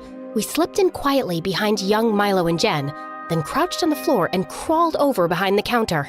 What the heck is going on in this place? I don't know. Half of this stuff has biohazard signs on it. I really think we shouldn't have come here. I told you so. Shut up. It's gonna happen in 10 seconds. Are you ready? Yeah, I'm ready. We counted down the seconds, my heart pounding in my ears, and the second we heard young Jen crash into the equipment, I leapt up, reached for the beaker, and pulled it away just before the liquid from the vial fell into it. And I felt a strange ripple in the air, like something major had changed. Hey, are you okay? Look, we gotta get out of here before someone finds us. As the two ran out, Milo and I slowly got up, my hands still shaking as they were clutching onto the beaker. I actually did it! Oh my god, Jen. We've just averted a huge future catastrophe. Now, let's get out of here before we cause another one. We ran out the way we'd come, climbed out the window, and saw young Jen and Milo sneaking off ahead of us. We decided to take a breath and give them a head start. But just a few minutes later, several black cars came at full speed and halted in front of the warehouse. Milo and I quickly ducked behind a bush. And then I saw something which made my heart drop. As the car doors opened, several people in lab coats and black suits stepped out, and one of them was my mom. Without even realizing, I let out a loud cry, and Milo clamped a hand over my mouth. Mom looked around sharply, and for a second, I thought she was staring right at me. Did someone else hear that? No. What did you hear, ma'am? Just a strange sound. Maybe it was an animal. As she was about to walk into the building, she suddenly turned to a bodyguard. Search the premises to make sure we don't have any unwanted visitors. And if you find someone, you know what to do. As the men started spreading out, Milo quietly dragged me backwards towards the fence. He lifted a plank to let us through, and then we ran as fast as we could. Milo, stop. I can't breathe. My mother. She's somehow a part of this horrible virus project? Did you know she was involved? I swear I didn't. The last few times I went into the lab, I escaped before these cars got here. It's my first time seeing her too. This is ridiculous. My mom was known for the best freaking apple pies in this town. That's what she was known for. How can that cold, scary person be my mom? How could she be part of creating a weapon? I'm so sorry, Jen. Milo hugged me tight as I sobbed into his chest. I want to go home, to my present. Can we just go now? Yeah, I just need to get my briefcase from my house. Then we're going home. I was still in shock as we made it back to Milo's. He told me to wait in the garden while he got his briefcase. But moments later, I saw young Jen and Milo come out of the house, and I immediately hid.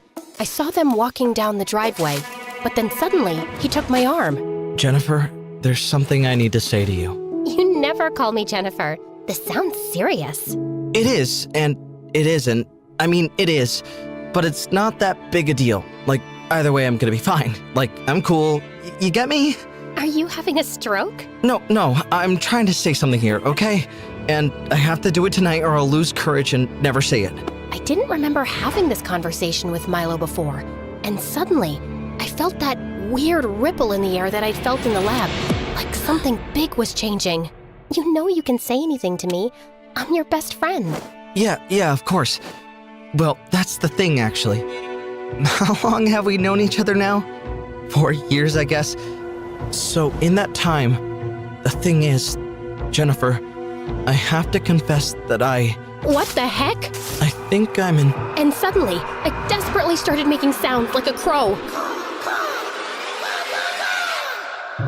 Oh God, what is that?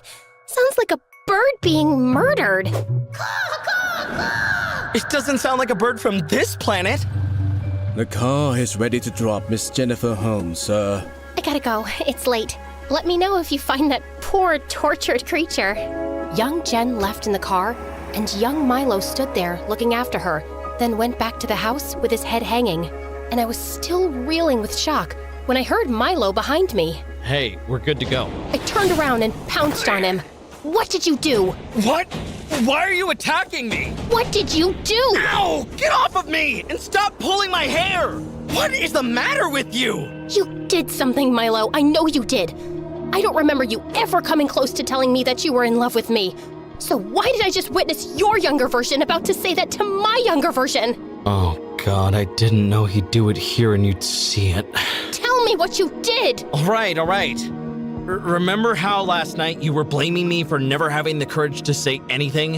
And you have been saying you have a mundane life and you wish things could have been different? So, yesterday when you went to bed, I slipped into Milo's room. I used to write notes to myself as reminders all the time, so I left a note saying that I had to tell you how I felt tonight. I just tried giving my younger self a little push, that's all. That's all? Are you kidding me? You tried to change a major event, Milo. After all the rules of time travel and your lectures not to change a thing, you actually tried to change our destiny? I thought that's what you wanted. That's not what I want now. You should have said something in the past. That's exactly what I was doing. Why are women so confusing? No. If your past self had just told my past self how you felt, and if after that I'd decided to break up with Alex, it would have changed the rest of my timeline forever. So when I return to my present, it wouldn't even be the same present. Would that be so bad? I thought we missed our chance and I could fix it. And it's not like things with Alex turn out great. I have kids with Alex, and they are the best thing that ever happened to me. If Alex and I never ended up together, I would never have my kids. You almost erased them from existence. Okay, listen. I know that sounds bad, but if the timeline changed, you would have no memory of your kids in your present. You wouldn't even have ever met them. It would all be different. And that very thought is making me sick to the stomach. In this moment, I know they exist, and they mean everything to me. And I would choose the same life over and over again just because I got to have them. And you nearly destroyed all of that. And I will never, ever forgive you for this. Take me back home, now. Jen, I'm sorry. I didn't think it through. Don't talk to me. I can't even look at you. When we made it back to the present, Milo just said, "I'm sorry," and disappeared into the night. And my heart felt heavy with anger and knowing I'd probably never see him again. I hugged my kids extra tight when I met them. And over the next few days, we all watched news of the xenovirus virus spreading like wildfire. But the government reassured the public that a vaccine would be made available as soon as the following week, and I breathed a sigh of relief knowing we'd all be safe. And soon after, I took a trip to see my dad. He had become a recluse over the years, and I'd kind of resented him because I always felt he knew the truth about why Mom left and kept it from me. Dad, don't ask me how, but I know Mom was involved in a shady government project related to the xenovirus virus. I deserve some answers. So if you know more about it, please just tell me now.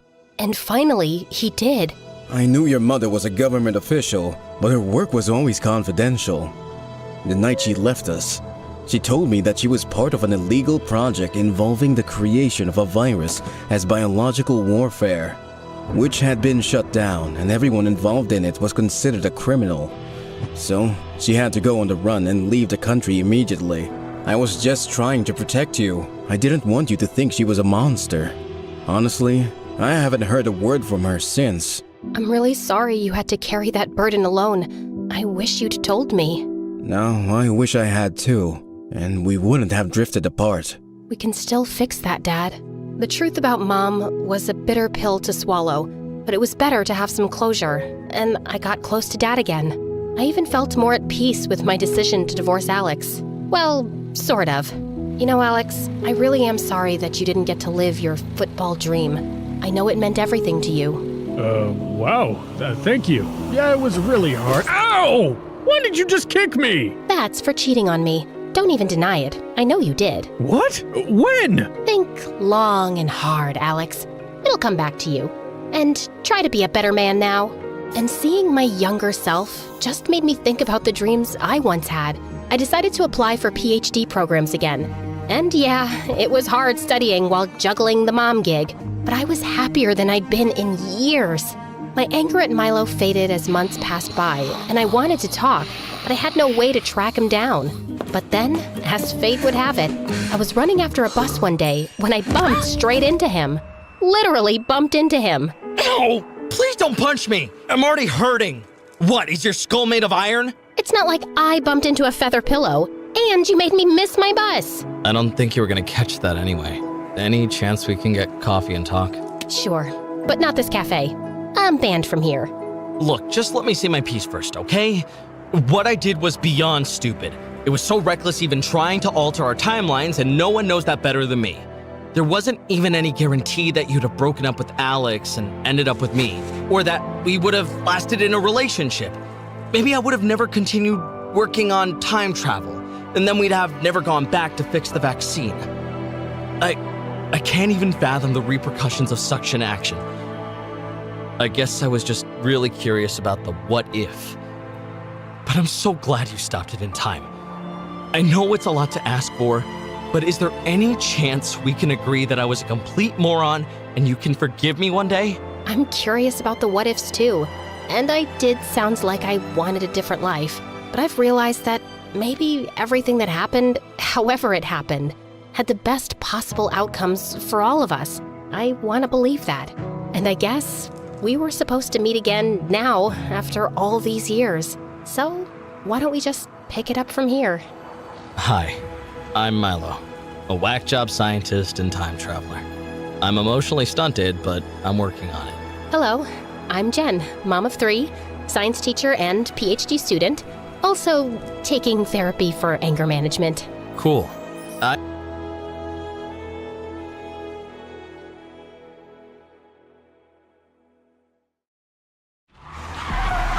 I zoomed past other cars, my foot hitting the accelerator at every turn, as my friend Vanessa screamed for her life. Just then, I saw this police car tailing us and pulled to the side. Just do as I say, okay? Like I have a choice. Shut it. Oh, hey, officer. Was I going too fast? May I see your license, please? Oh, sure, Officer Cutie. It's Curie. Oopsie, my bad.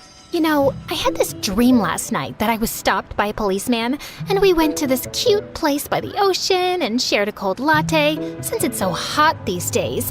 I mean, talk about global warming. You think it's getting hot in here?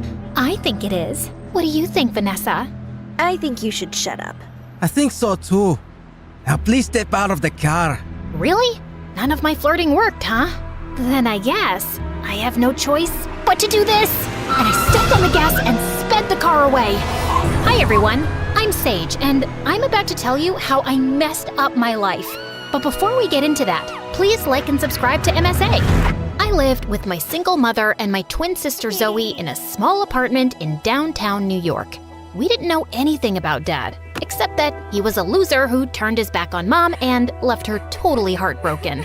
One day you're going to come back crawling and begging for forgiveness, and I will spit on your face and make you cry. Mark my words! That never happened. And Mom never found her true love again. That didn't stop her from trying, though. She worked as a receptionist at this fancy resort outside town, where she met tons of new people. Every month, she would date some new guy who would break her heart, and she'd become a sobbing mess. Like this one time, when Zoe and I were 10, Mom started dating this Italian guy who left her because her pasta was too salty. It's garbage. At 13, there was a biker guy who thought it was a cool idea to teach Mom how to ride a bike. Needless to say, Mom fell, broke her arm, and couldn't work for weeks. And then, a year later, Mom met this Indian guy who even moved in with us. Take a deep breath in. Now exhale. Now inhale. Now inhale and exhale at the same time. It's 5 in the morning, dude. Can we speed this up? Yoga is all about patience. The more you practice it, the better you get. Now, let's try again. Ugh, so annoying. But Mom thought he was perfect and sold off her jewelry to invest in his stupid yoga retreat. But he just pocketed all the money and disappeared without a trace. How could I be so stupid? We were planning to set up this cute bakery next to the yoga retreat. He'd teach yoga and I'd bake cookies. You know yoga's a form of exercise, right? Cookies are kind of counterproductive. Ugh, why are you like that? Like what? Smart and practical? No, mean and heartless. Can't you see Mom's in pain? Maybe I was a bit heartless. Growing up poor makes you accept reality in a harsh way. But with Zoe, it was different. She was delulu. Thanks to Mom and her awful choice in men, she grew up thinking that the only way to have a good life was to get your hooks into someone rich and successful. I was reading this fashion blog and they said if I sleep with a clothespin on my nose, I'll get the perfect upturned nose like most rich people have. That's the stupidest thing I've heard. Your nose is just fine. Can't hurt to make it better. And what do you know about fashion and skincare? She even tried poking her cheeks with pencils so she'd get dimples. When that failed, she turned to stupid home remedies. It's just getting worse before it gets better, right? What do I know about fashion and skincare? So, yeah, Zoe and I were poles apart, and Mom was always weird. And things just got worse when we turned 18. Mom met some guy at her resort, fell in love, and a week later they got married and moved to Spain. She promised to stay in touch, but all we got were a few bucks and occasional phone calls. With bills piling up, Zoe and I had to pick up housekeeping jobs at the resort. The pay wasn't great, but it was enough to cover school. We even got a room to stay in, which was a huge downgrade from our apartment. Okay, we need to make this work. Zoe, you take the broom and I'll dust the shelves. I just got a manicure done, so count me out. Where did you get the money? Wait, have you been using my savings? Yeah, but think of it as an investment in our future. See, what if tomorrow I run into some rich bachelor who asks me out, then falls madly in love with me, and we get married? And when we move to our fancy new house, I'll even set up a place for you in the garage where you can stay with your girlfriend and cats. What girlfriend? Your girlfriend, silly. You don't need to stay in the closet forever. It's 2024. I'm not gay, Zoe. I just don't have time for stupid boys. Now help me, or I'll make you sleep on the floor. The next few days were tough. I woke up extra early, worked my shift, went to school, came back, worked again, and passed out. But Zoe barely showed up at work and was more busy flirting with some guy or the other. And then, on the night of our graduation party, Zoe and I were getting ready when I spotted this huge diamond ring on her finger. Where did you get this from? I bought it? By selling your kidneys? Ugh, stop yelling! Okay, fine. I found this lying by the sink in a room I was cleaning today, so I borrowed it for the party tonight. And don't worry, the guest isn't gonna be back before tomorrow morning, so I have plenty of time to put it back. And what if they come back early, realize their $1 million rock is missing, and they trace it right to you? Why would they assume it's me? Because you're a maid, and the maid is always the thief. Who else would go in the room? Oh my god, you're right. How did I not think about that? Oh, they'll catch me and throw me in jail. I'm too pretty to go to jail. Plus, no rich guy will marry an ex-convict. My life will be over before it even begins. Just shut up for 2 minutes. Zoe told me the room number, and I double-checked at the reception, and thankfully, the guest was still out. This was the perfect chance to put the ring back. So I tiptoed my way across the hall, popped out the master key, and was about to open the door, when suddenly, my eyes fell on the most perfect guy ever. His beautiful black hair matched his perfectly fitting tuxedo, and he radiated elegance and confidence with his walk. I was sure he was an important guest, but then he stopped right next to me. Almost didn't expect you to be ready on time. You're talking to me? Do you see anyone else around? Let's leave, shall we? Leave for... Our date? I'm Carter. Our dad set us up. Vanessa, I thought you had seen my picture. I went to see yours, but you're not on social media, and your dad said you hate getting photographed. But I have your room number, 709, so it's gotta be you. Unless you lurk around other people's rooms for some reason. No! Why would I do that? Of course it's me. I am she, Vanessa. And yes, of course, I've seen your picture, but you have one of those faces that isn't very memorable. A complete lie. Okay, we have a reservation at the pier. I don't want to lose the table. So let's go. I smiled weakly as Carter led me to his chauffeur-driven car. Had I just panicked and ended up on someone else's blind date? At one of the fanciest French restaurants in town? I quickly texted Zoe to go to the graduation party without me as we were led to our table. I was overwhelmed by the freaking number of forks on the table, and I couldn't understand anything on the menu. I just let Carter order for me, and we made awkward small talk and then fell silent. Good Lord, I'd never imagined a date with a gorgeous guy could be this painful. So, Vanessa's a lovely name. Yeah, I guess. I've never met a Vanessa. Except myself. I'm actually named after Venice. Do you like Venice? It's nice, yes, but I like Spain more. I travel a lot, actually. It's my way of taking a break. A break from what? You know, endless meetings, parties, interviews where I get asked a lot of dumb questions like what do I eat in a day, how much do I work out, how many girlfriends do I have, etc, etc. And I have to answer all that to keep up a certain image, of course. But this life can be very exhausting. You know what I mean? Frankly, no. You sound like you don't appreciate how lucky you are. What do you mean? I mean, look at that waiter, for example. He works his butt off every day trying to make just enough for his rent. You think his life is easy? But he still smiles and serves you. Isn't that exhausting? Maybe, but that's what he gets paid for. It's his job. So he's not allowed to be tired because he works for a wage? But you, riding around in chauffeur-driven cars, living in fancy houses, dining in the best restaurants, You can be tired because you have to attend a few meetings and answer a few questions. Don't you think that's a bit hypocritical? I hadn't really thought about that. Then maybe you should. Anyway, I gotta go. But you haven't even touched your food. I'm not hungry anymore. And I just left without another word and hailed a cab back to the resort. When I got there, I realized that I still had the ring on me. So I decided to give my luck a second chance and tiptoed my way to Vanessa's room, carefully avoiding all the cameras. I swiped the key, gently turned the knob, and walked in, when suddenly someone jumped on me and pinned me to the ground. Who are you? And why did you just sneak into my room? And why are you wearing my ring? Speak up! I will, if you just get off me. Thankfully, Vanessa agreed to listen, and I spilled everything about the ring, Carter, and the blind date. I thought she'd call security immediately, but instead, she burst out laughing. Do you have any idea how much I tried to get out of that date? Phew, you did me a huge favor. Does that mean you won't be pressing charges?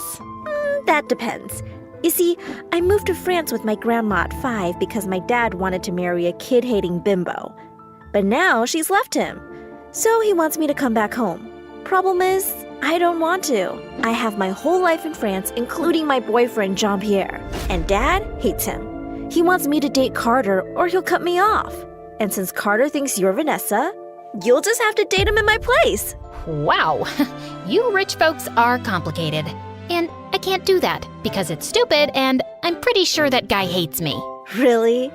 Then why did he send me a text asking to meet him again? Listen, just make this Carter guy go away. What if I say no? Then your sister will rot in jail and you will lose this job. But what about my work? I'll pay you. Does $500,000 sound good? Sounds great. Vanessa and I shook on it, and that night, I couldn't sleep a wink thinking about how this money could change everything for me and Zoe. But I was pretty nervous about fooling some rich, powerful guy. I wanted to share my doubts with Zoe, but I knew she was a tattletale, so I kept quiet. And the next morning, Vanessa woke me up at 6 and told me that Carter was on his way to take me to a derby match. Is there a reason why I'm dressed like Mary Poppins' cousin? I get that you want him to hate me, but this dress makes me hate me. The idea is to make you look undateable, and this dress is perfect for that. Now remember, make this the worst day of Carter's life. He should be calling my dad and telling him that I'm a monster. Now go make me proud. I left the hotel and greeted Carter at the gate, half expecting him to say something about my dress, but he just smiled and complimented me. Was he blind? Sorry, I think we kinda got off on the wrong foot last night. Can we do this in the car, please? The heat is making me dizzy. Sure. For the rest of the ride, Carter kept trying to talk to me, but I just pretended to be busy on my phone. Soon after, we reached the derby stands and were about to take our seats when I put my plan into motion. Carter! Can you get me something to drink? I'm parched. But the race is about to start. You're right. I'll just go and get it myself. No, wait! I'll get it. Oh, thanks.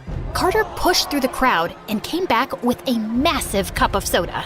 I took one look at it and screamed. It has no ice. I want ice. Carter rushed through the crowd again and came back sweating with a new cup of soda. Thanks. Oh no. What now? This isn't diet. I can't drink regular soda. It makes me feel bloated and gassy. Get me a new one. Pretty please. Carter shot me an irritated look before running back into the crowd, and by the time he got back, the race was over. I did feel a bit guilty, but then I thought about how he must have made his servants run around 1,000,000 times, so he probably deserved a little payback. What an exciting game.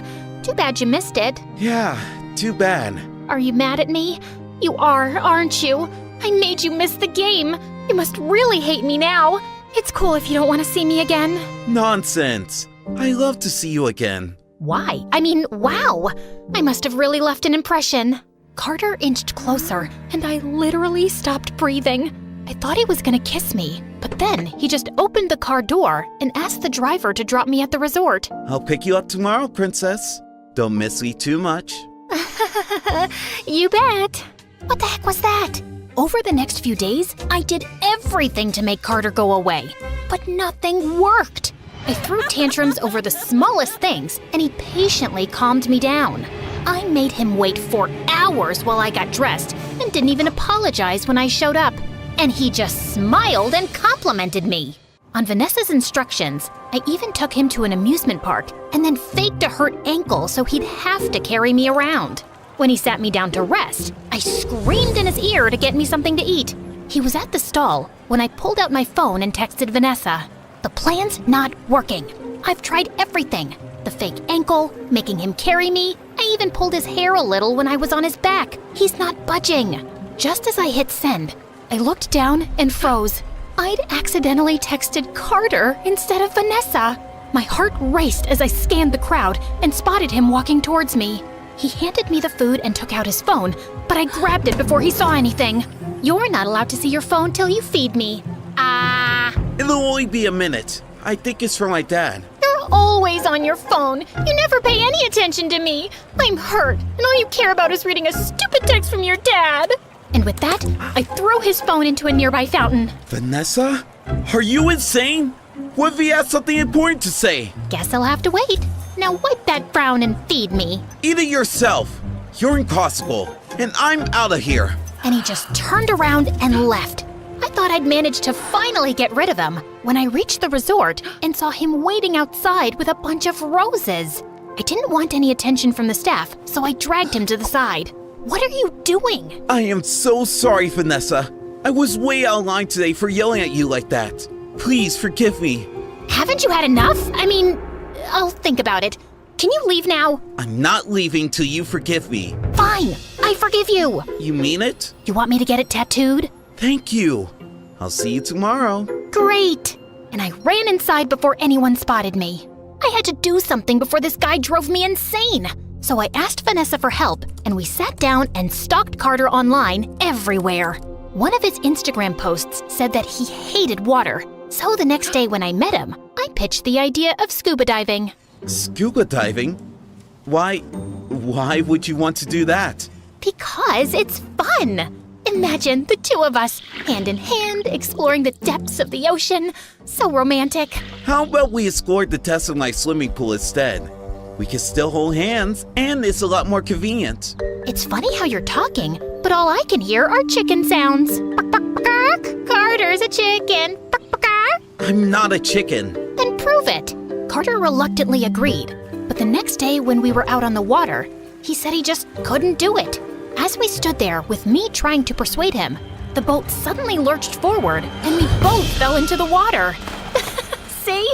It's not so deep and scary, is it? Just then, I noticed that Carter wasn't swimming. He seemed to be struggling to stay afloat. And then he started sinking. I quickly swam to him and helped him back onto the boat, but he'd passed out. I shook him, gave him CPR, and was about to give him mouth to mouth when he opened his eyes and coughed up water.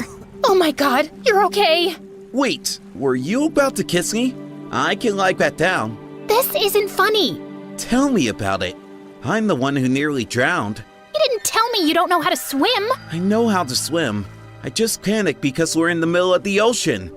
I told you I couldn't do it. I'm so sorry, Carter. You should be. Now, where were we? Yeah, I had my eyes closed and you're about to kiss me? Shut up. Once we were back on the main shore, we went to a cute diner and ordered burgers. Carter spotted a jukebox and played some of his favorite songs, but when I played mine, he fell silent. You don't like this song? No, I love it. It reminds me of my mom. She used to hum this to me whenever I was feeling low. I know I never say this, but I really miss her. I miss my mom too. Guess we're not that different, huh? You're way better than I'll ever be. Carter pulled me close, and as we swayed to the music, I realized he'd never looked so perfect. Under that spoiled exterior was a boy who missed his mom, and all he needed was someone to talk to. I wanted to be that person for him, but I also knew it wasn't gonna last forever. So I just melted into his arms and decided not to think about it. That was until I reached my room and reality slapped me in the face. Care to explain why you have such an expensive dress in your closet? It's not mine. I borrowed it from someone at work. Uh-huh. Then why'd you hide it in your secret spot in the closet? You went through my secret spot? That's abominable! Who uses words like that? Also, I don't know what it means. And you've been acting really weird these days. Just last week I saw you sneaking into the room late at night. Where were you? I went out for a walk, Mom. Now, if you're done interrogating me, I've had a very long day. Obviously, that didn't stop Zoe from snooping around, and with time, she only got more suspicious. I had to put an end to everything soon, so I thought I'd go and talk to Vanessa. But her boyfriend was visiting, and she was always busy with him. And I decided to wait. But then one day during a date, Carter told me he wanted me to meet his dad. Why? I mean, don't you think we're moving too fast? We barely know each other. I don't know about you, but I think I know you pretty well. Really? Like what? Like I know you're pretty, you have the most gorgeous smile in the world, and that you play with your hair when you're nervous. And when you're thinking too hard, you make a weird face. Something like this. Stop it. Listen, please just come. It'll mean the world to me. Oh, and I have something for you. This necklace belonged to my mom, and it'll look beautiful on you. I don't think I can take this. I insist. Carter gently put the necklace around my neck, and I felt a million butterflies in my stomach. The entire ride home, I couldn't stop thinking about how I was deceiving him. I gulped down my tears as I kissed him goodnight, and then I barged into Vanessa's room. Carter wants me to meet his dad. And? What do you mean? His dad will spot my lie in a second. No, he won't. I've never met him. And even if I did, rich people have the memory of a goldfish. There's no chance he'd remember me. That's not the point. If Carter wants me to meet his dad, that means he's serious about me. It'll crush his heart when he finds out I lied. And why do you care about his heart? Listen, Carter clearly doesn't want to break up with you, but if his dad doesn't like you, he might convince him to dump you. All you have to do is make a horrible impression on the dad. I'm sure you can handle it. Handle it? I could barely walk in the ridiculous dress Vanessa picked out. I tripped getting out of the car on my way to Carter's mansion. Finally, I saw him waving at the front door, and I felt a bit relieved. But then his dad joined us, and he stared at me with an icy stare. Dad, this is... Vanessa, I know. You don't look anything like your pictures. Yeah, I'm not very photogenic. By the way, it's so good to meet you, sir. And what a wonderful house you have. These paintings and sculptures are really one of a kind. What an exquisite collection. And then I leaned onto one of the statues, and it started wobbling. The next thing I knew, it toppled over and shattered to pieces. As I backed off in horror, I accidentally bumped into a waiter carrying a tray of shrimp and landed right on my butt. Every eye in the room turned to me, and I quickly got up and bolted to the washroom. As I was cleaning up, a pretty girl walked in. It was Sophie, Carter's ex. I recognized her from my online stalking sessions. That was one heck of an entrance. I'm Sophie, by the way. Carter must have mentioned me. Actually, no, he didn't. Can I help you with something? Just wanted to see Carter's new catch. And also, there's something you should know.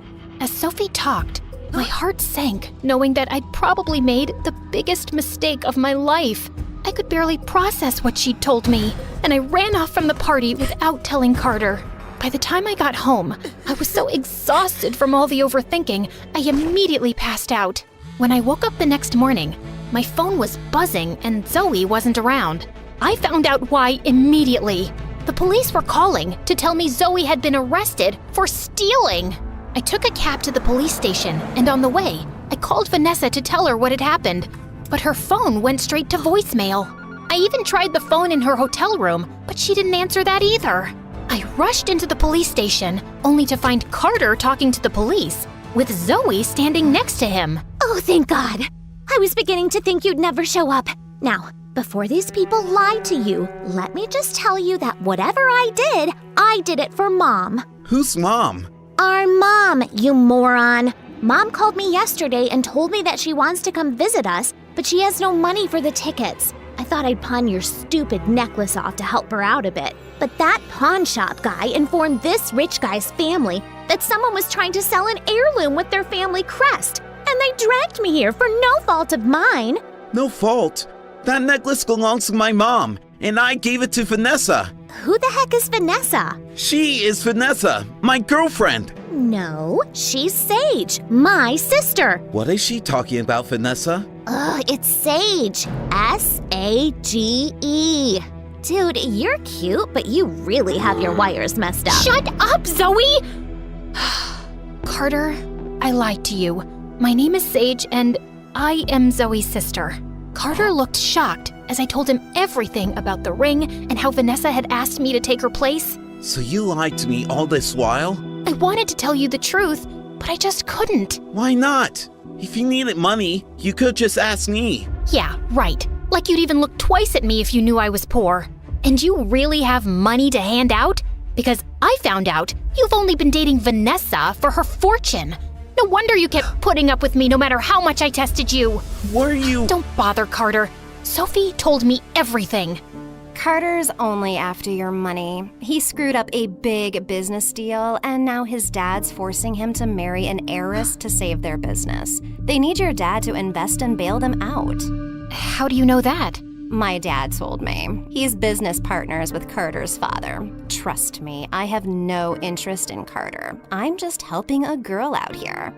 And you're just going to believe her, without giving me a chance to explain myself? Well, is she lying? No, but... Then there's nothing left to say. Look, Carter, we both lied and we're both wrong. The only difference is that I lied for my family and you lied out of greed. And I agree that there were moments where I got carried away, but now I'm back to reality. I'm pretty sure you don't care about me much, but if you do, even a little, please drop the charges against my sister. She's the only family I've got. I must have struck a chord with Carter because he took back his complaint and Zoe was released soon after. But the news of her arrest reached the resort manager and we were both fired on the spot, which was fine. I was done with that place anyway. Zoe and I moved to a small apartment and decided to start our life from scratch. We found jobs at cafes and this time, Zoe stuck to her promise to work hard. She seemed to be actually sorry for all the trouble she'd caused me. And while it was difficult to not think about Carter, I had to push him out of my mind and move on with my life. Then a week later, I was leaving for work when I found Vanessa standing at my door. What are you doing here? The night you were at Carter's place, my dad showed up and told me he didn't want me to see Carter anymore. He didn't give me a reason, except that he didn't trust Carter's dad and that he was okay with my relationship with Jean-Pierre and just wanted me to come home. That's a relief. Congratulations. Anything else? Here's your $500,000. I'm a woman of my word. I didn't exactly do the job, and I don't want money for tricking someone. It didn't bother you before. I guess you must have fallen in love with Carter. No, that's not it. Well, that's too bad, because Carter's in love with you. He called me to yell at me for making him fall in love with the wrong person and how he can't get over you. He doesn't love me. He was just after your fortune. That's why he put up with me for so long. Something tells me you haven't seen the news recently. Carter officially resigned from his dad's company. I think his dad forced him to be with me just for money, and he was under a lot of pressure, so he agreed, but it looks like he doesn't care that much about money now. Oh, he also announced he's taking care of the student loans of waiters working in 20 restaurants in this town. I don't know what that's about. I don't believe it. Vanessa showed me the news article, and I was shocked. Oh God, Carter really loves me? I have to tell him how I feel too. But he's moving to his mom's place in London in like 3 hours. Then we have to be quick. You have a car? Duh. You think I walked here? Of course I have a car. But it's a little slow. Seriously? I can crawl faster than this car. Told you he's slow. I don't care, because I'm mostly on my phone, and you know how rich people are? Always fashionably late. Just sit back and relax. Enjoy the drive. Enjoy my butt! I asked the driver to stop and step aside while I took the wheels and hit the accelerator. I zoomed past the cars, got tailed by the police, but somehow made it to the airport just in time. I jumped out of the car and dashed towards the gates, still hearing the police sirens behind me. Go! I'll take care of this. I rushed through the airport, screaming Carter's name. All I could think of was not being able to talk to him and tell him how much I liked him. And my heart sank when I checked the departure charts and saw that the London flight had already departed.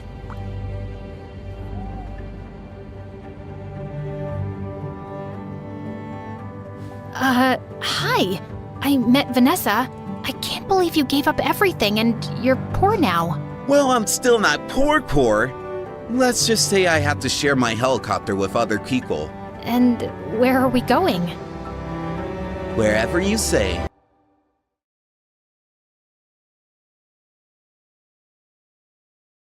Have you ever woken up from a dream so wild and vivid that it made you question reality? Well, I had one of those. Except mine wasn't a dream. It actually happened. Believe it or not. Hi, I'm Avery, a young billionaire pilot, and this is my story of how I ended up in the creepiest and most mysterious place in the world. Before I continue, please like and subscribe. Let's take it from the top. It all started when my best friend Mila and I were getting ready for some party on one of my private islands, and while I was picking which jet to fly, she was busy ranting about how I just rejected my 8th millionaire suitor on that same day. I swear you reject men like it's your natural reflex. A-listers, heirs, young CEOs, that prince from somewhere I can't pronounce. Girl, what exactly are you looking for? I slid my hand along the wing of jet number 3, like it was a Greek god. I don't know. Maybe I'm just looking for something more. Someone who can make my heart feel like it's about to jump off a cliff, maybe? That sounds like an arrhythmia. Exactly. The world's too big to settle just because someone has a yacht named after me. Maybe you just haven't met the right one yet. Who knows? He could be hiding in the most unexpected place. Ew, I like the sound of that. Just then, my head bodyguard stormed in with the other walking muscle towers. Miss Avery, your father strictly said, no flights without a pilot or protection team. I've been flying since I was 4. Not to brag or anything, but I've probably spent more hours in the sky than in math class. With supervision, Miss Avery. Oh, please. Just this once? Ma'am, this is serious. You can't We're gonna just— be late for the party. Sorry, boys. Mila scrambled in after me, gripping her matcha tea like it was holy water. Are we actually doing this? Yep. I'm cutting trackers and signals, so don't scream. Why do I hang out with you again? Because you love me, and I got you that gold-plated PS5. Mila was only interested in 3 things: parties, video games, and me. Fair enough. We were up in the clouds in under a minute. You ever wonder what the edge of the world looks like? No. Normal people wonder about movie endings, skincare routines, and what their cats are thinking. Well, you wonder about edges and wormholes and flying into unmapped airspace. Be careful what you wish for, Aviator Barbie. But that's the thing. I liked the unknown. I liked chasing the things that most people were too scared to look at. Maybe it was the curious cat in me. The sun was already setting as we neared the island. I practically felt the music blasting from the party below. And honestly, I'd rather keep flying than partying with a bunch of basic guys. How about we go somewhere else? Where? The edge of the freaking world? Exactly. You're joking, right?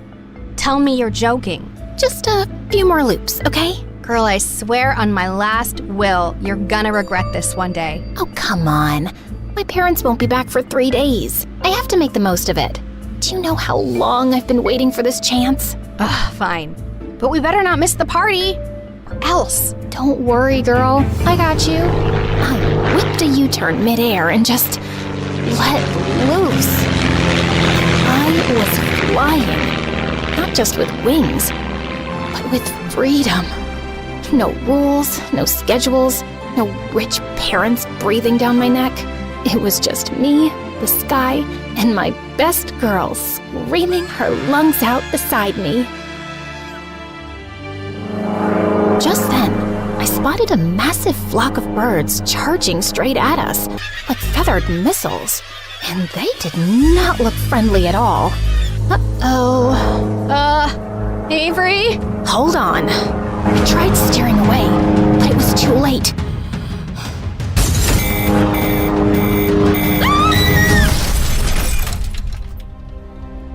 When I I opened my eyes, I wasn't in my jet anymore. I was lying on the grass, in the middle of nowhere. I sat up and looked around with my heart pounding in my ears. No Mila, no jet, just weird-looking trees, starlit ruins, and some moon statues everywhere. Where am I? If something happened to Mila, I swear to God, I couldn't forgive myself. I reached for my phone, and my stomach instantly dropped when I realized that it wasn't in my pocket. It was probably still inside the jet. If it still existed. I scrambled up and immediately heard the saddest squish under my designer boots. Please don't be poop. Please don't be poop. Yep, probably poop. Great. Love that for me. But no time to emotionally process that right now. I needed to find Mila, or my jet, or a working cell tower, or anyone I could beg for help. I mean, I didn't survive boarding school and etiquette class just to die lost in an unfamiliar place.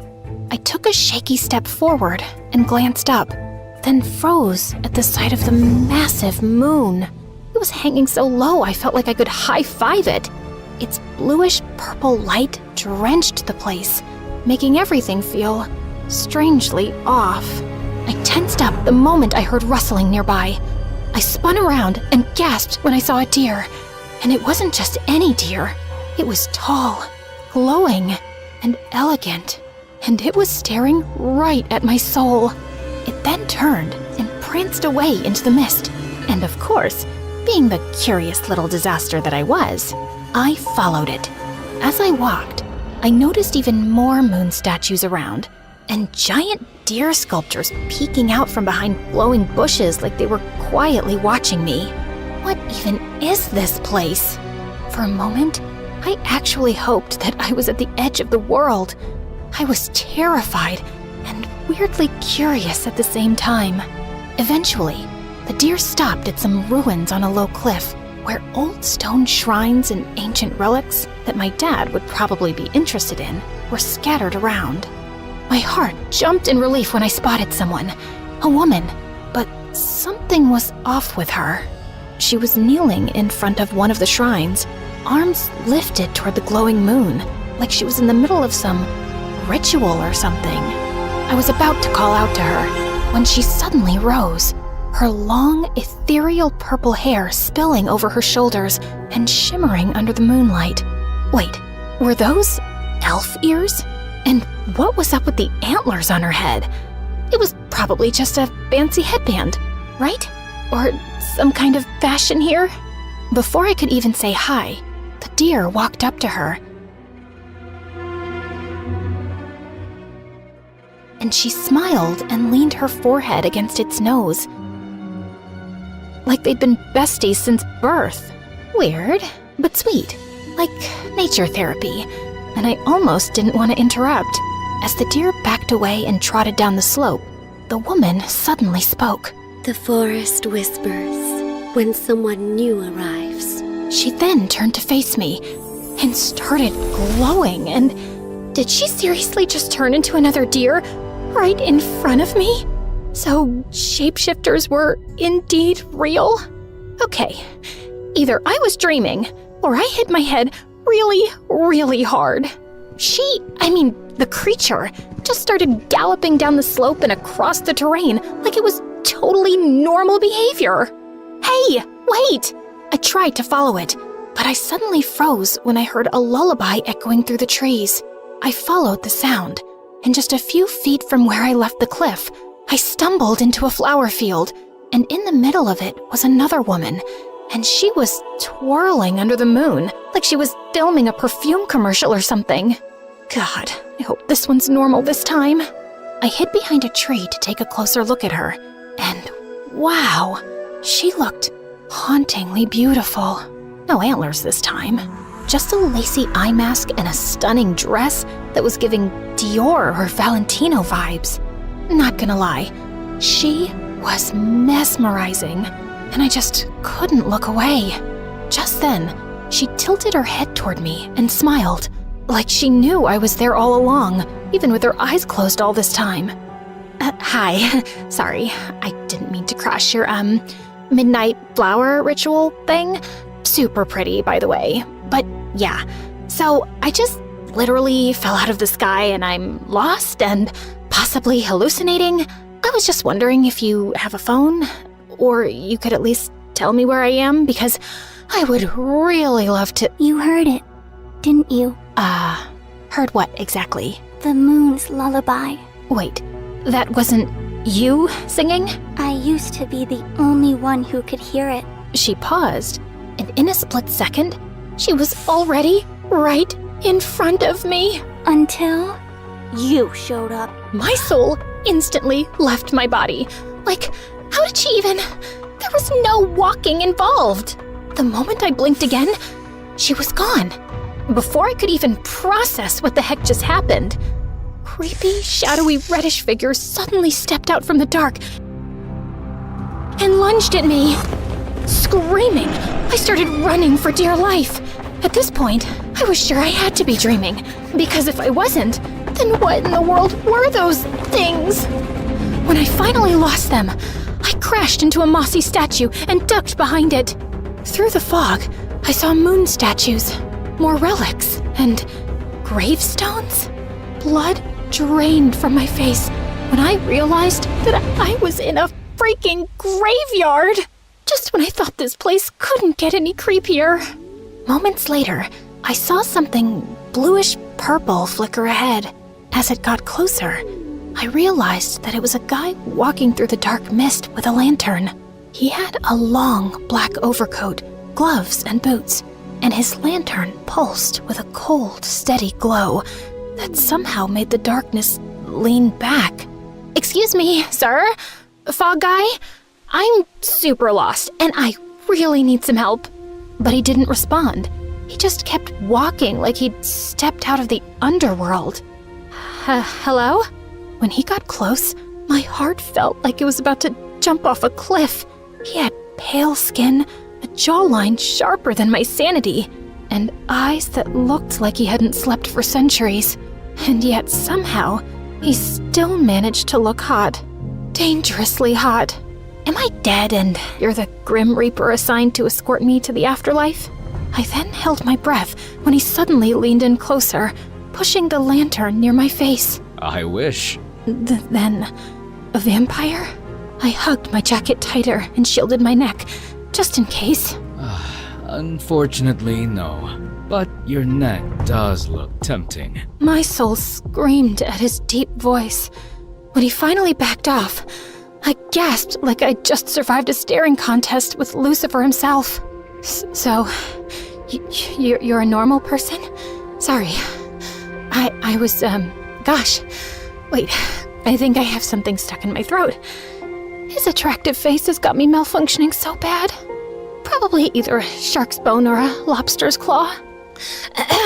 So, okay, here's my story. I was flying my jet, crash-landed here, then found myself running away from some creepy moon cult with chanting and possibly floating people. I need to get out of here, and I assume that you can help me with that? But he just stared at me, but not with annoyance, not even with concern, more like calculation, like he was trying to decide if I was a threat, a liability, or maybe his next victim. So, you're a local here? Still nothing. No answer, no emotion, just aura farming. He turned around and started walking without any words, and I just found myself following him like a dumb little duckling.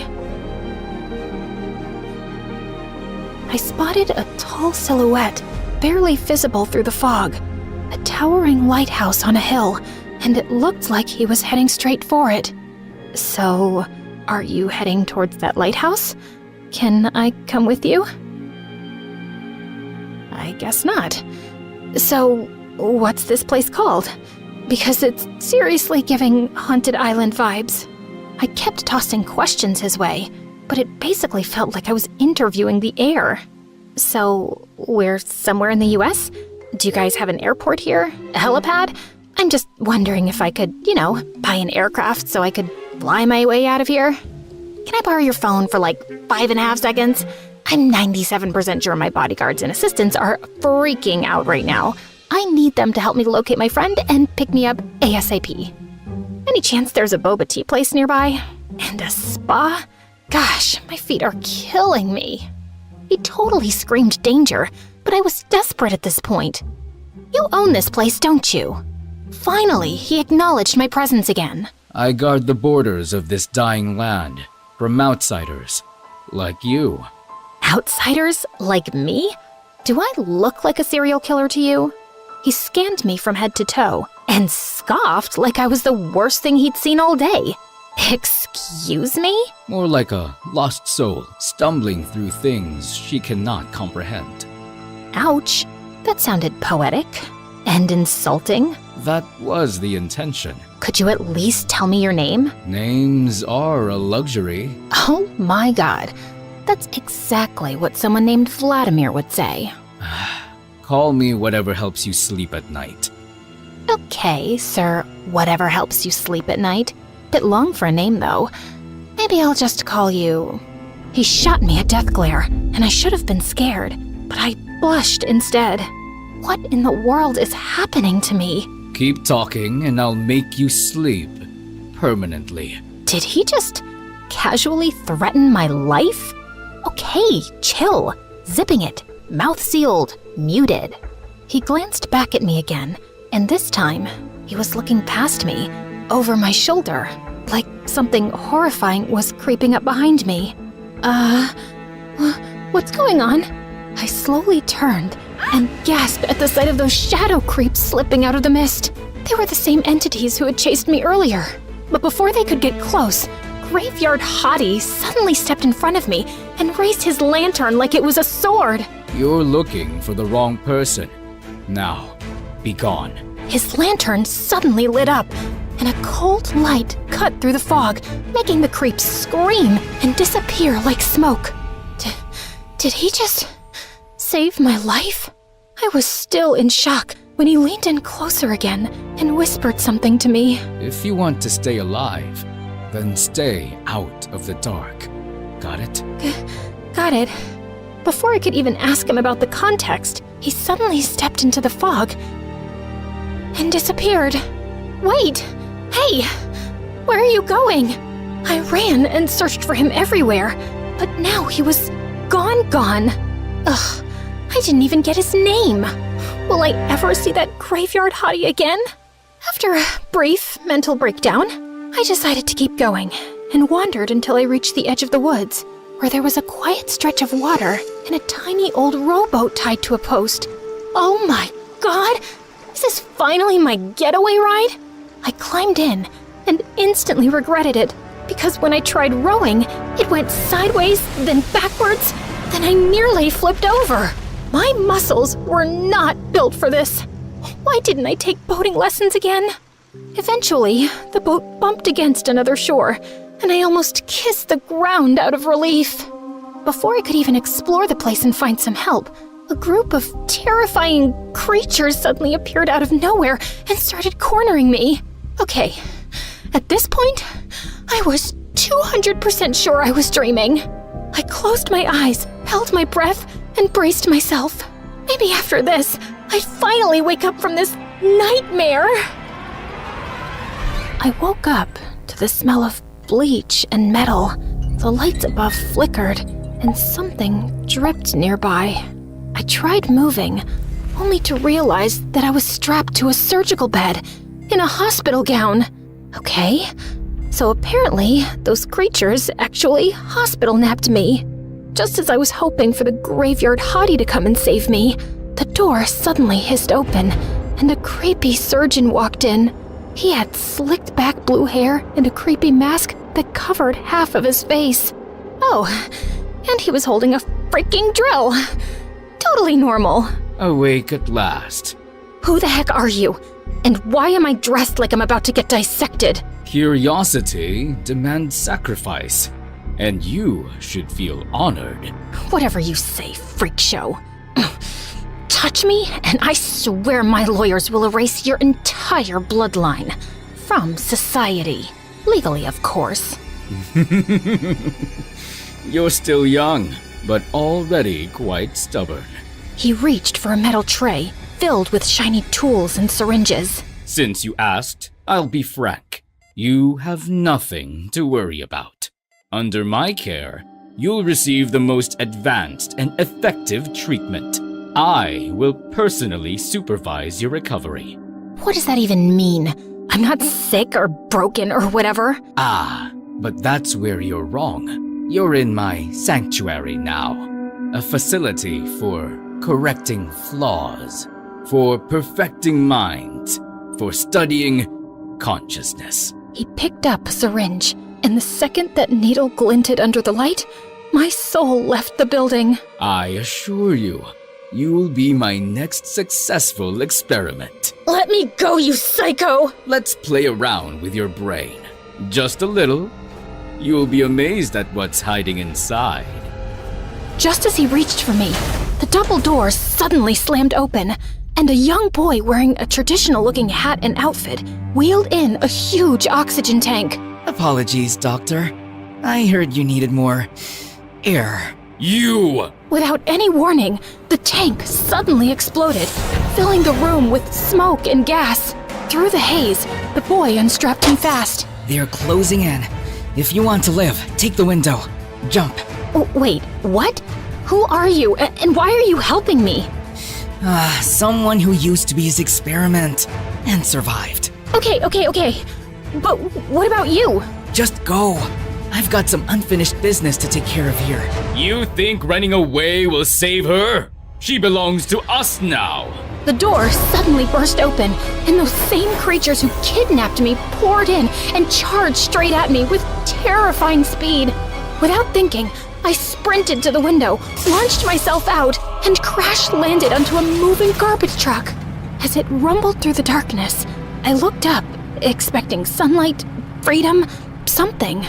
But to my surprise, the moon was still there, just smaller and duller now.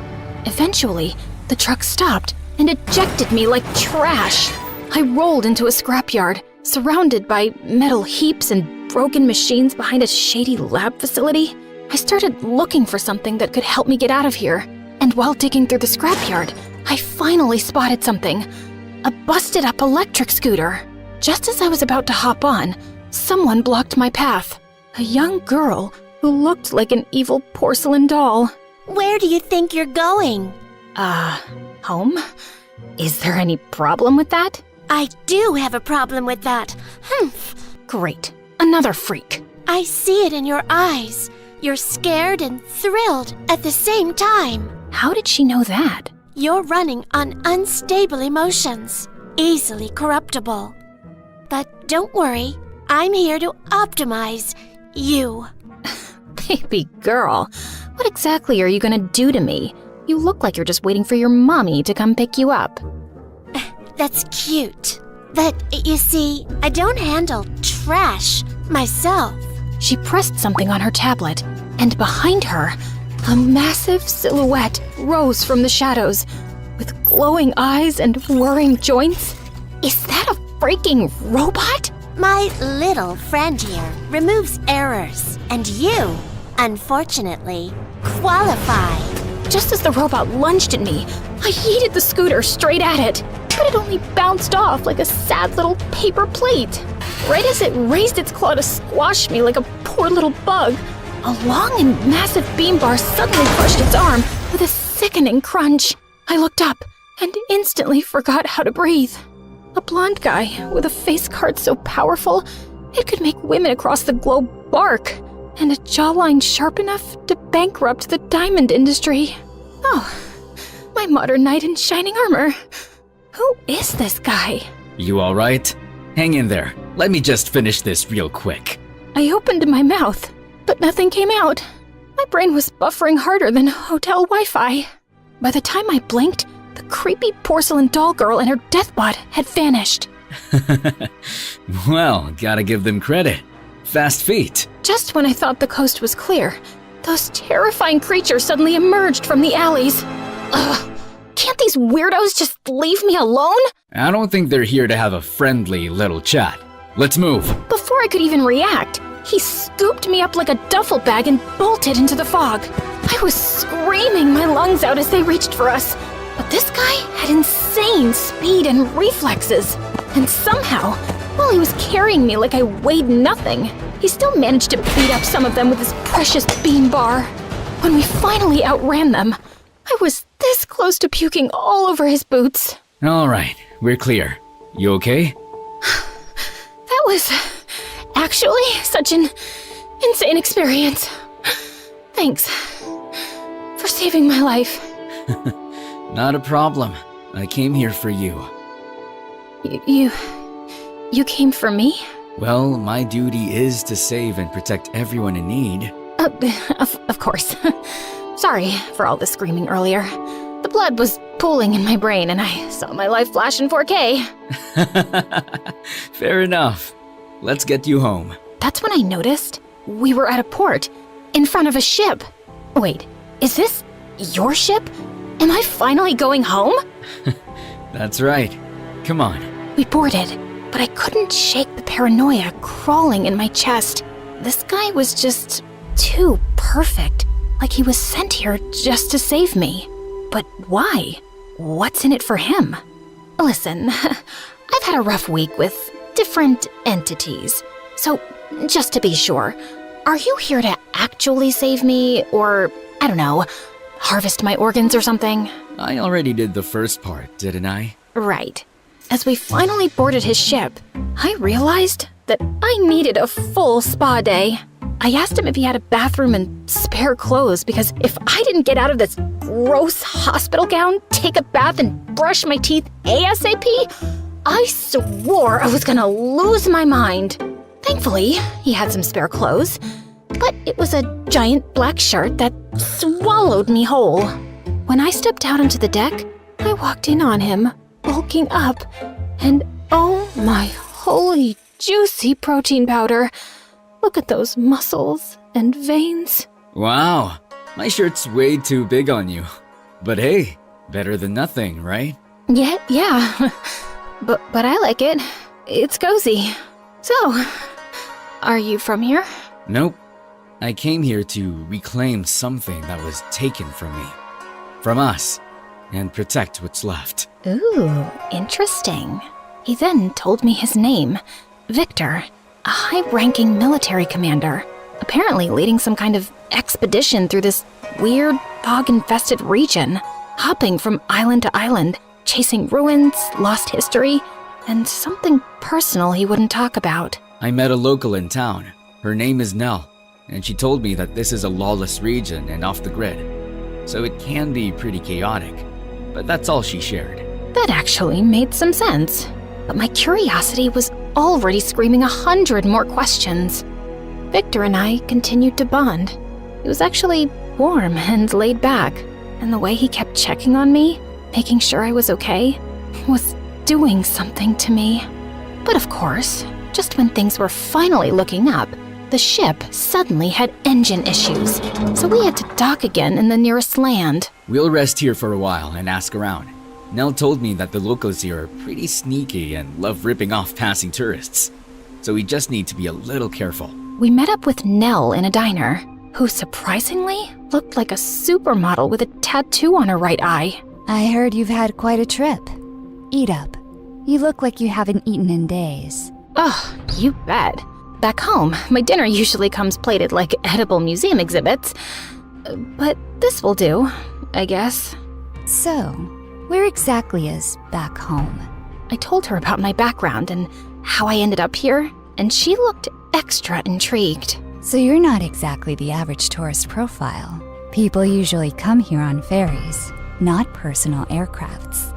Oh, speaking of aircrafts, do you know anywhere I can borrow one? Preferably a jet or a helicopter. We can try the craft shop. Might have something experimental. Craft shop? Like gadgets, machines and stuff? Everything, babe.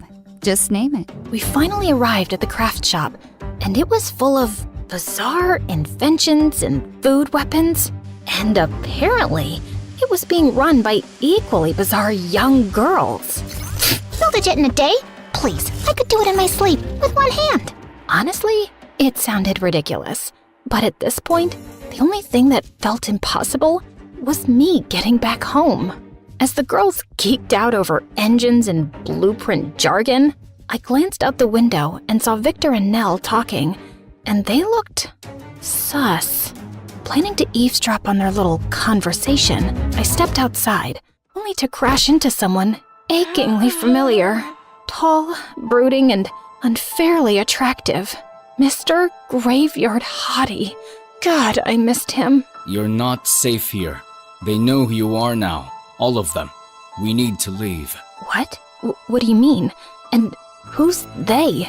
Suddenly, Victor stepped in. She stays with me. That's not your call. Oh, I think it is. Because I'm responsible for her now. 2 of the hottest men alive fighting over me in the middle of a creepy fog-covered mystery land? Now it felt like a Wattpad fever dream. And Mila would be frothing at the mouth when she hears about this. You need to come with me. You need muscle. Not some emo lantern guy, Avery. I've led troops through war zones, while he's guarding trees and graveyards. You do the math. Honestly, it was impossible to choose. So I suggested playing rock, paper, scissors. And to my shock, they actually went for it. But it turned into an endless, awkward loop of ties. I considered flipping a coin, until we realized none of us even had one. I'd gladly come with both of you anyway, so... Did I just say that out loud? Before they could react, a red flash in the alley snagged my attention. A glamorous woman with sleek glasses, a stylish hat, and a banner stood there like a fashion model turned CEO. She pressed a finger to her lips and raised the banner. If you want real answers, follow me. She winked at me, then vanished into the shadows. Okay, definitely not suspicious at all. But my feet had a mind of their own. So I ditched the boys and followed her straight into a cafe and... Holy stepmother of boba tea! I wasn't expecting this to exist here. I immediately barged in, only to find that it was completely empty, except for that woman. She was sitting there, like a seductive riddle, with endless legs, casually sipping her drink like this was a date. It's self-service. Oh, love that. Real classy. Now, about those answers. Why don't you throw a question first? Just a little suggestion. Okay, fair. So, where the heck am I? Spill the boba tea? I mean, where? Like, exact location, GPS? How do I escape? She sipped her tea louder and even more dramatically. They surely have the best boba tea around here. It tastes so divine. And sweet. And creamy. It's probably laced with... something drippy. Like a special honey made from paradise and... Look, I'm here because you promised me answers, not some boba tea review. As if testing my last nerve, she started taking selfies with her tea. Serious question, are you trying to help me or mess with me? Apologies. Can't a woman have a little fun? Anyway, before we get serious... She took her drink and strolled toward me like she had all the time in the universe. I then held my breath as she leaned in, way too close. Seriously, what was up with this whole town or whatever? Why was it full of insanely attractive men and women, aside from those freaks and psychos, of course? Try this one first. I took a sip and realized that she wasn't lying about her boba tea review. I knew you'd like it. Anyway, have you considered being a pop idol? With that face card and body tea, I can make you global. Are you recruiting me or giving me answers? Both? Anyway, I've heard your family owns quite a few islands. Think I could have, say, 3? Strictly for my child's private playground. Wait, she has a kid? And how does she know that? Miss whoever you are, I'm this close to losing it. I just want my jet, my best friend, and a 14-hour spa day, and to go back to a life where my biggest problem was choosing which designer sunglasses to wear. I got up, ready to leave, when the doors and windows suddenly slammed shut, trapping us in. It's them. Which one? There's a lot of lunatics in this place. You're probably confused. Being in a place that promises new secrets and answers long buried in time. And where people from different places come chasing power, riches, and control. Everyone wants a piece of you. Some to protect you and use you at the same time. Some to own you. Some to experiment on you. And others to erase you. What? Even the ones who saved me? The ones I kinda trusted? Tragic, isn't it? Then how do I know you're not one of them? She just sipped her tea again and shrugged. That's your call, sweetheart. What is this all about anyway? And what exactly do they want from me? Your arrival just made things even messier. You're carrying something none of them planned for. You just made me even more confused. What even are you? Spy, cult leader, crazy vlogger, rogue journalist, boba witch? Oh, darling. I just like knowing how the story ends. Then I want a jet so I can go home safely with my best friend. That's how my story ends. Well then, your answers await, as promised. It's right beneath us. She then tapped her heel on the floorboards. Wait, was she serious? Quickly now, they're coming. And they're not here for the boba tea. Just then, the whole cafe started to shake. And that was my cue. I flung the hatch open, climbed down, and found myself in some kind of underground cave. I was completely lost until I spotted a jet up ahead. Finally! Sweet, glorious escape. I took off running, only to stop dead in my tracks when I realized that it was just a toy. A stupid little model jet on a stand. And then I heard the echoes of that woman's laughter from above. I knew she was sus. She freaking tricked me, crazy witch. Suddenly, a beam of moonlight burst through a crack in the cave ceiling and hit me square on. I suddenly felt weird. What's happening? Just then, everyone started showing up from every direction, completely messing with my head. The prophecy lied. It wasn't supposed to be you. I was chosen to be the new moon, and not you. I am the true vessel, and that light belongs to me. You are the perfect subject. I must know what you truly are. Utterly risible. You carry the moonlight, and with it, you can save what's left of us. Come with me, Avery. This region's balance depends on you. Let me protect you before they twist what you are. Just shut up, all of you! And don't come any closer! Just then, I heard another woman whispering in my head. You don't owe them anything. Just keep shining, Avery. And just like that, I snapped back. I spotted a tunnel tucked into a corner and sprinted like my life depended on it. Because it did. When I finally burst out the other side, an actual jet was there. And Mila was inside. Girl, let's go! Hurry up! We're running out of time! Miracles do freaking happen, folks! I jumped in, slammed the hatch, and fired up the engine. That's when they showed up.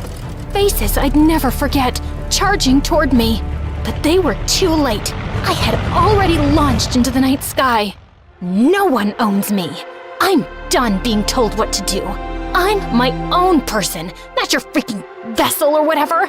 So guess what? Bye, freaks. Freedom, at last. I jolted awake to the sound of beeping machines and blinding hospital lights. Sweetheart? Oh my god, honey? She's finally awake. There you are. You better have a good excuse for scaring us like that, young lady.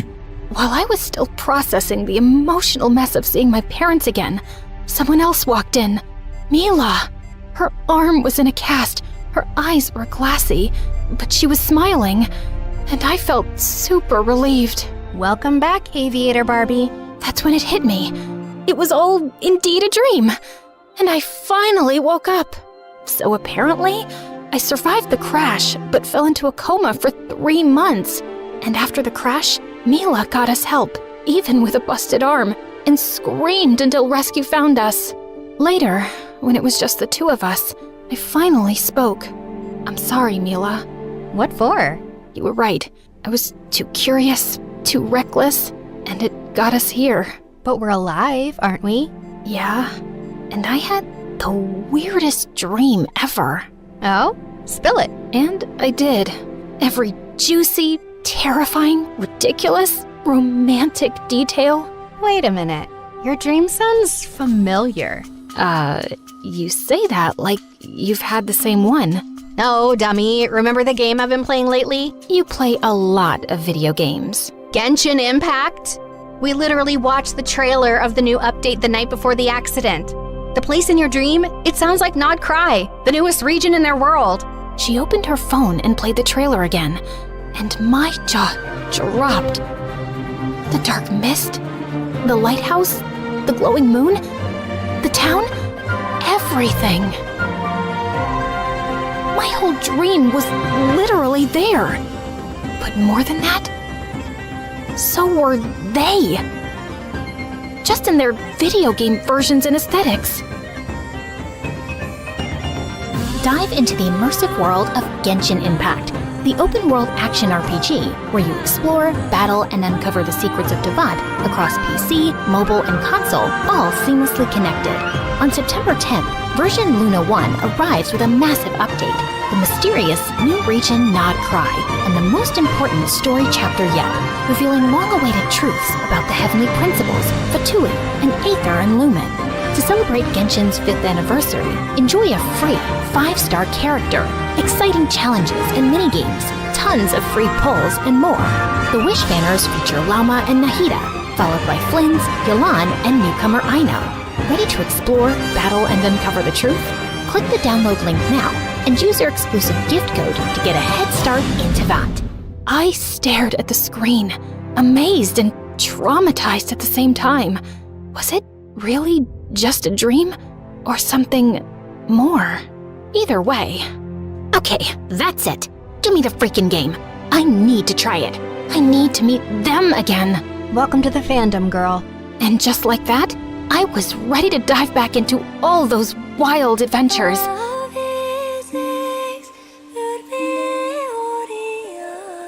And even get closer to my favorite characters. You know who they are.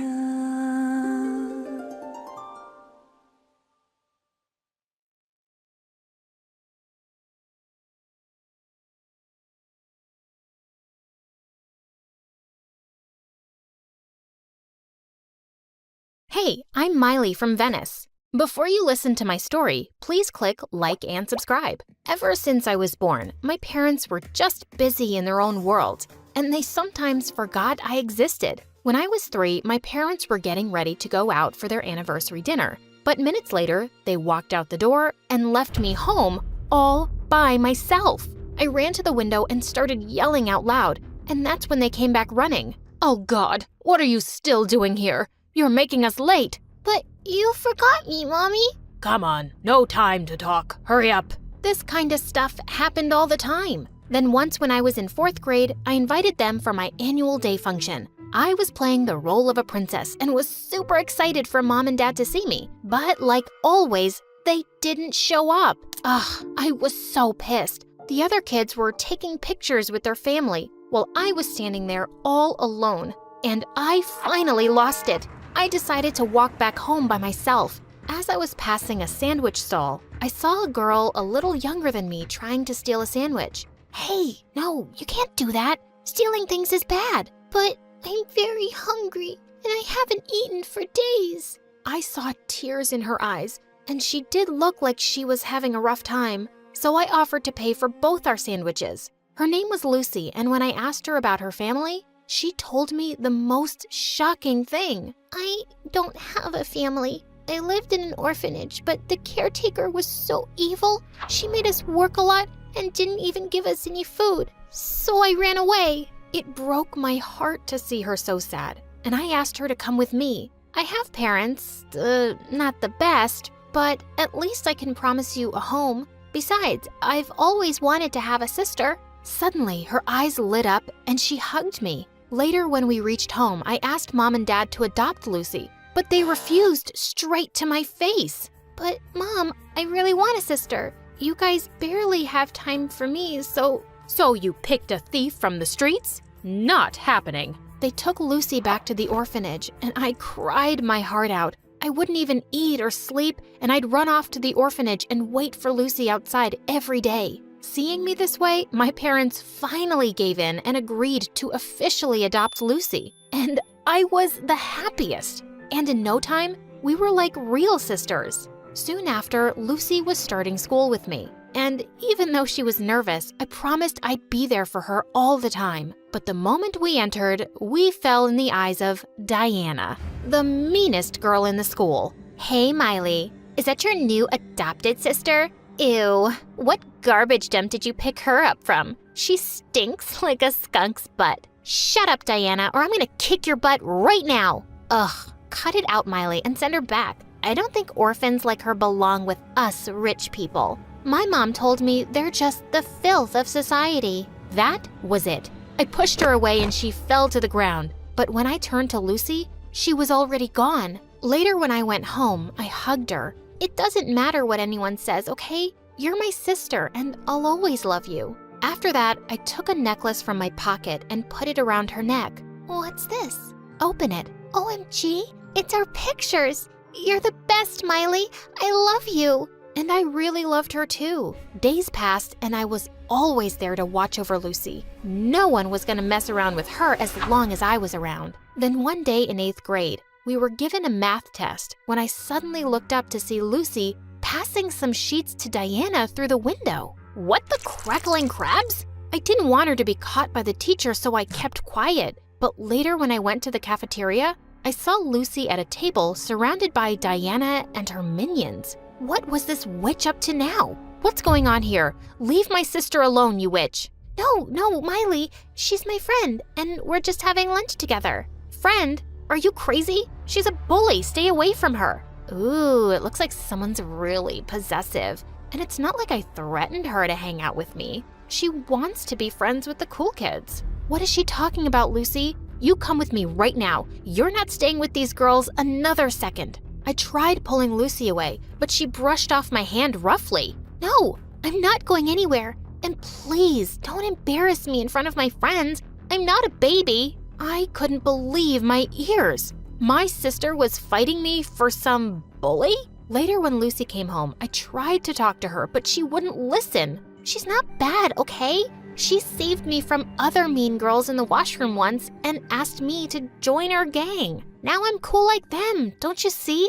She's turning you into a bad person like her. I saw you helping her cheat today, Lucy, and that's not cool. But my words had no effect on her. And after that, she started hanging around with Diana all the time. She'd be carrying around Diana's books, bringing her food, wiping the table clean for her.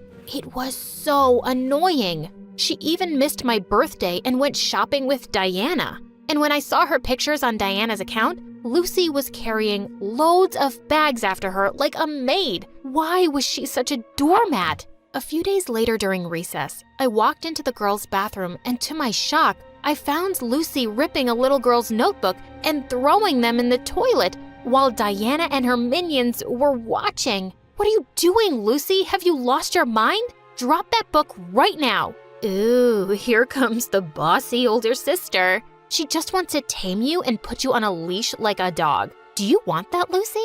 Or do you want to be your own master? Listening to Diana's words, Lucy looked at me and ripped the book in half. She's right. You're not my mother, Miley. You're not even my real sister, so don't tell me what to do. Got it? How dare you? I always thought of you as my sister, but I think I made a mistake. I should have left you in that orphanage and never brought you home. You're a monster. I tried to pull the little girl out of there, but Lucy jumped on me and we broke into a wild cat fight. Just then, one of the other girls shouted that a teacher was coming, so they all ran away, leaving me on the floor. I was so done with Lucy now. That stupid bully was no longer my sister. Lucy would sneak out of the house at night all the time, and I couldn't care less. But then one morning, she didn't come back home. And when I went downstairs, Mom was furious. That devil child. She's at school and was caught trying to steal something. What? No way.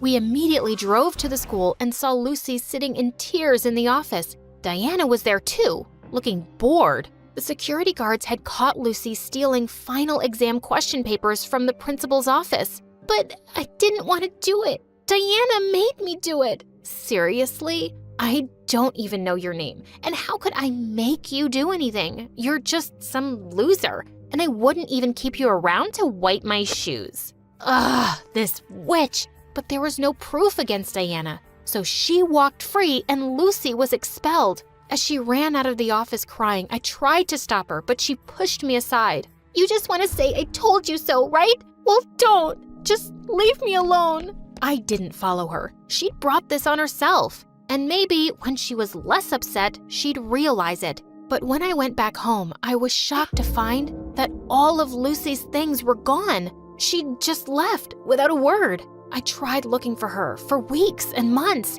but didn't find her anywhere. Soon after, I left for college where I met John. We fell madly in love and got married soon after. My married life was perfect. But a few years later, I discovered that I could never have children. Both me and John were devastated by the news. And as years passed, things started to get worse. On our 5th anniversary, I cooked John's favorite dinner and waited for him to come home, but he didn't show up at all. And the next morning, the doorbell rang, and I found 2 kids about 3 years old holding a letter addressed to me. Miley, please forgive me, but I can't take care of these kids anymore. I've lost all my money and I'm in debt and I have to leave. Please don't look for me. I stared at John's handwriting in complete shock. And now he was running away and leaving them with me? Oh my God, that jerk! I immediately took the kids to the police, and it turned out they were my husband's kids, and their mom passed away some time ago. The cops decided to send these kids to the orphanage, and that instantly reminded me of Lucy. My heart sank thinking how awful her orphanage was. And without thinking, I suddenly yelled, "No, I'll adopt them." And in no time, the kids moved in to live with me. Their names were Dan and Dean, and they were adorable. The first night, I fell asleep next to them. A few hours later, I woke up to crazy sounds. I rushed downstairs and saw them banging on pots and laughing. Quiet! Are you both babies or devils? They both dropped everything and ran towards me. Sorry, we play. I instantly melted. Later, I took them out shopping for toys and clothes. When we came home, they were both full of smiles and even kissed me. It just warmed my heart like nothing before. My life felt perfect. A few years passed, and the kids forgot they had another mother before me. Then once when Dean was in the 3rd grade, I found him crying in his room. Oh, honey, what happened? He told me there was some guy in his class who was bullying him. He even had bruises on his face. Oh, baby. I'll talk to the principal and his mom, and you'll be fine. Mom's got you. The next day at the parent-teacher meeting, I waited for the kids to point the bully's mom out to me. When they did, I went ahead and tapped her on the shoulder. "Excuse me, is that your kid?" I turned around, and my jaw dropped. Miley? Lucy? Oh my God. We just stared at each other in shock, and then I spoke. "Was it your kid who bullied my son?" "What? Not possible. My son is an angel." "Oh, really? Then why does he steal my kids' lunch and hit them? Is that what you're teaching him?" "How I raise my son is none of your business, bossy pants. If my kid gets hurt, it is my business. Keep your kid away from them." I walked off quickly before she made a scene. But on our way back home, I couldn't stop thinking about Lucy. She looked so different and pretty, but I didn't have anything to do with her now. A few days later, the kids insisted on me taking them to the school carnival. When we got there, they ran off to have fun with their friends, and I got busy with the other mothers. But moments later, we heard a loud noise, and my heart jumped when we saw a huge fire had broken out in one of the tents. I started looking for the kids and found Dean immediately, but Dan was missing. I was shouting his name and looking everywhere, but what I saw next shocked me. Lucy was there, and she was walking out of flames with Dan in her arms. Oh my God, what happened? Is he okay? I hugged Dan tight and then saw Lucy's hand. It was all burned by the flames. I stayed by her side as the medical team bandaged her hand.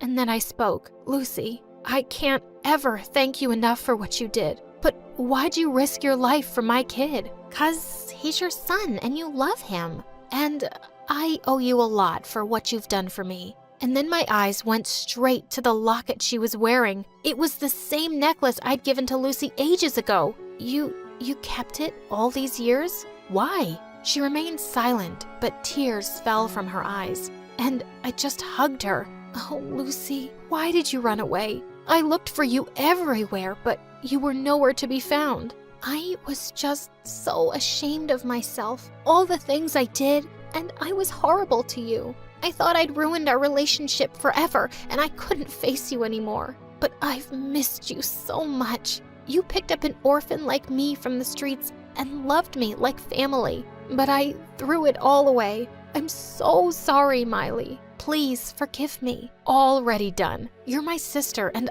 I'll always love you. Come here.